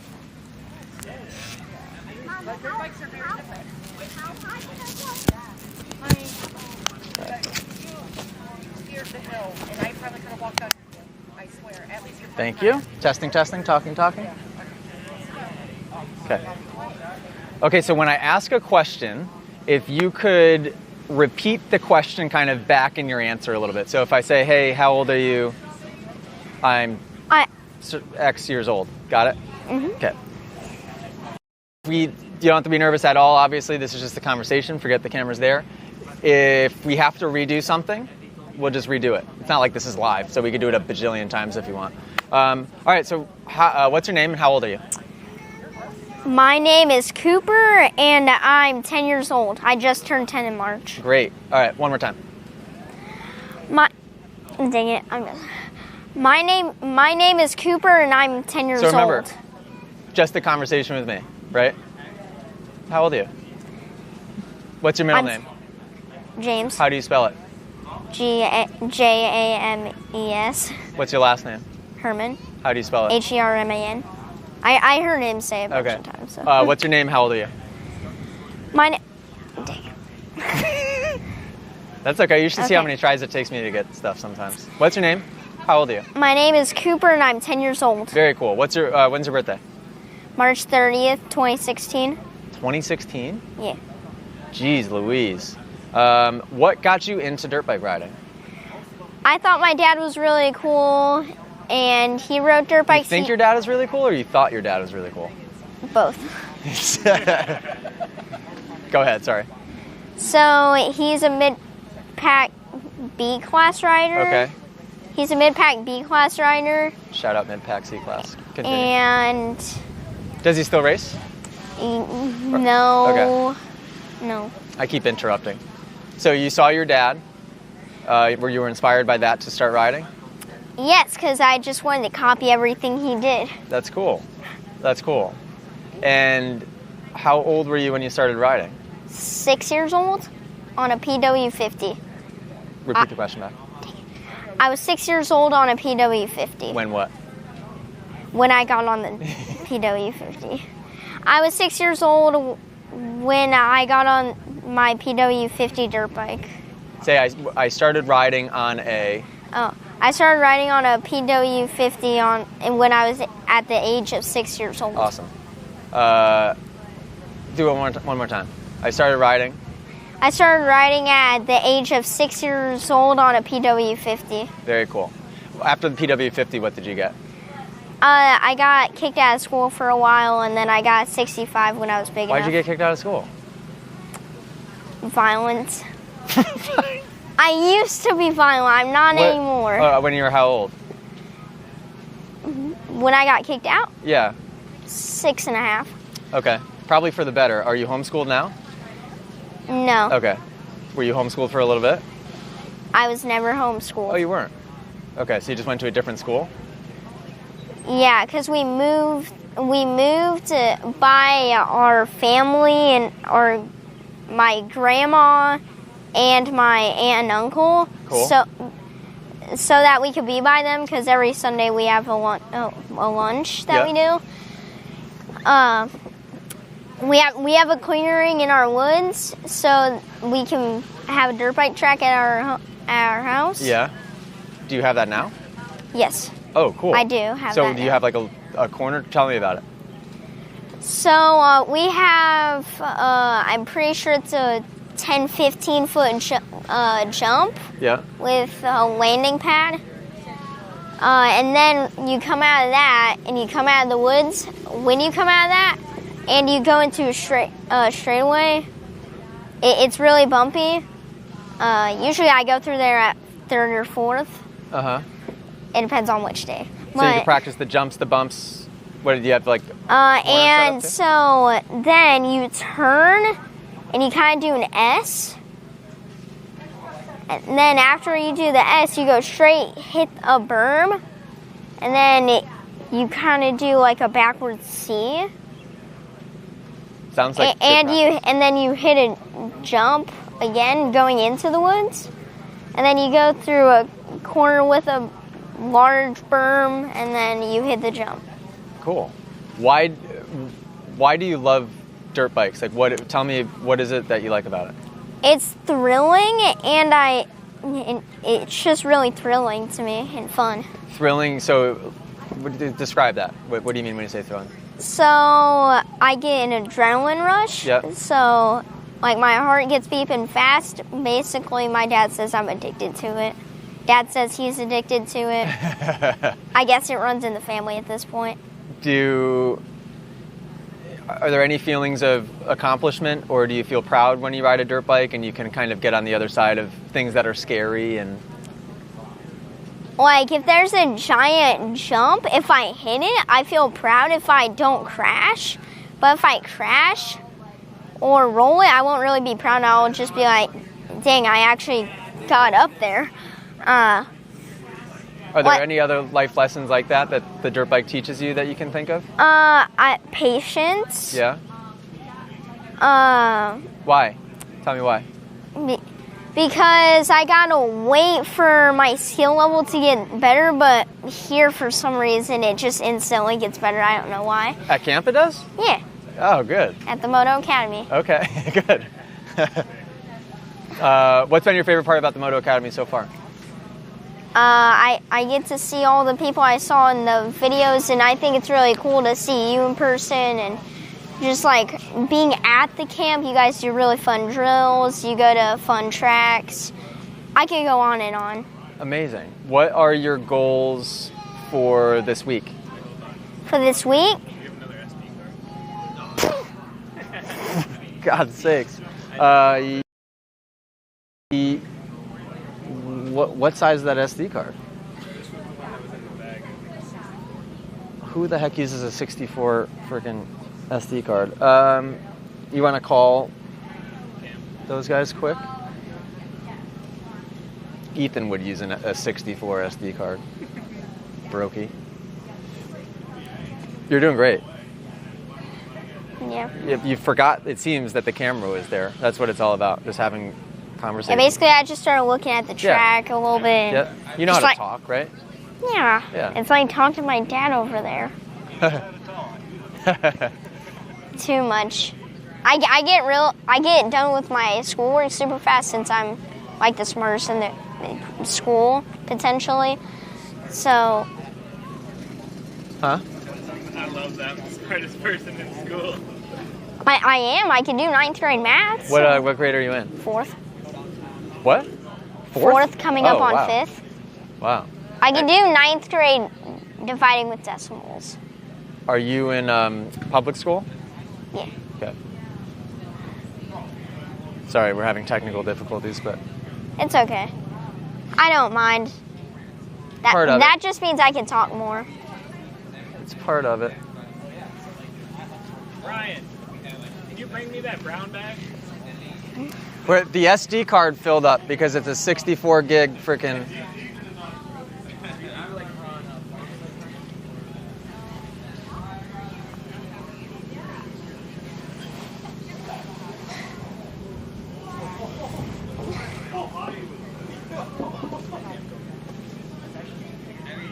Seriously, I could go on a list of at least 30 things that there's like wrong with this camp because it's so good. Really?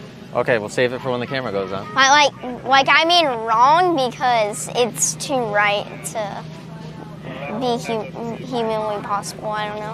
I don't even know what I'm saying at this point. I'm just spouting out what's in my mind. That's what life's about. Enjoy it. You can say what you want. You can do what you want. Are you tired? What do you mean? What, from Just riding? from today, yeah. No? Yeah. Oh, you are.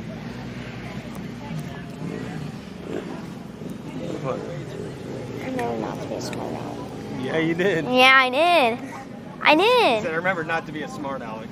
Because usually I would be like, no. Oh, yeah? No, you're doing great. Yeah, simple and direct. I respect him more than most people, so. What time is it? 50, okay.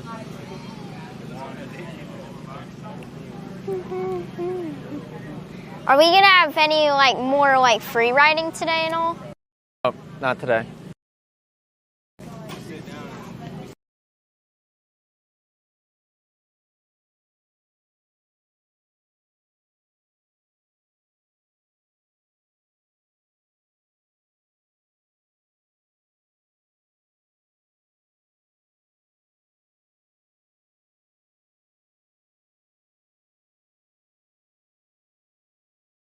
What's your IQ? I don't know. But when I say I'm a genius, you are too. Everyone is. Just 9 minutes. Yep. Who's, oh wait, for mindset? Yes. Oh yeah, because there's not. Got it, okay. The technical genius IQ is 140, so, and that's 40 above average. So being a genius just requires you to just be creative.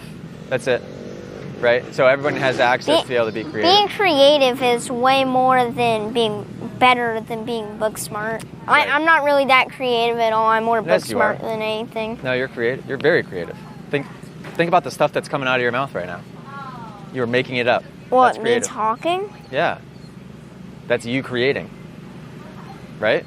Well, I don't create. Well, I create a lot if it comes down to me creating things in my mind to talk about.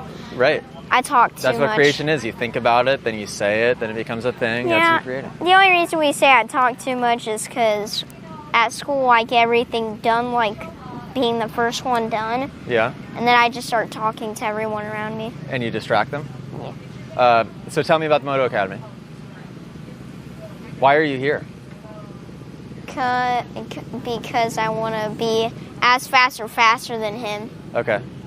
Why else? I want to be like Hayden Deegan and Eli Tomac. That's cool. So give me your top 3 favorite people. Hayden Deegan, Eli Tomac, and then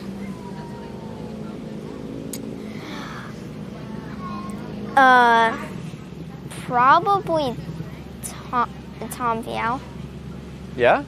Wow. I don't know where he went though. So. He went back to Europe. He's doing just fine. Oh. Did I ask this already? What are your goals for this week? Oh, you asked, but I didn't finish. Okay, go ahead.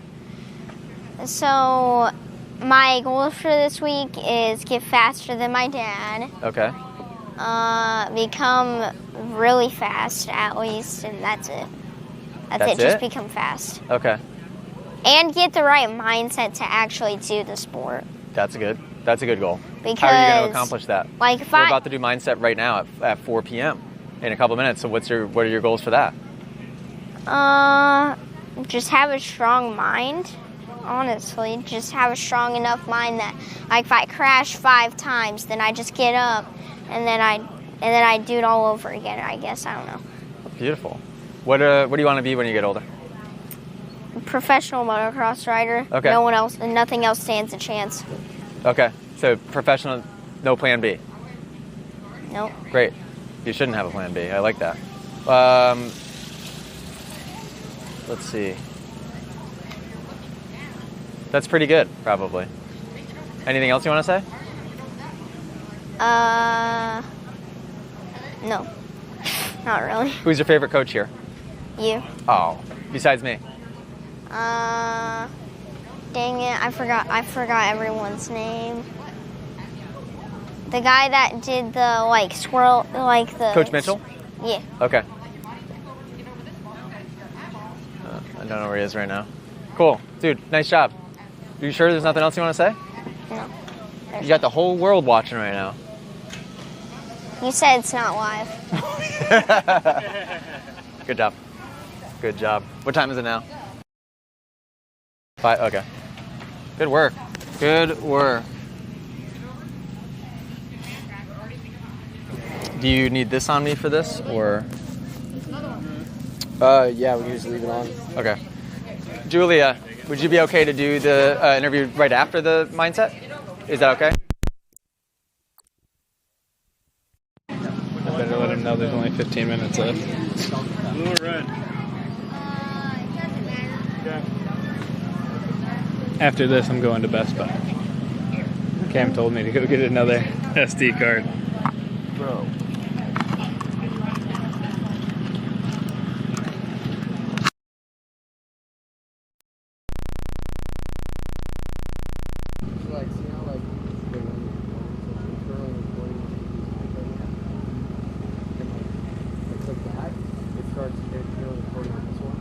I'll be able to turn this one off. Oh, there we go.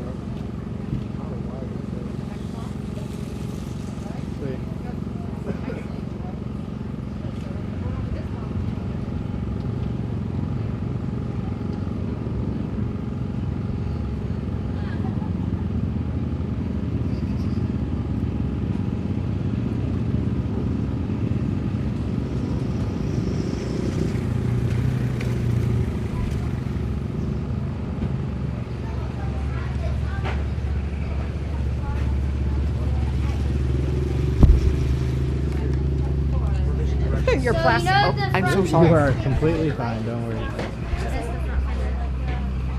And Ryan, I'm going to use Ty's slides. Oh, you can use Ty's slides? Yeah. Vision direction.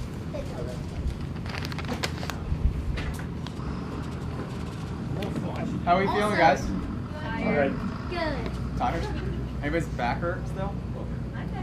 I always say if you can get through Monday, you're good. If you can get through Monday, you're good. It starts to get, I think, a little bit more fun, a little less physically demanding. Monday's really, really physically demanding, and it was nearly 90 degrees today, I think. Do you want me to use a mic, or am I okay like this? Good. In the back, it's okay? Okay. We're just going to let these guys set up really quick. 3 minutes. Okay, we got 3 minutes anyhow. How was today? Any feedback, positive or negative? Anything stand out as good? Yeah. Hey, Jamie, can you make sure there's enough gas in the generator? You look like you're looking at me. Do I? Yeah. Oh, really? You, right here. Okay, hopefully we have enough. Okay. What's your feedback? It's like the greatest place I've been to in my life. Other than my bed, okay? Wow. How come you didn't say that when the camera was just on you 5 minutes ago? I don't know. Well, thank you for saying that. That's cool. It is, right? It was even really good at the very end of the day. I couldn't believe it. It was so windy that by the time I got out there, I'm like, certainly the track's going to be mangled. And it was still really good. It's a hard track almost to get into a flow because it's got some fast straightaways over there and then it really tightens up in the center. But when you do find a flow, by the way, I know I wasn't doing much instruction out there today. I was really just sort of everywhere. This track is very much a go slow to go fast type of track. I don't know if anybody kind of caught on to that today, but as soon as you try to rush things here, as soon as you try to drag the brakes too deep, you just turn it into just really notchy riding. That would get you tired really quick. It would give you arm pump for sure. I don't know if anybody here struggles with arm pump. And it would just maybe feel fast, but not really get you anywhere. Did anybody get a chance to watch me ride today or any of the coaches ride today? I don't ride often at all, so I was going really slow, but at the same time, I do kind of work into a pace just by, I don't use the brakes super aggressive. I rely on the front brake a lot. I don't know how much the coaches talked about that today because we're doing a lot of stand-up talk, but front brake in these ruts are going to be key. Rear brake is only going to get you stuck and kind of stand that bike up. Front brake will help you lean the bike into the rut and keep you exactly where you want to be. Really, really important. This is the only day we don't have film study. All the other days at 3, right? Starting at 3, you'll have your 15 or 20-minute film study session with your group, which is really cool. Not every day will you get to see yourself on the screen, but by the end of the week, you'll have seen yourself quite a bit on that screen, which is quite cool. If you can't stick around, well, those are during the day, so you should be fine. If you can't stick around for Mindset every day, we do live stream this in the app. Is that true still? What's up? Do we live stream this in the app? I'm doing it right now. Oh, okay. We do live stream this in the app. So if you do have to jet out and eat dinner, wash bikes, go back to your house, go back to your hotel, totally understood. You can watch this inside of the app. However, these 4 p.m. sessions, in my opinion, are by far the most important thing that we do here this week. It ties together everything that we're going to do on the motorcycle and then some. If you want to be successful, and you guys will hopefully be able to reference these screens, if you want to be successful in life, as a parent, as a child, in business, as an athlete on a dirt bike track, it all revolves right back to what we're going to talk about at 4 p.m. every day. I want you guys to be open, ask the questions that you want to ask. We're all, to some extent, struggling with, I shouldn't say struggling, but facing the same issues, the same problems, the same anxieties. So, and what's interesting is most people think that they're alone on that journey and that they're the only one that has this issue or the only one that thinks this way, and it's not true. We're all going through the same exact things. When you recognize that, and when you start to apply some of the things we talk about during these sessions, holy cow, everything starts to just level up and level up and level up. And I can say that with my relationship and my life with just my wife and our children. And thankfully I started this journey of knowing how to think and practicing how to think before my child was born, which is really important. And everything with the business absolutely went to the next level as soon as I started operating in this way. Ryan, are you good? Okay. You look panicked. Each day a different coach will lead the mindset session, which I think is really important because you'll be able to hear a different perspective and everyone will resonate with a different person. And you never know when somebody's going to say something at the exact right time that you need it for it to download and to make sense, right? I'm not really, these are slides for Ty leading on Monday. So I'm really not going to reference these much at all. I don't really have any idea what I'm going to talk about, to be honest. But what you'll see is something that I guess I'll start this session with. Are you good? Am I good to start? Yeah. Great. Is being unembarrassable. Has anybody ever heard me say that before? Has anybody ever heard that term? Be unembarrassable? It's essentially taking yourself out of the equation, realizing that it's not all just about you. In fact, everyone's concerned just with themselves.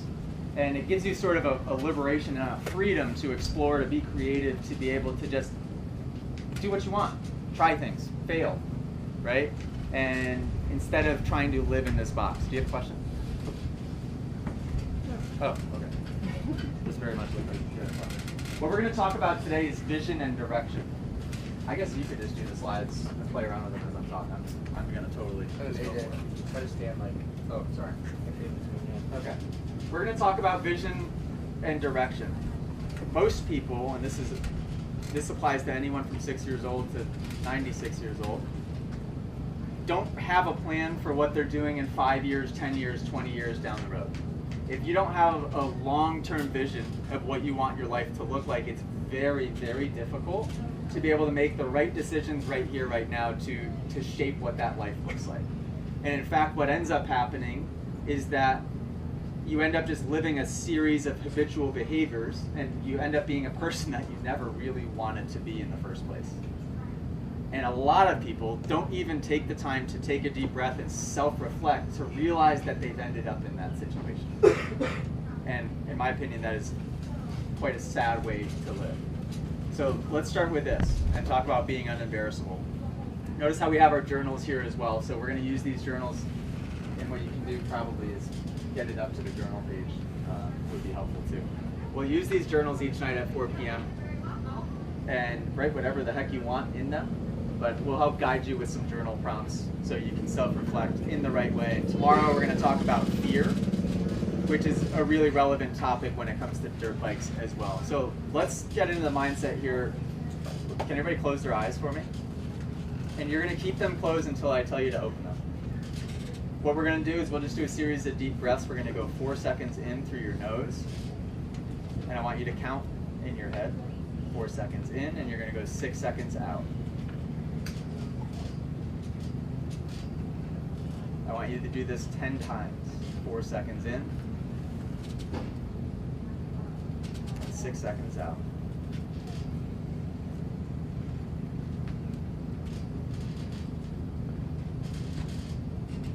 When you get distracted, go right back to your breath, go back to counting. When you lose count, pick up where you left off. 4 seconds in, 6 seconds out. The reason longer exhales are important is because it calms your nervous system.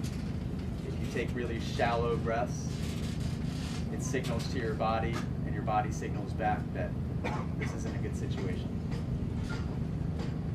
Lexi, close your eyes. 4 seconds in, 6 seconds out. When you get to 10, keep your eyes closed, but just raise your hand.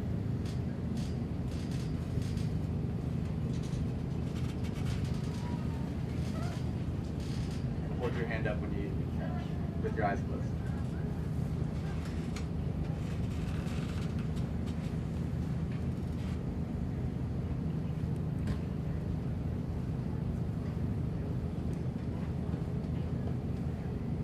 Again, when you get distracted, just pick up where you left off. Don't start from the beginning or you'll never finish.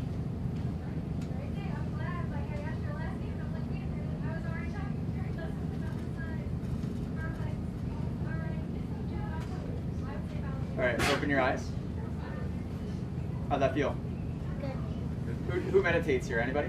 Raise your hand. One hand. Who here prays? Anybody? Okay. I would say it's about the same thing. Those that pray, like how frequently are we doing it? When are we doing it? Anybody comfortable sharing? Yes? Every morning. Every morning? Like right when you wake up? Yeah. Eyes open, eyes closed? At night? Both. At night before you go to bed? Yep. Okay. Eyes open, eyes closed? Closed. Okay. Yeah? You. Yes, you again? Dinner. Oh, before dinner? Okay.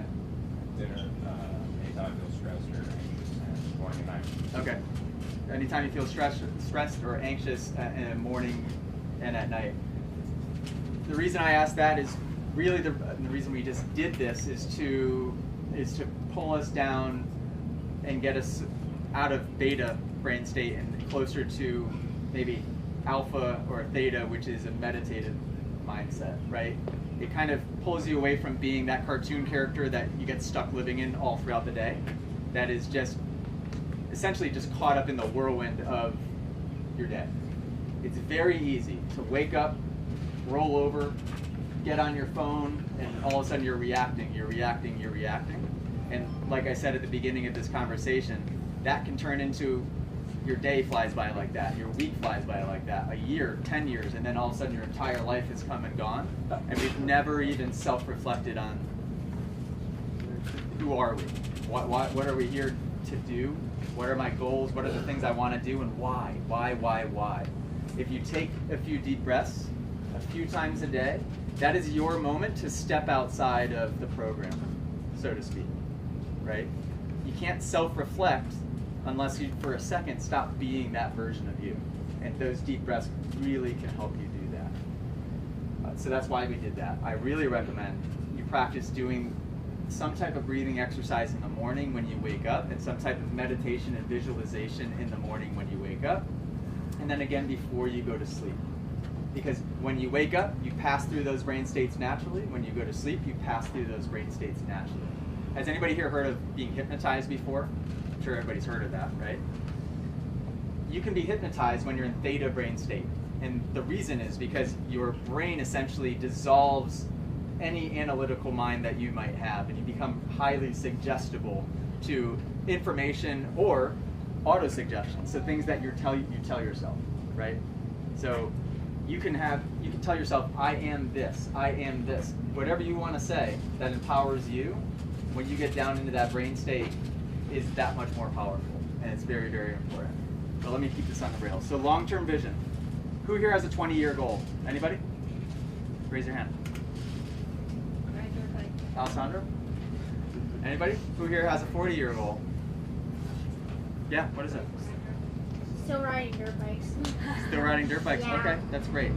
Anybody else have a long-term goal like that? Yes? Still riding dirt bikes. Still riding dirt bikes. All right, well that brings me to actually a point.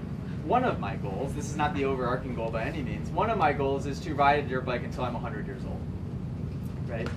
So if you think about that goal specifically and bring that into action right here, right now, it kind of takes the pressure off because, oh shoot, if I have 70 more years to continue to improve, there's no rush, there's no pressure. I can make mistakes, I can learn from those mistakes, I can take my time, I don't have to compare my speed to how fast somebody else is going, because that doesn't matter. My goal is to just ride a dirt bike until I'm 100 years old, right? And the reason I say that is because if you don't have a long-term vision, it makes it really hard to operate right now. What most people do is they set goals, and raise your hand if you've done this. Who here races? Anybody? Because this might be really relatable. Who here has gone to a race on a weekend, and on the Thursday or Friday before the race, they set a goal of what place that they wanted to get in that event and in that race? Okay. Does anybody know why that's an issue to do that? That's actually the wrong way to set goals. And the reason is because you put the value on the outcome. Does that make sense to anybody? You put the value on the outcome. So when you line up on that starting gate and that gate's about to drop, what are you worried about? You're worried about what happens at the end, of which you cannot really control in the first place, right? It's very logical and it's very obvious when you think about it in that way, but almost nobody sets goals and operates in the correct way. They set these short-term outcome-based goals that they can never live up to, and they're constantly stressed and anxious because they can never actually live up to them. And not to mention, they keep those short-term goals just far enough in the future to where they really can never get to them and make them happen. Where instead, what we can do is if we have a vision of the future and what we want that to look like, I want to ride a dirt bike until I'm 100 years old. What can I do right now? What could I have done today to be able to get me closer to that? Practice standing up more. Practice feet on in the corners and see what that feels like. Really just feel where my foot is on the foot peg and practice my footwork all together. Be patient with myself and forgive myself when I make mistakes so that I can learn and correct a little bit more quickly instead of getting hung up on a mistake. All of the goals that you'll set will become things that you can control in this moment, process-based goals. This is the difference between somebody with what's called a fixed mindset versus a growth mindset. Somebody with a fixed mindset essentially just says that, hey, I was born this way, I'm kind of stuck doing this, and this, and well, that's about all we can handle. Growth mindset is somebody that they operate in a way where the only mission is to just get 1% better each day. Is this making sense so far? Are we sure? Long-term goal. Set it big, set it completely unrealistic. Because if you set it too small, you put a ceiling on what your life can be. Does anybody have an example of, as I'm saying this, a long-term goal that they can think of that maybe is relevant? Like if mine is I want to ride a dirt bike until I'm 100 years old. Yeah. I want to retire. Oh, great. Okay. That's amazing. But by any specific age or no timeline put on that? You just want to do that? Ooh, 30s. That's a good age. Okay. Yes. Yes. I want to be the oldest man to go 200 miles an hour at Ron Wilson does. Wants to be the oldest? How old would that be? I'm not sure. 80s, 90s? Super cool. Yeah. I love that. Yes. What about you? I want my entire family when I'm older to be the fastest dirt bike family ever. Kind of like how the Deegans are now or the Lawrences are now. Okay, that's great. I love that. Anyone else have one? Anyone else have one? Do not be afraid to do that. I will say that the masses, most people encourage you, or discourage you, I should say, from setting goals in that fashion, because a lot of people would say, well, am I going to set myself up for disappointment, or what can I do right here, right now to be able to actually move the needle on that goal? When you do these meditations and these prayers in the morning, at night, what you can start to do is you can visualize what you want that to look like, right? Pretty easy to do, actually. Pretty easy to visualize any of what that looks like. What does retiring my parents look like? What does, you know, going 200 miles an hour on the Bonneville Salt Flats look like? The more you can see it and feel it, smell it, and this takes practice, by the way, the more that your body, your subconscious mind, doesn't know the difference whether it's happening in real life or not. And the more you practice that over and over and day in and day out, that turns into reality. Look at, anybody see the videos I posted on Instagram this week of Ken Roxon's interviews after the race? Who saw those? Anybody see Ken Roxon's interviews? The secret is right there in front of everybody, but nobody does it because they're stuck in just the momentum and the whirlwind of their day. Roxon talked about gratitude work, which the power of gratitude work is putting your attention, your awareness on the good thing instead of constantly just reacting to all the bad that is out there. He talked about meditation and how each day he would run away and hide from his kids for a little bit and do meditation sessions where he would very specifically visualize what it felt like after he had won the championship. How amazing is that? So much so that he specifically said that he was drumming up and feeling these emotions while he was doing those meditations as if it had already happened. And look at the difference between a Hunter and a Roxon on that Saturday and what ends up happening, right?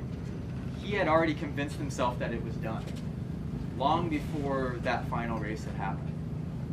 And this is something that we need to practice every single day. When you can start to think this way, I promise you, it will change your life. It will change how you operate on the dirt bike track. And it's essentially, you will be living in a completely different reality. Completely different reality. So let's do this. Do we have any journal prompts up on the screen here?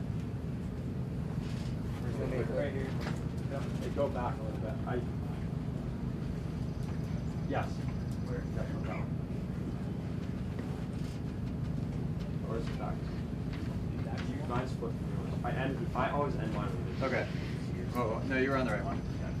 So write the question first so you know what the heck you're journaling. Write down, what type of rider do I want to be in 5 years?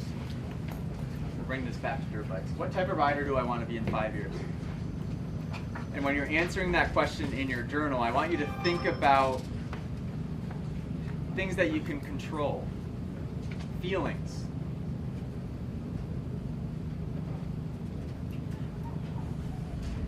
What do you want it to feel like? Not results, not I want to be a championship in this race or 5th place in this race. That's not what I mean. Just what type of rider do you want to be?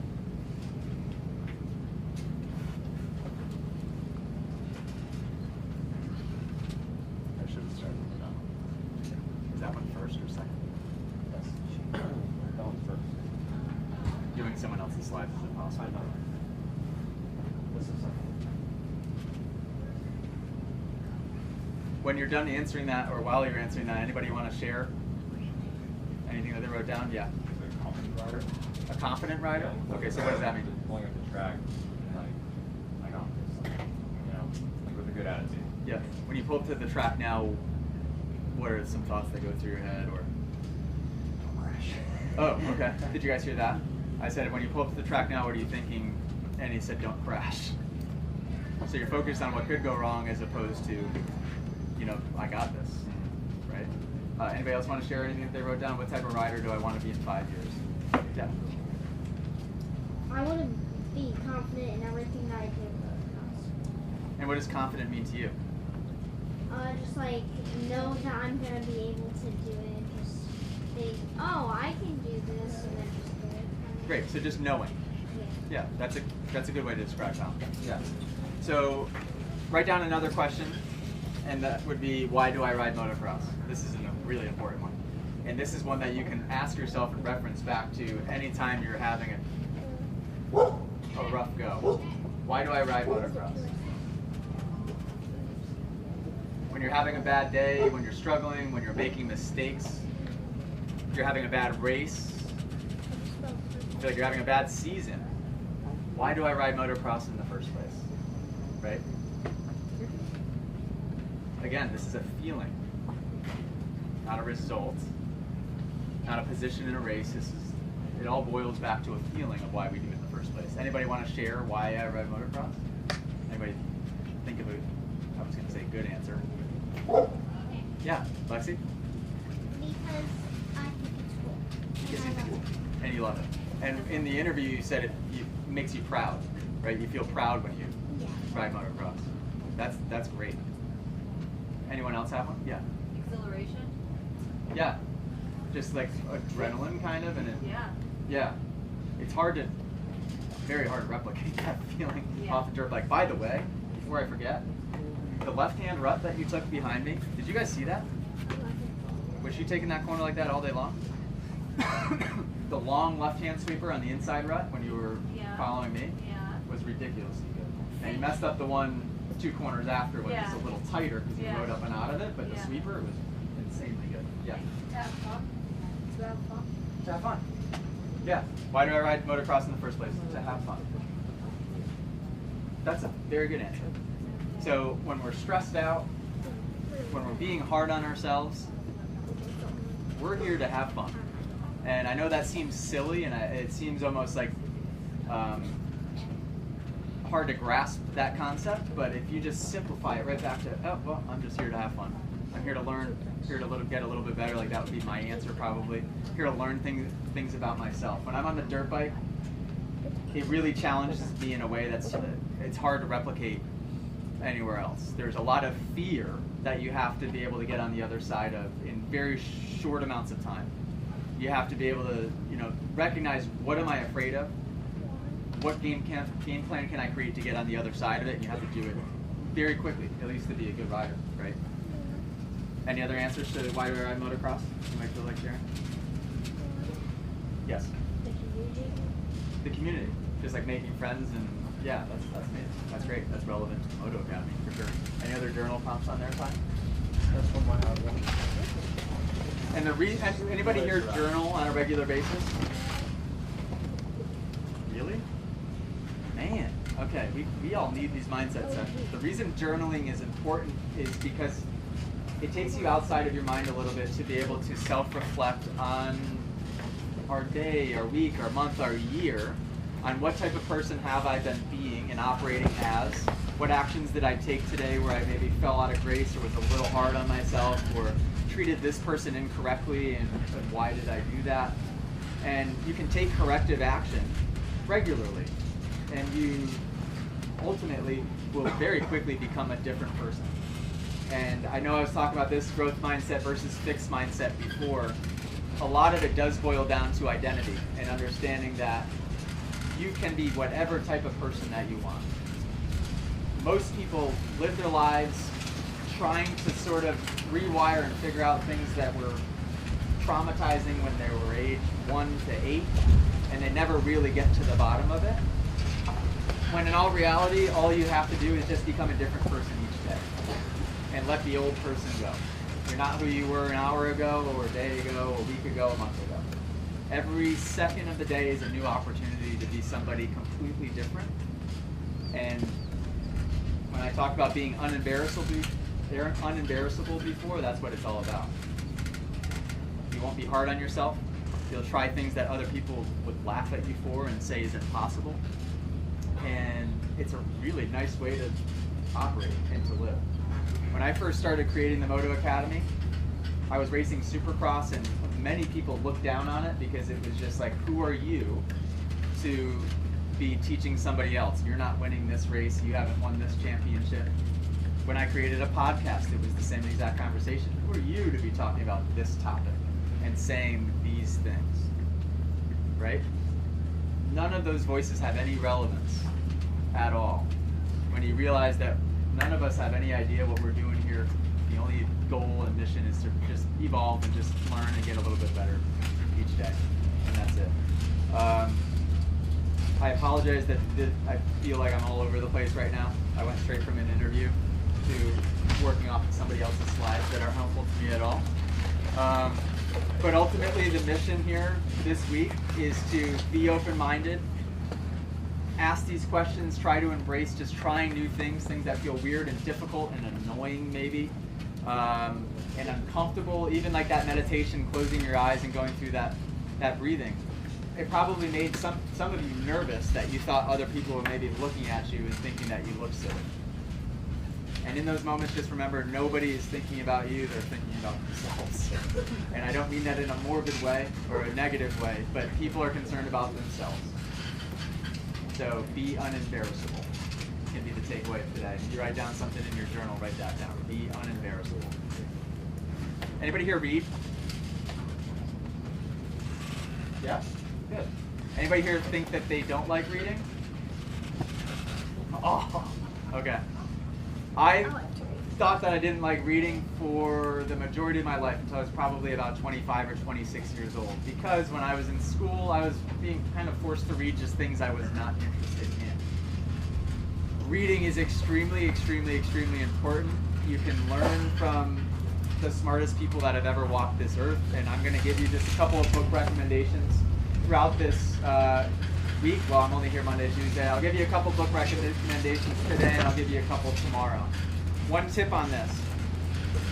I would, instead of even writing it down, if anybody here has your phone, I would go on Amazon and order the book right here, right now, and just read it. You never know when you read the one sentence or the one book at the perfect time, and it changes your entire life. And that's what happened to me in 2019, 2020. I picked up the book Think and Grow Rich by Napoleon Hill, and for whatever reason, when I picked up this book, I just decided that I was going to follow every single thing that it said without exception. Because what I would do in the past is I would make excuses or justify why I wouldn't do certain things. And it just always kept me stuck in my box. So I made a deal with myself and I said, I'm going to do everything this book tells me, no exceptions. I read it, I believed it, I did it, and then I went absolutely crazy with reading books every single day. Probably read 300 books since that first book, Think and Grow Rich. And like I said, my life has completely changed. Yeah. I read The Monk Who Sold His Ferrari. You read The Monk Who Sold His Ferrari? Yeah. Good book, isn't it? Yeah. Yeah. That's a great one. So you guys can read or write that one down or order it. It's called The Monk Who Sold His Ferrari. And I think it's by something Sharma. You know the name? Robert Sharma, maybe? Robert Sharma? The Monk Who Sold His Ferrari. Anybody know this book? And I have one more for you as well. And this is super easy, super short read. It's by Neville Goddard, and it's called The Power of Awareness. And an amazing quote from this book is one that I repeat all the time, and it is, the secret to life is persisting in the feeling of the wish fulfilled. So remember we talked about that visualization and that meditation practice that Roxon was doing before the championship. He was living that moment so vividly that he was feeling the emotions as if he had already won the championship. So Neville Goddard says that that is the secret to life, because when you're feeling that emotion as if it already exists right now, well then, what else do you need? You've done it. And when you can sustain and persist in that feeling, reality, what we see here, will match that of which you're feeling and that of which you are putting your attention on. And this is a practice behavior, because if you don't read for a night and you instead decide to watch Love Island for some reason on Netflix, then are you the person that reads at night and is leveling up, or are you the person that just watches a mindless show, right? There's no one or the other. There's no, I'll race this weekend, and I'm going to put my foot out for the corners and sit down and drop my elbows and forget everything that the coach has told us because I'm in this championship battle. You'll never become the new person. So how you do one thing is how you do everything, because where your attention lies is what your reality will be. And every second of every day is a new opportunity, right? So be easy on yourselves. If you're young, if any of this made sense whatsoever, you have a massive head start. I didn't begin this journey until I was 27 years old, right? If you're sitting here and you're maybe 37, 47, 57, it's not too late, I promise you.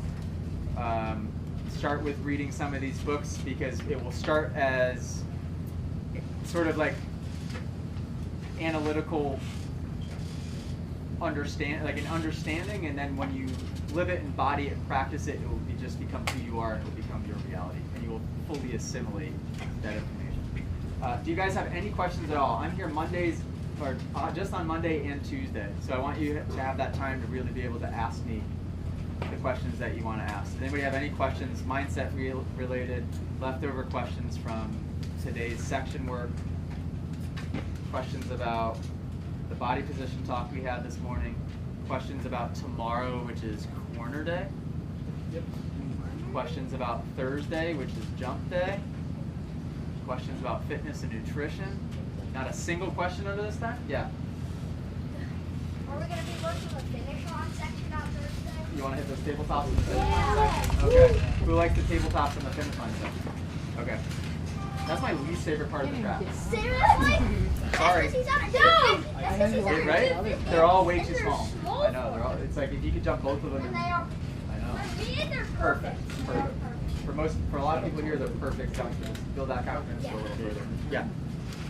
After you ride, I know in the morning to do foundation training. Is it recommended that we do it after, like just on your own time? Did you guys hear that question? So you said foundation training. I know we have you guys doing it in the morning.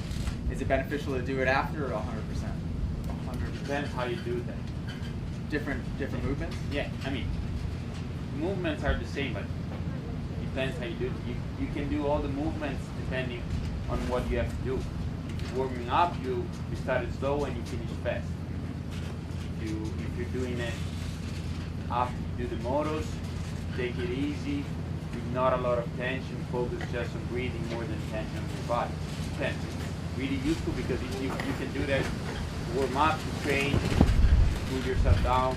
It just depends how you do the movement. Yeah, good question. Any other questions that you guys have? Yes. Where's the run going to be? Where's the run going to be? Surprise. Surprise. Okay. How many miles? It might be around the track. 12? It's like half an hour. Okay. Literally, you guys like It's only 14 miles. I feel like there's a lot of options here. I think it would be cool. Any other I questions? think we could like walk the track down there. What's a good meal for breakfast? I can tell you what I eat. So my wife is pretty darn particular in this. So I have 4 eggs. I have 3 pieces of bacon. I have some type of fruit. So normally I'd say like my favorite is like a blueberry or blackberry, maybe. What else is on my plate in the morning? That might be it. No, there's hard-boiled eggs. Oh, sausage links. It's all very specific type of food, though. You can't just get any old sausage link. Like this is, I don't know. Ty would probably know better than I do. Where's the carbs? You don't have no carbs? Sourdough or something. Fruit. Yeah, Ensure. Yeah, he needs Ensure. But Anybody in the crowd? there's usually a piece of bread on my plate. Oh yeah, Dave's Killer Bread. Well, right now this changes all the time. Dave's Killer Bread English muffin with what the heck is on it? Butter and she's been doing peanut butter on it. Butter and peanut butter. Is that good enough? What do you eat, Kate, in the morning? 3 eggs. Usually toast with peanut butter. Okay. And then on big training days, I'll do a protein fruit smoothie. Oh, so pretty close. Yeah. Okay. Well, what about you, Mitchell? 4 eggs, 3 pieces of bacon. Okay. 2 pieces of sourdough.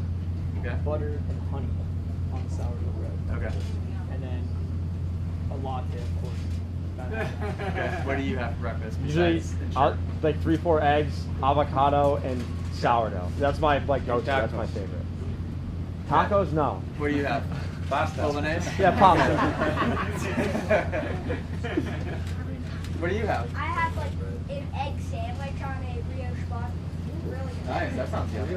Brioche. That sounds really good. I couldn't pronounce that till I was 30. Millie, my 2-year-old, she eats 2 eggs in the morning, which is unbelievable. With cottage cheese mixed in. Like she has so much cottage cheese, it's unbelievable. So Yeah. I naturally end up eating a lot of cottage cheese and then avocado. Who said avocado? I love it. She has avocado every morning, like a lot of it. What do you eat?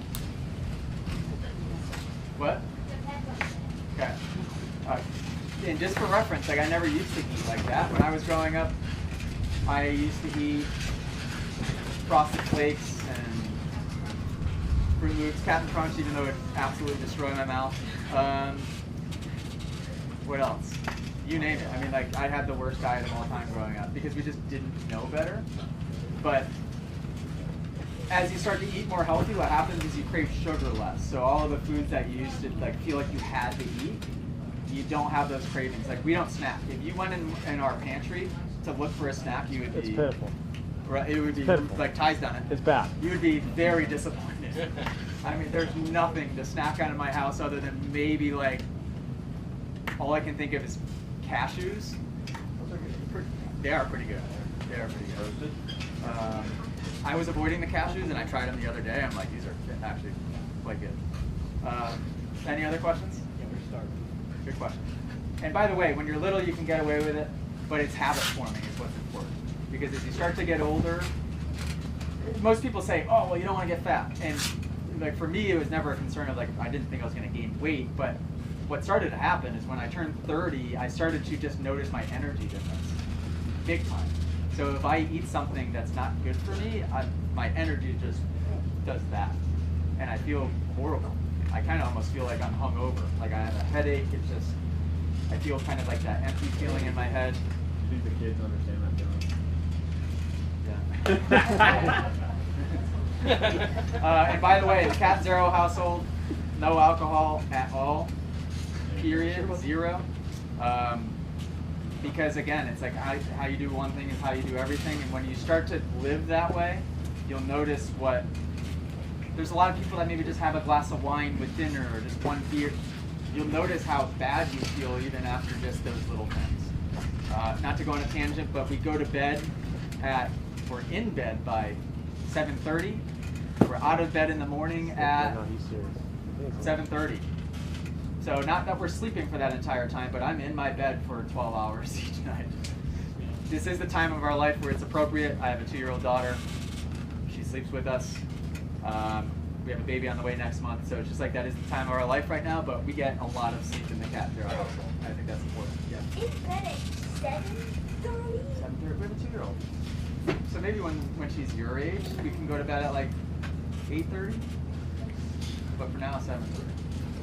Yeah. We have red light on in the room, no TVs.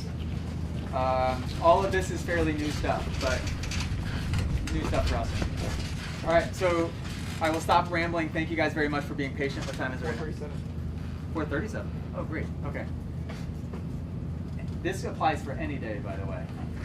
Do not leave until you ask the questions that you want to ask. Don't leave your section work until you ask the questions that you want to ask. I really want to make sure that, believe it or not, this is a relatively small group size for us for these 5-day camps. Take advantage of the fact that you've got 6 amazing coaches and additional Moto Academy staff here to be able to just help you with anything and everything. You could think of the most random question of all time. You could feel like it's totally random and unrelated to what we're doing, but we're here to help, right?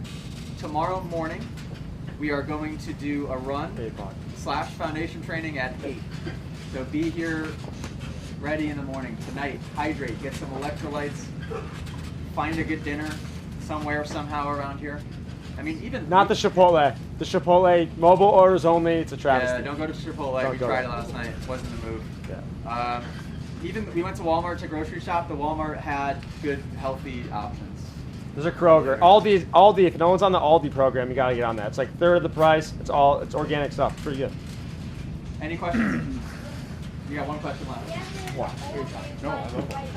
You do? Great. Yeah, no Costco. Thank you guys very much. Amazing first day. You all did awesome. Round of applause for everybody.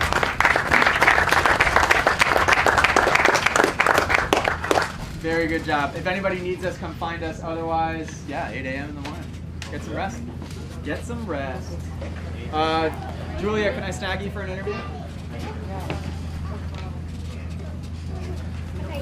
Oh, by the way, if anybody has a mechanic pass, Ty, their son, or sorry, Indy, their son broke his arm today, so they had to run out to, they're setting his arm at the hospital right now. Ouch.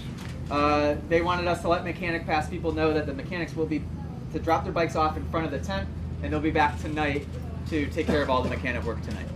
So thank you guys. Should we go back to Good work, everybody. Question? What kind of stuff are they doing at night with these bikes? So I can do it on hers? Are you a Mechanic Pass? No, I just want to know like what's their maintenance each They're- night. I don't know exactly, depending on the tier of Mechanic Pass the person has. It'll either be like oil change or wash the bike. I mean, I could. Air filter change, stuff like that. So, your bike, it's right there. I mean, if you have a ability to wash it, spray it down, but it's not. What about the? I should probably change the air filter. I didn't change it before we came. Where's the air filter on this thing? I would have to look. I don't I would know. imagine the oil, this thing would run forever on the same oil. So you probably Honestly, have to change the oil. Oh, I need to add some motor oil. Honestly, I would just, the only thing that this thing really needs is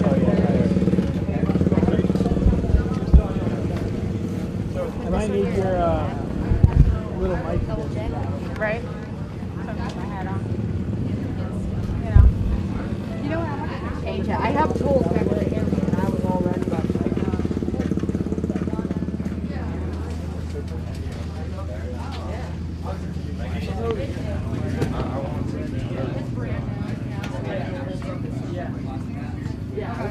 I mean, I have everything I need. I just need to know what they're doing on a nightly basis. So that way Honestly, these things are pretty bulletproof. Yeah.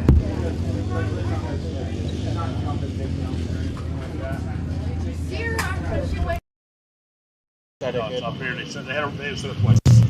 Testing, testing, testing. So this one was Ryan's, right? Yep. Okay.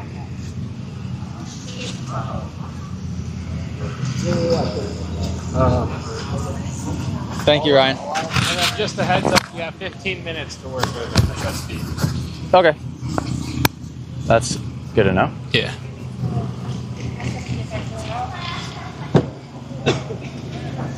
Am I good here?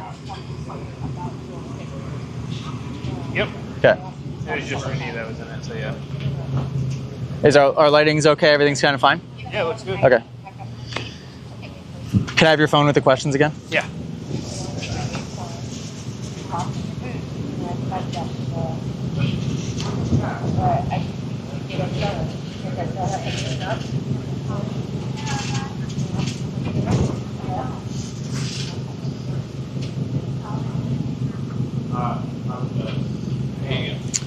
Thank you. Yes, sir. Who doesn't take bonus?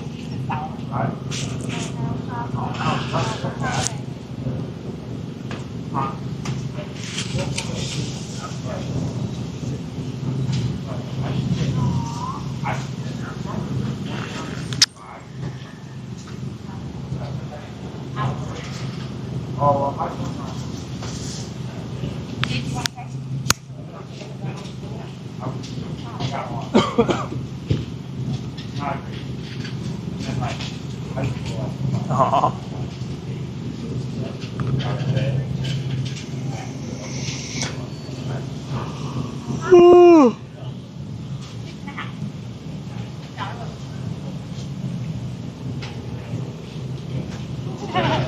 We took in a lot of us. Okay? Awesome, thank you. Yep. Ready to roll? Ready to roll. Okay, so we will mic you up just quickly if that's okay. Good deal.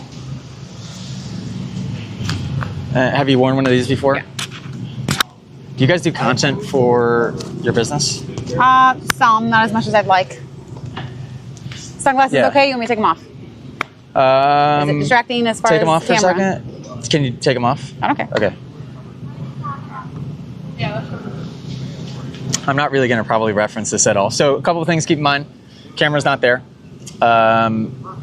However, when you answer a question, and I'll do my best to be a good interviewer, but you have to also remember, like, my talking won't be in the video. Gotcha. So, for example, if like for the kids, if I asked how old you are and they said 8, that's not helpful. You know, I am 8 years old would be helpful. I gotcha. Got it? Okay. All right, I'll have to think about that. Okay. If I'm doing a good job, you shouldn't have to think about it at all. Okay, so let's see. Good? Testing? Good?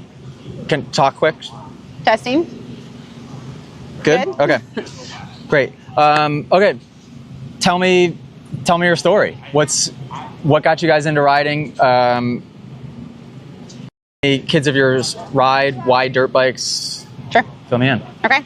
Well, my family, when I was a child, my dad raced. He loved it. My brothers raced. They all raced. And cool. we all got to go along. It was a great weekend. We'd all pack up in the truck and we'd get our pedal bikes and get to ride around the track when the guys were warming up. And it was fun getting to see my big brothers and my dad do their thing. I always said when we got older, I wanted my family to be able to do the same thing. Cool. So. But did you ever ride? I Other putted than bicycles? around. I did not race. I never got serious with it. In my family, boys did the riding, the girls did the helping. So Awesome. as I got older, I got my first bike whenever I was, I think, 18. Yeah. I'm gonna say I Hang had a on one Honda. second, sorry.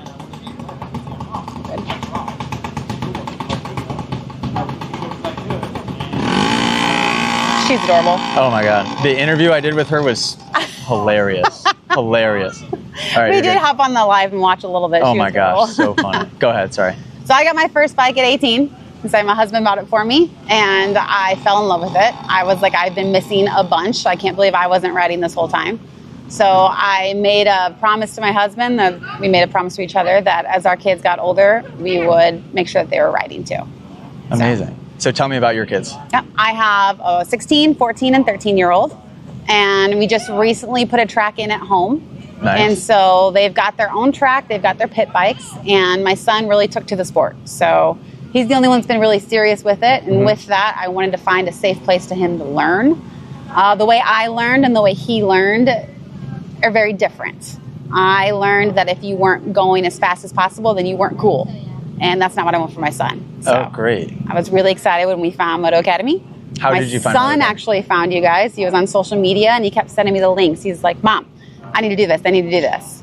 And looked into it. I was kind of skeptical. Like, okay, I've never heard of anything like this before. Classes for riding, but Isn't that crazy? He's taken to it. He loves it. It's something that I wish we had when I was growing up. Even now, watching my son today, I'm like, I wish I did this. I wish I could do this. I wish this was here when we were younger. So. What are your observations? What are your goals for your son in riding? Just to be safe. I think I've got bigger goals for him than he does, honestly. I don't think Okay. he even knows. Sky's the limit. I mean, I'm here to make sure that it's a possibility. And I would love for him to be able to fall in love with the sport like we have. Yep. And I think that that's working. And so my goal is for him to be confident on the track Yep. and to be safe on the track. Does he struggle with confidence at all? Yes. Okay. How does that manifest? Like, in what situations is it obvious that he's lacking confidence? Is it mostly around dirt bikes? Is it around other things? Well, so we homeschooled, and so we were all very, very close family. But when it comes to big group events and big things, he's a little bit more hesitant to step out in front. When you first come in, you're asked here, what level of rider are you? And then you're assigned a color. Yeah. He always picks the lowest one every time. And we have a track at home. He's riding at home weekly, and he's definitely not a newbie. And then he's constantly frustrated that he's not going faster. So I like to see him grow that confidence while he's out there to be able to make that next leap. Do you guys race? We don't. My brothers did. I've Okay. never raced. Okay. Is there any plan to race? Yes, I did get him his card. I got his card. We never did any of the races. Okay. I'd love to get him there. Okay. One thing I will say with the racing is just you just have to approach it with the right mindset. Sure. Is all. It's very easy to fall into the trap. Yeah. Right. And chasing results, trying to go fast, where fast is the only definition of, am I doing this right or not? Right. Right. I know that sounds obvious, but it's just so easy to fall into that trap. If you could just approach it with, this is just an additional thing to do to learn and have fun. Amazing. I consider it now differently than I did as a kid. Yeah. Like I said, my brothers all raced, and if you weren't going as fast as possible, then you weren't doing it right. Yep. I don't really support that, especially now that it's my own son. I don't want injuries. I would like to see it as a next step. You get the bike, you fall in love with the sport. Now we're learning, and then when he's ready to take it to that next step, when he comes to me and says, "Mom, I want to race," then we'll join the race circuit. But until then, Yeah. Amazing. I may have jumped the gun whenever I got the card for him. That's fine. What were the big goals then for, you might have already said this, but at leaving this week, on Friday when the week's all said and done? Like, what does a successful week look like for him and for you? For him, time on the track. I'll say grow the love of the sport. I'd like to see him when we leave here, I want him to look at me and say, when are we doing the next one? Yeah. That's my goal, to continue learning. And cool. Do you think we have hope for that to happen after today? What's the consensus? I think he was a little nervous this morning. Okay. A little hesitant. And after his first, ride out, he came back in. I'm like, well, are you glad we came? He's like, oh yeah, absolutely. Cool. And it was all stand up. So like, there's not a lot of excitement in that. Yeah. Right. That's very cool. I know it. Is there anything that we could do on a Monday morning to make it less, I mean, obviously we try to make it, everyone feel comfortable, but do you think there's anything we can do to make it less intimidating coming in? I don't know. I mean, I'd love to come back with you on that answer, because I think it's just that initial get here, get in, You don't know who else is going to be out there. Yeah. I think the age thing is big, because I love that it's advertised as a big, everybody's included, but he's 12. And so when he's walking in and he's trying to find out where he belongs, it's intimidating whenever you've got the older teenagers and then the more mature men. And then you've got the little ones here too. So he's kind of like, Yeah. It's just like, where am I going to fit in? Yes, kind of. Exactly. What was the decision like to homeschool? Was that an obvious one, or? I don't know where you guys all stand. We didn't support the things that were happening in public school. Yeah. A lot of the gender issues and that kind of thing, and we just didn't want our children around that. Yep. So we chose to homeschool. Loved right from the beginning? Oh, no, actually. We started in elementary school in public. And then from there, we went Montessori, because it was like, okay, there was a lot of things happening, even at the younger age, that we did not support. So we pulled them out. We did Montessori, which is a different structure. Yep. Liked it. Again, you're still relying on a different adult to be the majority influence in your child's life. Yeah. So unless you follow the same values as they do, which is very hard to find, no one's going to teach your kid better than you, right? So pull them out of school completely. Once COVID happened, we were not doing the masks, so we're not doing all that stuff. So we stuck with it. And then thankfully, our company grew, and I was required to be in 2 places at once, and I couldn't give 100% of me to both areas. So the kids are now back in school. Private school. Okay. And we're working with it. They like it. They do. We are missing finals this week to be here. That's how important you guys are to us. Wow. Okay. I like we that. skipped finals, and we're going to do makeup finals when we get back. Just for the record, our kids won't go to school. If you can manage it, I 100%. I still. Yeah. They might go on like field trips. Like my daughter thinks the bus is cool when it drives by. So like if she wants to for like, I don't know if that's even possible. I was going to say like a week or something and go have fun.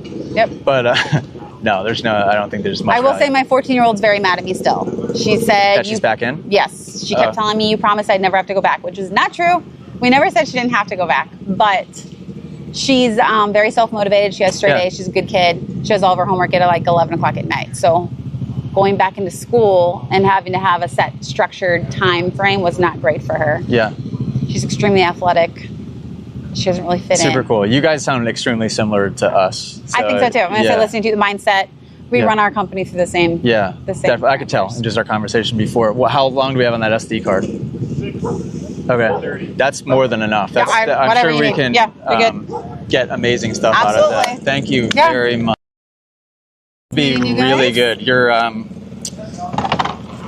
good You made interview. it very easy. I don't feel like we actually covered any important stuff. No, but that's the beauty of a good editor. Yeah. Hopefully. I say, good luck, bro. Yeah. No, I feel like that will come off really I don't feel nice. like you asked me any questions. I did okay. Good. Great. Okay. So I did my job. Yeah, you did great. You made Thank you very much for doing that. Good deal. So we have 6 minutes. Yes. Okay. Just give me like 3 minutes. Yeah. You want to go first? Okay. We'll have to keep it super short because we got 6 minutes left on this SD card. But sorry, I'm stealing this back. You're good. Have you used one of these before? Yes. Okay. You want the mic on the inside? Yeah. The fuzzy can show a little bit. Okay. Like that. Okay. Did you listen to that at all? Well, I was trying, and then we started talking to Coach Mitchell, so I didn't. Okay. So she was almost caught off guard to the fact that it just felt like a conversation. So that's kind of the goal. I think that what we struggled with in the past is the interviews felt I wasn't doing them, but they felt staged, and so it just made the person feel uncomfortable. Right. So pretend the camera's not there. However, when you answer questions, just keep in mind that the audience doesn't know what you're talking about. Right. So if you want to add context to your answer, as you're answering, for example, if I were to say, you know, not that I'm going to ask you how old you are, but how old are you? You can't say, I'm 8. Yeah. You would say, I am 8 years old. Okay. Right. Okay. Okay. Awesome. So tell me a little bit about your story. Maybe what your name is, a little bit about your family, and how the heck you got into dirt bike riding. Okay. My name is Molly. I am the mom of 5 kids. Wow. We have a big age range. So we've got 13. That's Tilly. She's our oldest. She's the one here at camp today. And then we have a 9-month-old, and that's Millie. Millie? Yes. Oh, no way. So we have Tilly and Millie on the ends, and then boys in between. So we have an 11-year-old, and then that's Wyatt. We've got an 8-year-old, Hunter, and then a 2-year-old Connor. So we're busy. Are you done? Yes, Okay. we're done. And we just got into dirt bikes about a year ago. We bought a marketplace find, just a cheap old 60, a KX60. Wow. And the idea was just for everyone to be able to get on it and learn to ride. Neither of us grew up having anything to do with how dirt bikes. Our kids wanted one. They're like, how? What's that? How was that even on their radar? Because we have their friends are into dirt bikes, and you know, we live out in the country, and it's just kind of something everyone does, whether they are actually racing or just, you know, at the campground with the dirt bike, or a lot of our friends have property and they'll have their friends over and bring the bikes. We're going to ride around. So they were all asking for a dirt bike, and we're like, well, let's start with this. We really have no idea what we're doing. So you started on a KX65? Yes. That's a very hard bike to learn on, by the way. No, a 60. Yeah, Like so like an old 60. I guess they're the same. Yeah. But yeah. That's a hard bike to learn on. It was the right price. It was close to us, so we could just go pick it up. And my husband's he's a diesel mechanic, but he's like, I feel like a 2-stroke is going to be best because I'm going to be able to figure it out the easiest. Sure. So we just went with it. We brought it home, and Tilly got on it first, I think, and we were like, whoa, we kind of got to figure this out, baby steps. Yeah. So they all fell in love with it. Well, obviously not the babies, but the 3 older kids really fell in love with it. And then everyone wanted their own bike. So the kids started saving and doing more chores. And Tilly had found a bike on my marketplace. Is that what this one is? Yes. And she had it saved on her background, and she would send it to me in like heart eye emojis, my baby. And we're Before like, she even had it? Yes. And we're like, we'll do whatever we can to get it. And then we did end up getting it for her. And that exact bike? yes. And visualization, after that, see? Yes. Yep. And after that, she was hooked. We couldn't keep her off of it. She would ride circle. We have a dirt bike path around our house from her through the grass, just all the time. And she was going through like a teenage girl, plus life got hard, dealing with having separated parents. She just was carrying a lot on her shoulders. And she would get on the bike and nothing else mattered. Sorry. No, please. And we watched her go from quiet, wanting to be in her room all the time, isolating herself, kind of losing a love for life, to sitting at the door waiting for Dad to get home and can I get my bike out? Can I get my bike out? And then wanting to be involved in the maintenance of the bike. Like, do we need to change my oil? Do we need to change my air filter? She wanted to be in the garage all the time, and it really strengthened their relationship Ryan is her stepdad, and they grew so close just bonding over the bike and her learning everything. She actually ended up blowing her bike up in the yard, and them two rebuilt the top and bottom end together. So yeah, that's kind of how it got started, and then to where we're at. She's about a month out from the rebuild, and she knows more about dirt bikes than I do. I don't know how to rebuild a bike. So thank you.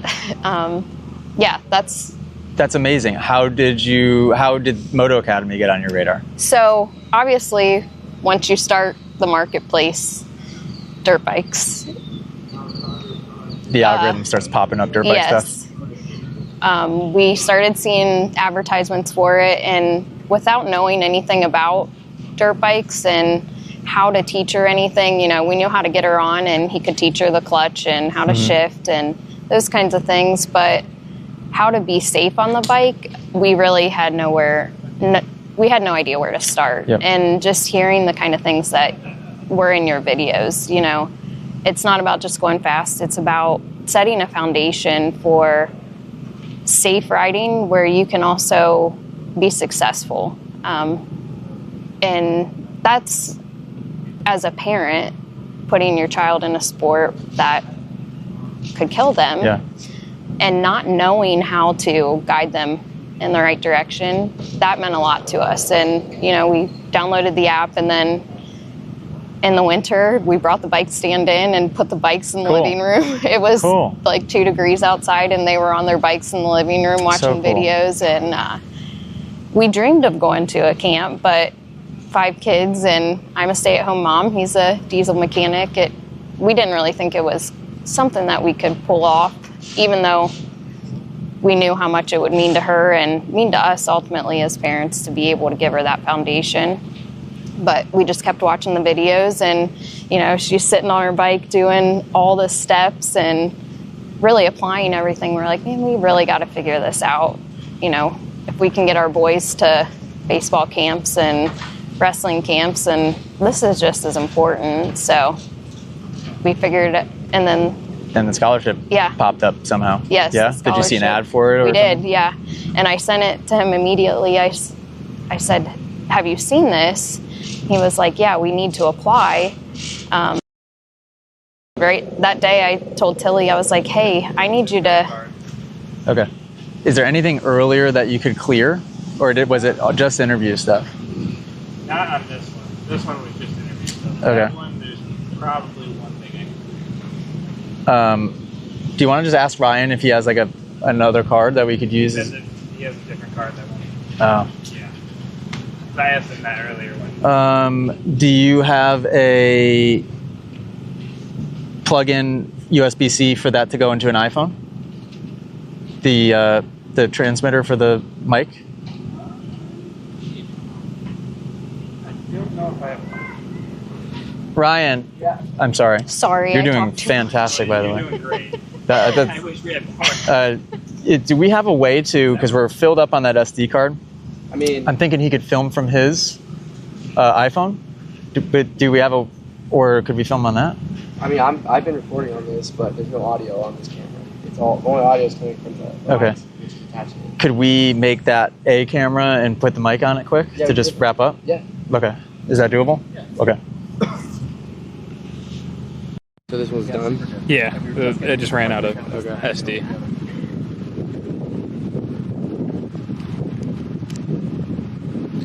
That's the type of stuff that like everyone has such a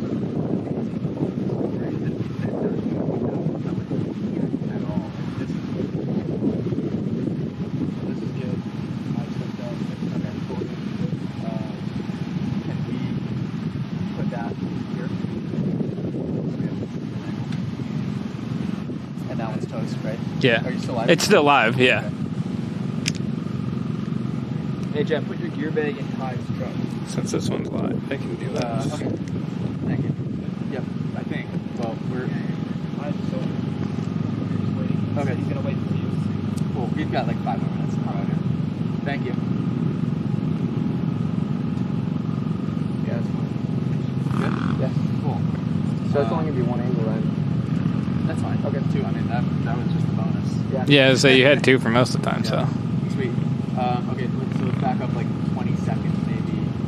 You saw the ad? Yes, I saw the ad for the scholarship program on Facebook, and I sent it to Ryan, and I sent him this list. But yeah, I had to do that to apply.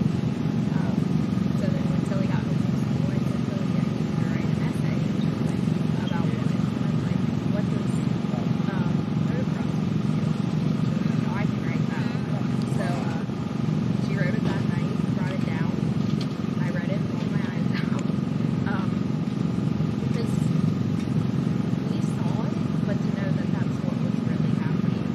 Seeing her come out of a dark place because of motocross, and then to know that's really what was happening, really just a full circle moment. So she wrote it, kind of told them a little bit of our story, family of 5, and sent it in, and heard back relatively quickly, and she was so excited. I said the whole scholarship got accepted, or she got accepted for the scholarship, and then the planning begins. I'm so happy that we were able to get you guys to. I mean, you were the exact type of people that this body did. Yeah, we're really thankful. I mean, and Al, who you were that communication with for the scholarships, the acceptance of the scholarship, has struggled for years and years and years with depression. And so he's just like a really good, empathetic person in that role to just understand that, you know, everyone has a story. And yeah, I just want to make sure that like this is a very expensive operation for us, and I think it's extremely valuable. The justification of the high price point, but I'm like, we can't box out the people that would be going. Really. Al has been amazing. And we emailed today. We've still been back and forth. But yeah, he was great. We worked with James as well. So we're just really this has been awesome for our family. We have our boys here too, and they love watching all day. So yeah. Was today a success? Yes. She, the first time she came off of or the started over there, she rode over to the tent, jumped off the bike. She said, I am so proud of myself. That was the first thing that she said. Really? Yeah. Sorry. She came in nervous. I mean, she hasn't been on the track. We just ride around town. We went to Unprep, just like fun day at a local track, and rode around for a little bit. But to hear her come off after going in, panicking, nervous, doubting herself, and just say, I'm so proud of myself. Okay, worth it. Whole week's worth it. So, yeah. Wow. Okay. That's all we need. Yeah, that was awesome. Thank you. Thank you. That was, yeah, you guys are awesome. And by the way, please, after this week, talk to Renee. Let her know that I just said something about, like, after this, I would love to be able to help out. So, because we live in an area where we have a lot of these, so I don't know what your life is as far as not just financial commitment, but I would love to be able to help out and get another one. So, because that's really special. You did so good. I have good news for you. You don't even have to go.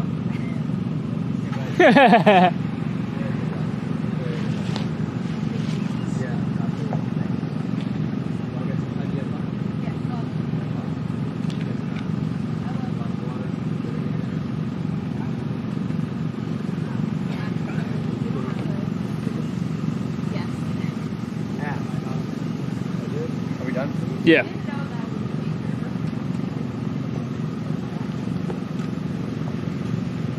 That's yours.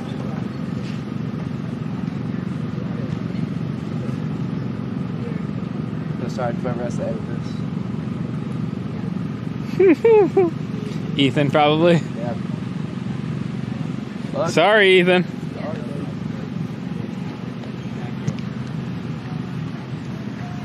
Well, that was unbelievably good. That was sick. That was beautiful. Ryan, you got a chair back over there? Yeah. I've got a mic. Oh, yep. Cam is gonna be so happy with that.